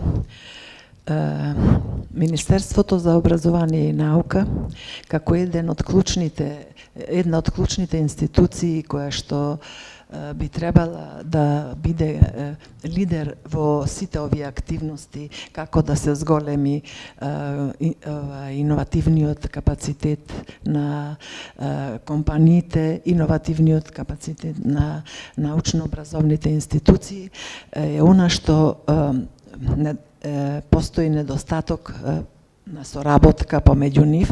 Значи, тука треба да почнеме од ниската искористеност на средствата кои што се достапни преку ИПА програмите, тоа е Хоризонт 2020 и новата FP9 програма. Предлогот од наша страна е во што побрз временски период да се формира еден центар за проектна поддршка, кој центар би имало и фонд за покривање на учеството од страна на апликантите. Она што досега го имаме нотирано, може би дел од апликантите не се осмелуваат, воопшто не размислуваат да поднесуваат проекти. Пречката е што немаат своји средства, она што се бара како нив собствено учество. Кога би постоел некој фонд за покривање на овие средства, а воедно и центарот кој би ги водел низ апликациите да ги подготвуваат што поквалитетно, бидејќи сепак апликациите не се така едноставни, за нивото на кое што малите и средни предпријатија се наоѓаат, навистина тие се борат со секојдневни екзистенцијални проблеми, а пишувањето проекти им доаѓа како луксус. Значи, некој ќе треба во овај процес да биде во улогата на фасилитатор. Другиот недостаток кој што е соработката помеѓу академијата и приватниот сектор, може би требало да се чепне уште во образовниот процес. воведување на дуален образовен систем, кој што ќе возможи на образованието дел од својата настава да ја реализира во пракса во компаниите. И овде најнапред треба да се создаде законска рамка која што ќе дава погодности за компаниите кои ќе бидат вклучени во овој дуален образовен систем. И на крајот редизајнирање на улогата на Националниот совет за предприемништво и конкурентност, значи создавање услови за негова работа во стартот преку проект на поддршка, меѓутоа покасно да се обезбедат услови за полека тој да се обезбедува самоодржливост со услугите кои што ќе ги нуди на своите клиенти. Благодарам. Благодарам, Николина. Николина го истакна едниот од проблемите, а тоа беше проблемот за недоволните средства на граѓанските организации. Па јас би повикал дека представникот на донаторите, дали донаторите можат да ускочат во овој дел од ИПА фондовите, каде што се вели дека 20-10% треба да ги обезбедат граѓанските организации. Би ве замолил дали вие вакви проекти би ги поддржале со финансирање во граѓанскиот сектор со овие 10%. Благодарам. Добар ден на сите. Благодарам за прашањето. Значи, ние низа години назад го правиме тоа. Меѓутоа, оваа година работиме на тоа да се обезбеди една консултантска мрежа и веќе имаме обезбедено 300.000 евра за анализа на моделите на мрежа за советодавни услуги и 500.000 евра за воспоставување на таква консултантска мрежа, што исто така може да иде, значи, не само за приватниот сектор, туку дури и организациите да бидат на некој начин консултирани за да идат во тој правец за поттикнување на конкурентност и иновации. Нашите програмски... Мислев за кофинансирање, пошто од граѓанските организации се бара кофинансирање, дали донаторите се спремни да превземат кофинансирањето на граѓанските организации. Јас знам дека донаторите располагаат со, и сите ние знаеме дека донаторите располагаат со одредени средства, и ова убаво е вие што рековте дека генерално се даваат, да, повелете. Интервенција. 10% подразбира учество на државата. Донаторите се од надвор, не може да го поддржа тоа. Колешката, јас инсистирав да... Да, благодарам. Да, меѓутоа, моје беше ваше мислење во тоа. Така. Па, како што кажав, значи, преку тој систем на консултанти, воспоставен преку таа мрежа, единствено на тој начин за оваа година, односно за 2019 го планираме тоа. А инако како програмски приоритети, секако стартапите ни се први, затоа што тие добиваат грантови за да стартуваат, меѓутоа им треба консултантска поддршка, некој вид на менторирање во први, повеќе од она иницијалното додека почнат, туку не толку само кога ќе почнат, туку барем до 2 години да имаат некоја консултантска поддршка. Тоа ни беше целта, да воспоставиме некои такви релации. Подоцна да малите и средни предпријатија каде што им е потребна некоја иновација за да станат повторно конкурентни или да вратат конкурентноста која што можеби претходно имале, и тука еден дел би покриле со тие консултантски услуги.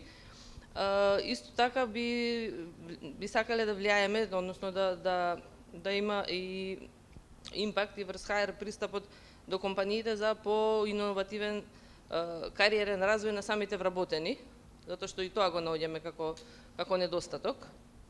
И евентуално за IT, нели, неизбежно е секогаш за иновациски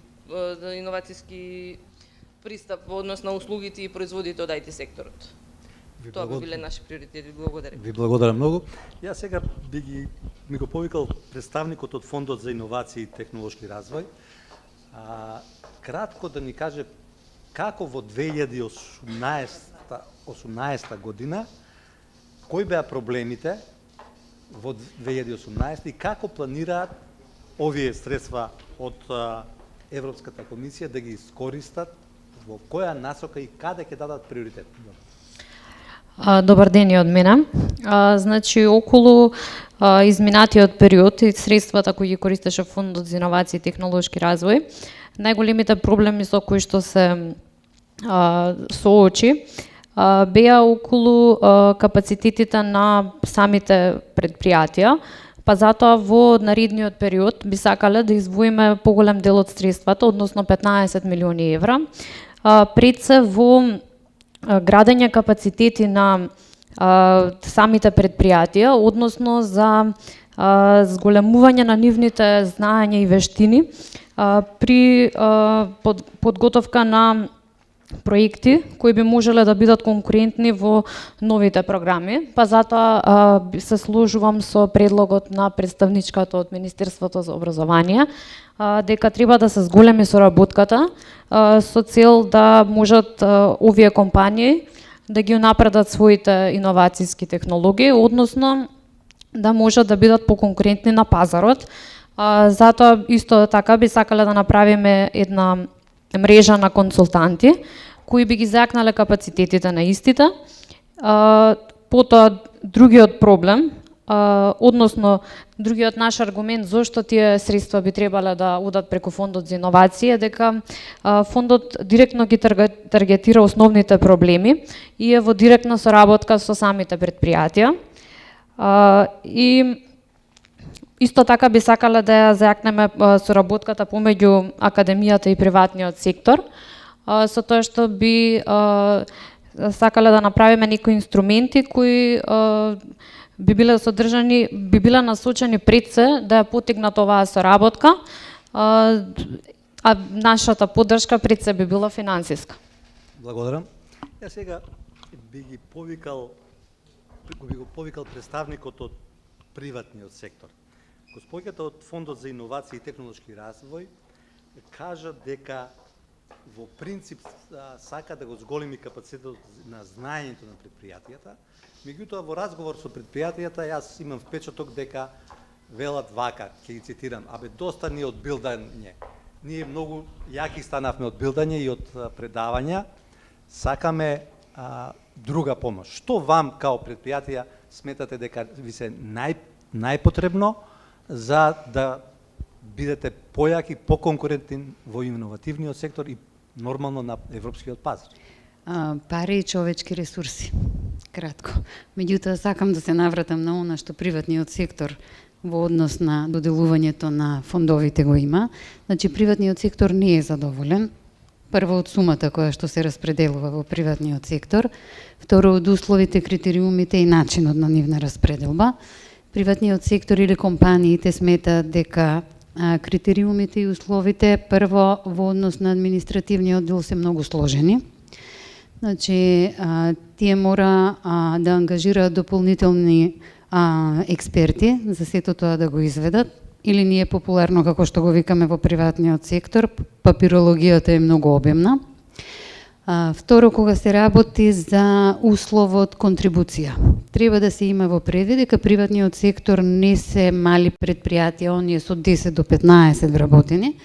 Македонија не е компатабилна со европската рамка во тој дел мали и средни предпријатија. Ние имаме мали предпријатија со 4 вработени и 5 вработени, каде што обемот на профит и она што е добивка на крајот од годината е многу помала за мало предпријатие во европски рамки.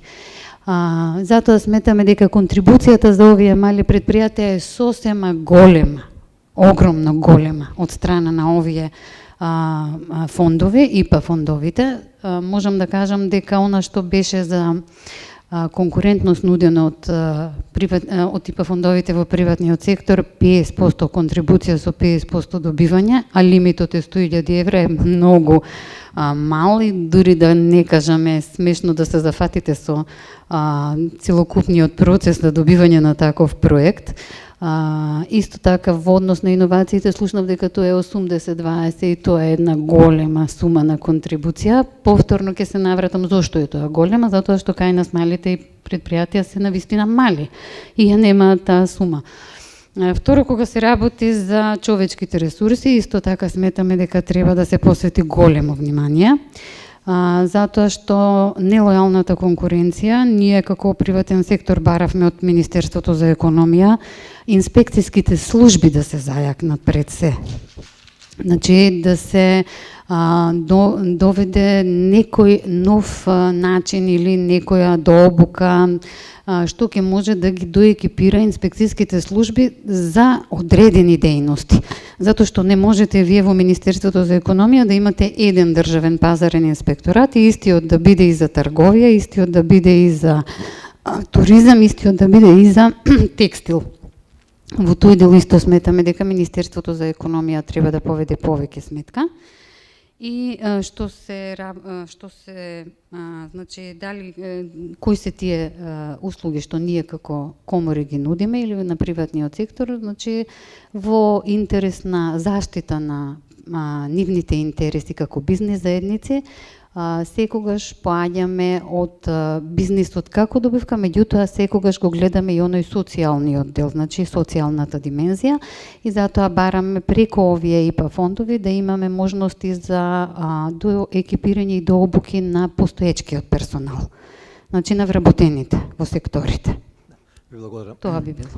Јас сега би ги повикал представникот на граѓанските организации да кажат дали можат и како можат да се вклучат во овој сектор и што може да, каков допринос може да очекуваме од граѓанскиот сектор? Здраво на сите, јас повеќе би кажала не дали можат, да можат да се вклучат. И најпрви една забелешка, затоа што јас доаѓам од граѓанскиот сектор, да бидеме родово сензитивни, посебно кон модераторот, и кога се обраќаме да биде представничка, колешка или да не биде представник, затоа што ние сме во принцип повеќе родово сензитивни во граѓанските организации. Меѓутоа тука ќе го споменам и моментот на сензитивноста во однос на социјалниот момент, на социјалното предприемништво на институциите, затоа што тука има дел од институциите и ние се соочуваме со секојдневни проблеми во однос на сензитивноста, односно сензибилизираноста на институциите кон темата за која што ние говориме во моментов, односно на која што ние работиме. Уште една забелешка тука во самото овакво пишува дека се општествено предприемништво, што не е точно, затоа што предприемништвото цело е општествено, тука станува збор за социјално предприемништво и социјалното предприемништво како тема која што треба да влезе во фондовите за финансирање. Кои се аргументите зошто треба да биде? Во Република Македонија ние не зборуваме за социјално предприемништво брзо, значи се зборува за социјално предприемништво од 2012 или пред тоа, што значи дека има еден доволно голем период да веќе имаме научено што е социјално предприемништво. Се надевам дека сите во граѓанскиот сектор, скоро секоја една граѓанска организација, за да може понатаму да биде самоодржлива, гледа да наоѓа начини на самоодржливост преку создавање на социјално предпријатие, така да не сметам дека оваа тема е нешто кое што не е познато за сите. Во Македонија нема закон за социјално предприемништво, можеби тоа е мана, меѓутоа можеби тоа е и предност, затоа што ние како граѓански здруженија во никој случај не би сакале да се донесе закон кој што ќе биде ограничувачки, кој што знаеме дека многу е потешко да промениме закон отколку да донесеме закон кој што ќе одговара. Често земаме најразлични примери од Европската Унија и од земји кои што се во развој, меѓутоа после тоа се случува тие примери и тие модели да не бидат апликабилни кај нас и тука се јавуваат проблеми кога веќе се имплементираат некои проекти. Во однос на сензитивноста на институциите и работата како зошто поставивте прашање дали можат и како можат да бидат подобни за финансирање, секако дека можат, имаат многу поголеми предности некогаш и од приватните фирми. Зошто? Затоа што социјалните предпријатија во принцип работат со социјални категории. Социјални категории значи лица кои што се изложени на социјален ризик, најчесто работат со жени жртви на семејно насилство, роми, стари лица и така натаму, категорија на граѓани кои што се практично исклучени од пазарот на трудот и кои што не само што се исклучени, туку не можат, многу е тешко да се вклучат, односно не се конкурентни. Во тој случај, значи во овој случај, доколку имаме финансиска поддршка од во однос на овие проекти, Во тој случај ние значи ќе исцрпиме од општеството категорија на лица кои што на крај на денот ниту државата не може да ги стави во игра за некој работен ангажман. Значи овие лица не се конкурентни во моментов на пазарот на трудот, а граѓанските организации голем дел од нивната работа е во насока на јакнењето на нивните капацитети, а јакнењето на нивните капацитети не го прави ниту државата. Јакнењето на капацитетите на овие луѓе, значи захтева, односно бара многу финансиски средства и ние како организации кои што работиме во процесот на креирање на социјални предпријатија, голем дел од нашите средства одат најчесто во насока на јакнење на нивните капацитети и излегување од улогата на жртви на голем дел од оние кои што ги вработуваме. Државата нема во моментот во институционална заштита на многу нивоа.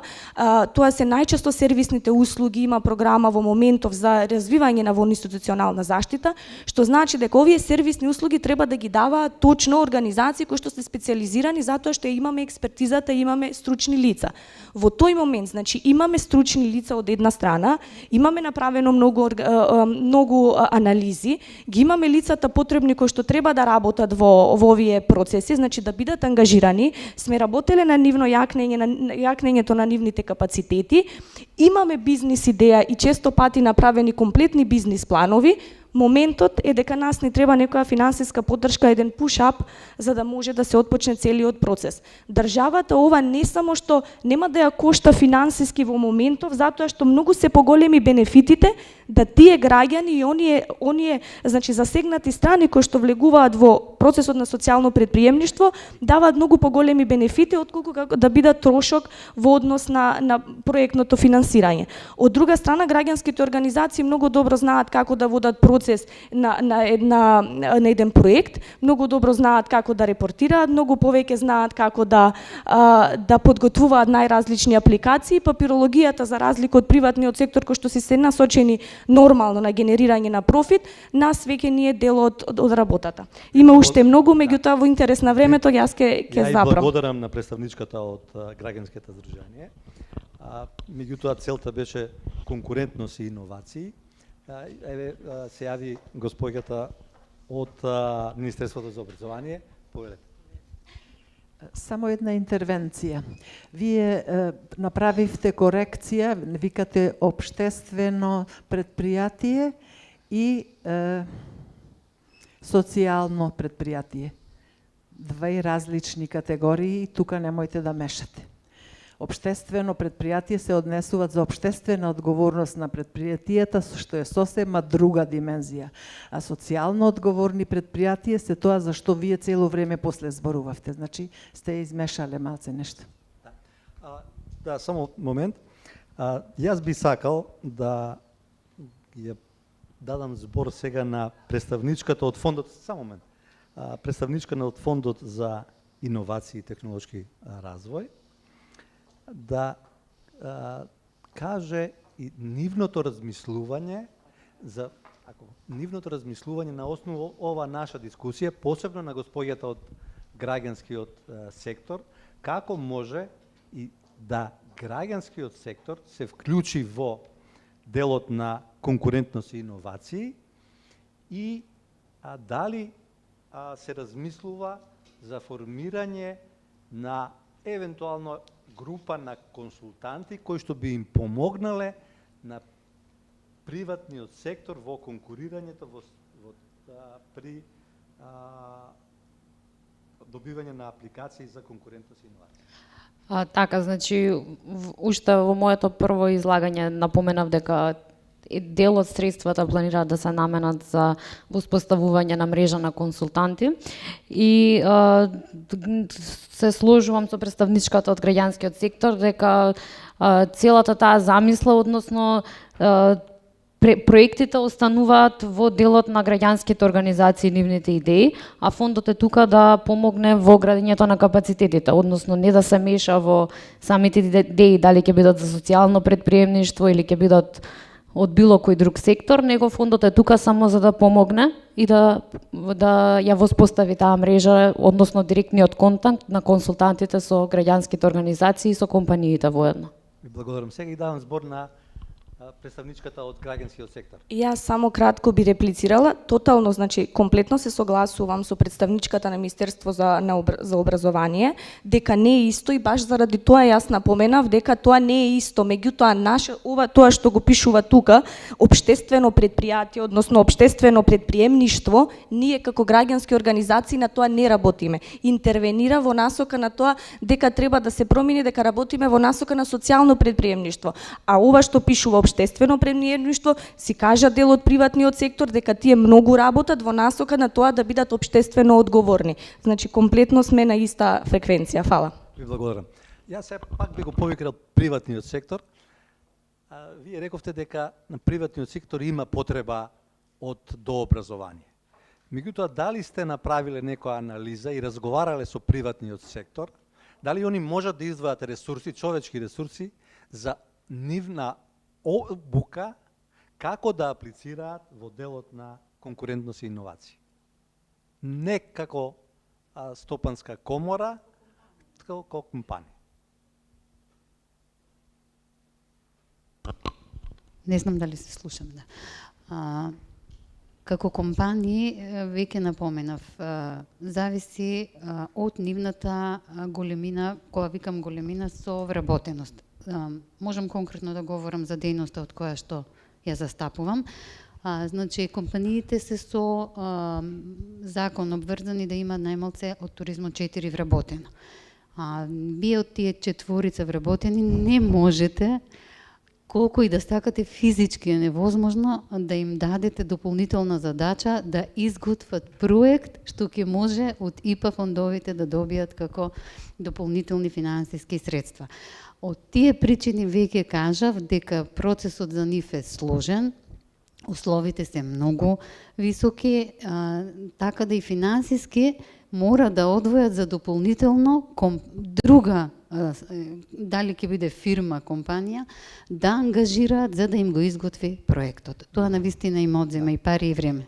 Ви благодарам многу. Тоа е мислењето на повеќе мали и средни предпријатија, затоа што 95% од фирмите во Република Македонија се некаде до 10 вработени. И јас би сакал да ја повикам представничката од Европската делегација за нивно мислење во делот на искористеност на средствата од конкурентност и иновации. Би сакала да го прашам Министерството за образование за каков тип на проекти се потребни изградба на капацитет, односно соработка, за да се изготват тие програми. Значи, во каква е потребата? Дали се може сето тоа да се надополни со програмите за консултанти кои што ги имаат донаторите? Тоа е едното прашање.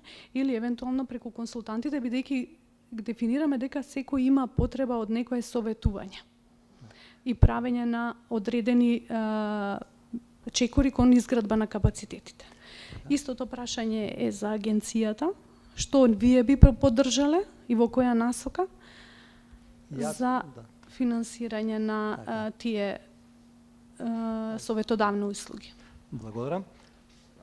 Јас сакам само кратко нешто да кажам. Господјата од Министерство за образование кажа дека има потреба од дуална едукација. Тоа значи дека во процесот на едукација на младите лица да се иде во производство, во фирми. Јас оддавно се сеќавам дека ние во средно образование идевме 2 дена на пракса, 3 дена во образование, значи целосно. И сакам малку да насочам дискусијата да во делот на искористеност, ваши предлози во искористеност на овие 20 милиони евра. Во кои проекти би ги финансирале средствата, за да им дадеме насока на Фондот за иновации и технолошки развој, каде да се насочат во 2019 година. Сега ги давам збор на представничката од Министерството за образование. Значи, мојот предлог беше создавање на центар за проектна поддршка, кој што ќе ја пружа она поддршка за подготовка на апликациите, тоа е едната димензија. А другата димензија беше овај центар да располага со одреден фонд со кој би ги покривал трошоците кои што се предвидени во апликациите, дека е потребно 10, некаде 15% сопствено учество на апликантот. Значи, како што представничката на приватниот сектор, на бизнис заедницата, напомна дека нашите предпријатија не се мали, нашите предпријатија се микро, од 1 до 10 вработени, кои што сочинуваат преку 60%, колку што јас имам податок во овие мали и средни предпријатија, се овие микро предпријатија кои што имаат од 1 до 10 вработени. И тие во таква структура, вие не можете да најдете ниту човечки ресурси, ниту финансиски ресурси кои што можат да го поддржат овај процес на аплицирање за искористување на средствата од ИПА фондовите. Што значи на два колосека. Едниот да им помогнете, значи тие ќе ја кажат идејата што им е потребно, за што би ги искористиле тие пари. Некој од центарот треба тоа да го преточи на хартија во проект кој што ќе биде со сите параметри кои што ги бара Европската комисија за да тој проект биде избран. Тоа е едната димензија, а кога ќе ја помине таа фаза на избор, значи да може тие 10 до 15% кои што се неопходни, и тоа се за првата фаза, требате прво да почнете со ваши средства, потоа ви доаѓаат средствата за понатака, значи во почетниот стадиум да можат апликантите да го реализираат проектот. Не знам дали бев доволно јасно. Поради ограниченото време, би ве замолил сега кратко ваши завршни зборови во делот на ваши мислења за насочување на овие 20 милиони средства. Би ве замолил представничката од приватниот сектор. Како што напоменав и во претходната дискусија, за крај само би кажала да се поработи малку на условите кои што се предвидени за распределба на овие средства и истите да се дадат во оние сфери на приватниот сектор каде што се најнеопходни. Тоа може би е и инфраструктурата во одредени области, тоа е може би во делот на преквалификација, доквалификација и евентуално да се мисли и на доделување на грантови во иднина. Благодарам. Представничката од граѓанските организации? Излезе. Излезе. Добро. Тогаш уште еднаш представникот на донаторите, представничката од донаторите. Благодарам. Значи да резимираме, остануваме на тие приоритети со тоа што делот што го планиравме за мали и средни предпријатија, одлична идејата на господјата од Министерството за образование, баш натака би ги насочиле тие средства на тие консултанти во тој центар да им помогнат на компаниите да имаат пристап до сите тие фондови и сето тоа, меѓутоа не се доволно стручни да ги изработат тие апликации и сето тоа, така да таа поддршка навистина е добре дојдена, затоа што многу средства остануваат неискористени. Благодарам. Дал некој уште сака збор? Министер. Да се благодарам на донаторите, бидејќи превзедо обврска да ги поддржат користењето на консултантите, бидејќи со овие 500.000 евра, колку што гледам јас овде, дека проектот кој што е наменет за поддршка на Министерството за образование и наука, за кој што јас кажав 3 приоритети и 3 недостатоци, овие средства можат само за еден од овие недостатоци и дали би биле доволни, тогаш би требало да направиме некое приоритизирање што би правеле во 2019, па 20, па 21, ако стално по 500.000 евра даваат за решавање на овие проблеми, бидејќи со овие 500.000 евра може само да профункционира Националниот совет за предприемништво и конкурентност и тука е крајот на приказката. Сега, ако вие со ваши средства ги поддржите консултантите да работат на подготовка на апликациите, тогаш државата да најде средства во буџетот да избилансира за овие собствено учество на компаниите, бидејќи средства ваши овде не доаѓаат во предвид, тоа странците нема да го дозволат. Значи тогаш би останале околу дуалниот систем на образование да го реализираме во текот на 2020 година. До тогаш да поработиме на законската рамка која што би овозможила ваков процес на образование. Благодарам. И на крајот да заклучиме со представникот од Европската Унија. Повелете. Здраво, ние сме заинтересирани со значителен износ, околу 10 милиони евра, да финансираат проекти за соработка помеѓу академијата и индустријата. Ви благодарам, со ова би го заклучил денешна консултативен состанок. Сите заклучоци од ова консултативна средба ќе ги добиете по мејл. Ви благодарам пријатно на вашето присуство и придонесот во ова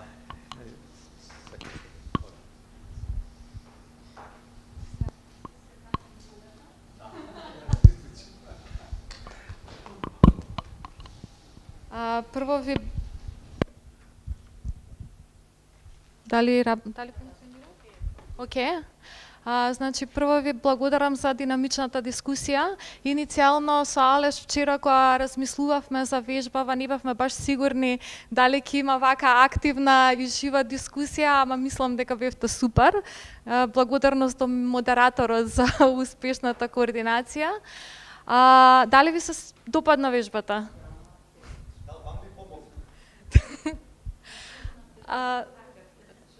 Неколку, да видиме неколку наблюдувања, заклучоци од самата вежба. Дали имате некои вие вака рефлексии после завршувањето на вежбата за тоа како се одвиваше, дали беше успешна?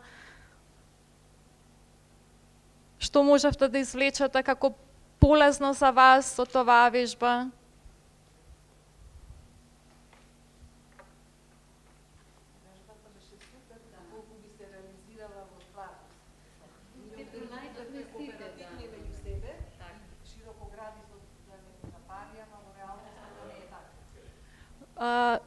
Неколку.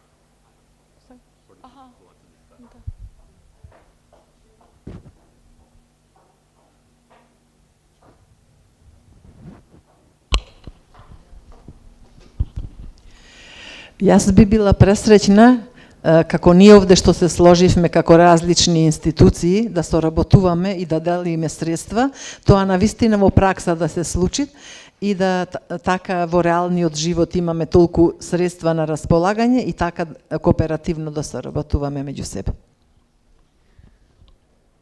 Значи порака до власта, повеќе соработка. Сега ќе ви кажам дека има повеќе средства на располагање за буџетската година 2019 во секторот компетитивност и иновации, дека завчера имавме работна група на која што беа присутни државните институции, представници од донаторите и представници од ЕУД. Представници од стопанските комори беа повикани, меѓутоа не присуствуваа за жал на средбата. Се обидуваме да ги мотивираме да присуствуваат во работата на овие работни групи. Тоа што јас можев да го видам од целата вежба, затоа што за разлика од вас кои што си ги знаевте само своите улоги, ги знаев улогите на сите. Прво е дека многу од вас излеговте од рамките на своите сценарија. Значи сами го напишавте своето сценарио, што е добро, затоа што ја покажува вашата проактивност, меѓутоа мене ми покажува и нешто друго, дека вас всушност ви се дадени толку малку можности за вака да дискутирате за проблемите, што ја користите оваа вежба до максимум, за посебно оние кои што беа во сопствената, ставени во сопствена кожа, да си ги искажат нели проблемите и своите и сопствените приоритети. Дали, едно прашање сега како фоллоуап на вежбава, дали одлучивме, дали состанокот заврши со приоритизација, дали решивме каде ќе се инвестираат 20 милиони евра? За жал не. За жал не. Затоа на крајте 10 минути ја инсистирав да кажат представниците каде би се насочили средствата. Што мислите? Делот тоа не дадовме прави насоки, освен насоката за формирање на група на консултанти, центар за консултанти, кој што би им помогнало на приватниот сектор во делот на аплицирање на проектите, како и во формирањето на дуалниот систем во образованието, развивањето на дуалниот систем во образованието, што во законска процедура, што од Министерството, и вклучувањето на граѓанските организации во делот на иновациите. Не кажавме каква ќе биде распределбата и колку средства можеме, од причина што за тоа се потребни подолго време, потребно е точно дефинирани активности, точно дефинирани индикатори, на основу тоа човечки ресурси и на основу тоа може да предвидиме и одреден буџет. Сега немавме доволно време за тоа да го предложиме, и токму од представниците на сите ние не можевме и не можев да инсистирам јас на нивно насочување на средствата во одредени проекти.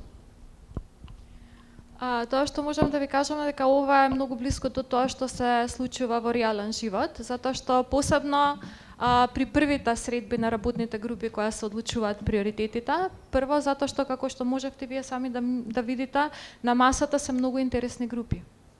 Значи секој представник има сопствени приоритети и се труди да ги насочи, да ги земе средствата кон себе. Многу често е потребно консолидација на ваквите предлози, ама за да има хармонизација и консолидација е потребна соработка. Многу малку на масата видовме фактички тоа што беше прашањето од страната на Европската делегација.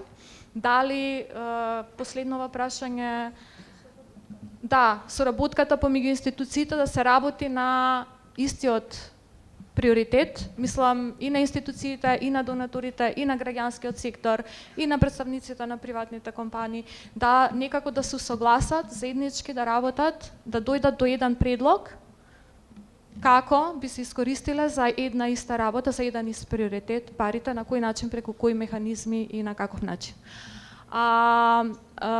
Значи, обично што се случува на ваквите работни групи, работната група завршува, состанокот завршува со договор да се договараме, дека дискусијата продолжува на наредниот состанок, и тоа што се случува е подоцна различните представници ги слушаат фактички ставовите на секоја заинтересирана страна, и да речеме јас како представник на фонд на иновации пристапувам кон Министерството на образование или кон донаторите или кон нешто од која ќе ги слушнам нивните приоритети и разговараме билатерално дали можеме некако да се договориме, да се усогласиме за на наредниот состанок да можеме да настапиме заеднички. Тоа што друго... Така заради лошата организација. Ако имаме добра организација, што значи тоа добра организација? Ако знаеме дека се доделени 20 милиона евра и се обратиме до институциите да дадат предлози на состанокот, на работен состанок да дадат предлози за груба распределба, условно кажано по институцијата 5 милиона, и на состанокот да се дојде со веќе приготвени предлог барања, тогаш би можело точно да се дискутира. Вака, мислам дека вие би требало да дадете прави насоки во таа смисла.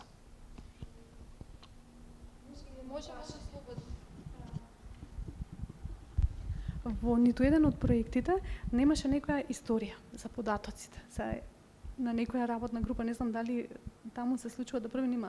Тоа е дефинирано со статистика, со транспарентно и идеме со решавање на проблемот. Не знам дали тоа го има на тие работни групи, што би помогнало во кога си слушател, ви помогнало да ги насочиш и прашањата, а и да ги погледнеш резултатите за после. Значи, бројченото изразување на потребите. Така, значи и двајцата сте во право, многу во право.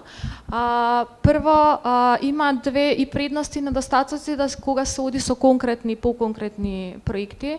Предноста е тоа што институцијата покажува дека добро го има обмислено својот предлог и нуди по структурирани аргументи. Недостатокот е што представникот губи време и ресурси на приоритет кој што на крајот можеби ќе биде тотално надвор од дискусија, така што е преговарачка стратегија, дали ќе одите со поформулиран и кога одите со поформулиран имате многу помалку простор за преговарање и стигнување на координација со друга институција и постигнување на компромис. Се согласувам со двајцата дека тоа што ние го слушавме на дискусијата е барање на пари. Многу малку слушавме, иако во сценаријата имаше во некој сценарија бројки, многу малку слушнавме точно колкав износ се бара за конкретно што. Точно, тоа е многу битен податок. Да се процени вредноста, за да може да се види кој каде може да се најде и колку всушност имаме ние можност, колку треба да испреговараме, а колку веќе знаеме дека можеме никому однапред да дадеме. Исто така, многу во право сте, многу малку слушнавме од аспект на што е досега сработано и зошто баш нас да ни се дадат парите. Обично улогата на делегацијата е да ги спрашува институциите. Например, окей, барате 15 милиони, ама што направивте со минатите 15, што ви ги дадов, со минатите 5 што ви ги дадовме. Добро, како ќе ги спроведете? Мене ми се допадна тоа што девојката што се замина го изложи на крајот, меѓутоа она имаше 10 минути излагање, само последниот дел поентираш. Она кажа, ние имаме капацитети, имаме воспоставени структури за спроведување, имаме транспарентност и слично, спремни сме, тука сме, за тоа ни требаат парите, дајте ни ги парите. Многу малку од институциите настапија со таков предлог, меѓутоа претходно она губеше време тоа што многу често се случува со граѓанските организации и со приватниот сектор, што се ретко учествуваат во вакви дебати, да се ги кажат проблемите. И донаторите исто тоа често го прават, нели, да се ги кажеме проблемите, да отвориме некои дебати кои што ни лежат на душа, на сите, дури институциите помеѓу себе си се, значи државните институции на вакви состаноци си ги отварат овие прашања, наместо да таргетирано, да оди кон парите, да, поентирано, да дојдеме на состанокот дека ние сме дојдени да ги земеме тие 15-20 милиони евра за нас. Тоа што е потребно, што е случајот во сите повеќето вакви реални ситуации е дека има многу помалце пари од колку што институциите бараат и дека е потребно да се направи компромис и хармонизација помеѓу мерките и тоа е долг процес и почнува вака со идеи, со некакви концепти и многу често тоа со што завршува не е многу слично со тоа со што почнуваме. Дали имате некоја друга забелешка?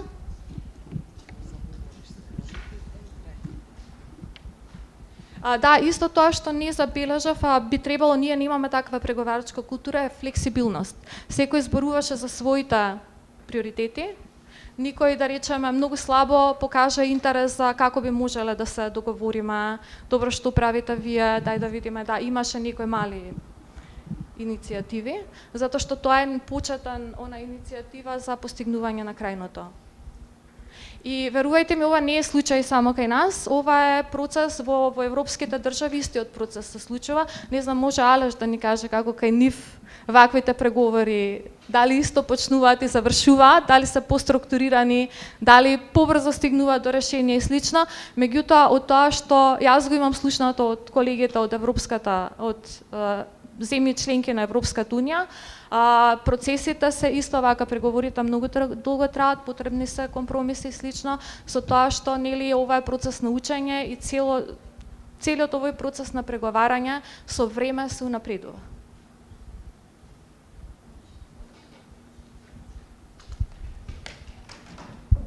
Thank you, Katarina. Well, it's process of learning, and it's process of establishing of trust, actually, between the stakeholders, between the actors. Just before I mentioned these innovation clusters in Slovenia, with the goals to join into cooperation, let me say, the most relevant actors from 9 priority fields mentioned before. And what we are learning from outside, trust between the members is the most important point at the beginning. Because, for example, they have to agree about their activity plan, so they have to agree about their own priorities. You have in one innovative cluster, for example, 100 members, 100 companies, which have to agree about the priorities. And in the beginning, building of trust is the first step in this process. When you try to negotiate or develop common priorities, common ideas, and to also to make agreement, to make a win-win situations. I think we are all lack of this, you know. It's this self-reflection is a common problem. Listen to others, try to find the situation for both sides or to all parties within this process. It's hard. Synergy is a very nice word, but it's quite hard to reach it. Okay, is there any other questions, probably comments, remarks regarding today's session? Probably I will stress out some main let me say, messages from today. As you remember from the beginning, we start with this different innovation models, and we conclude that participation of wider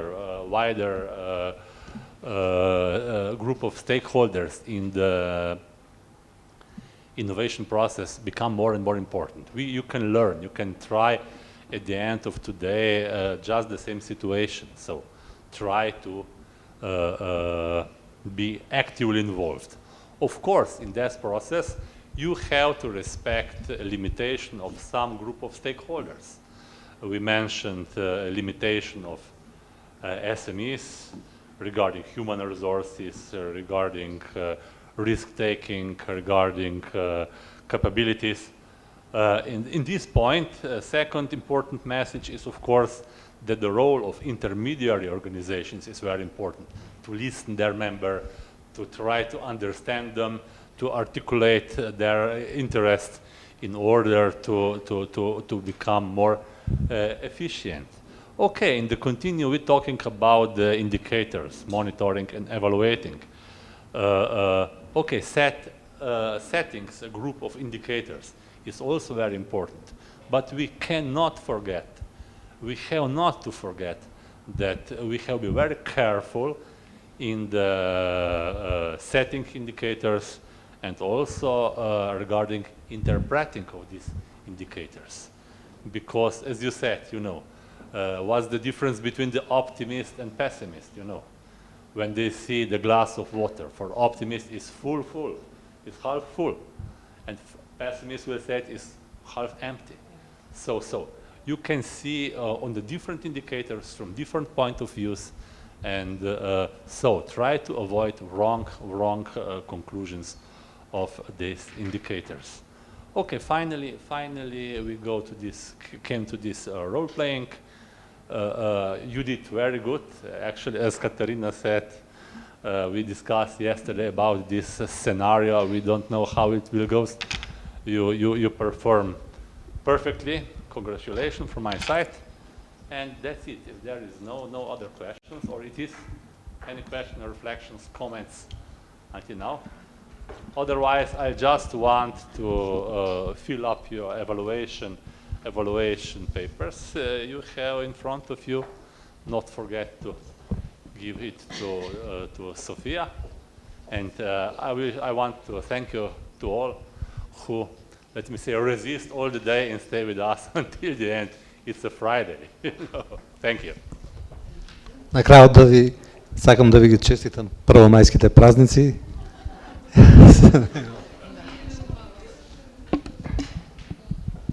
Фала и од моја страна.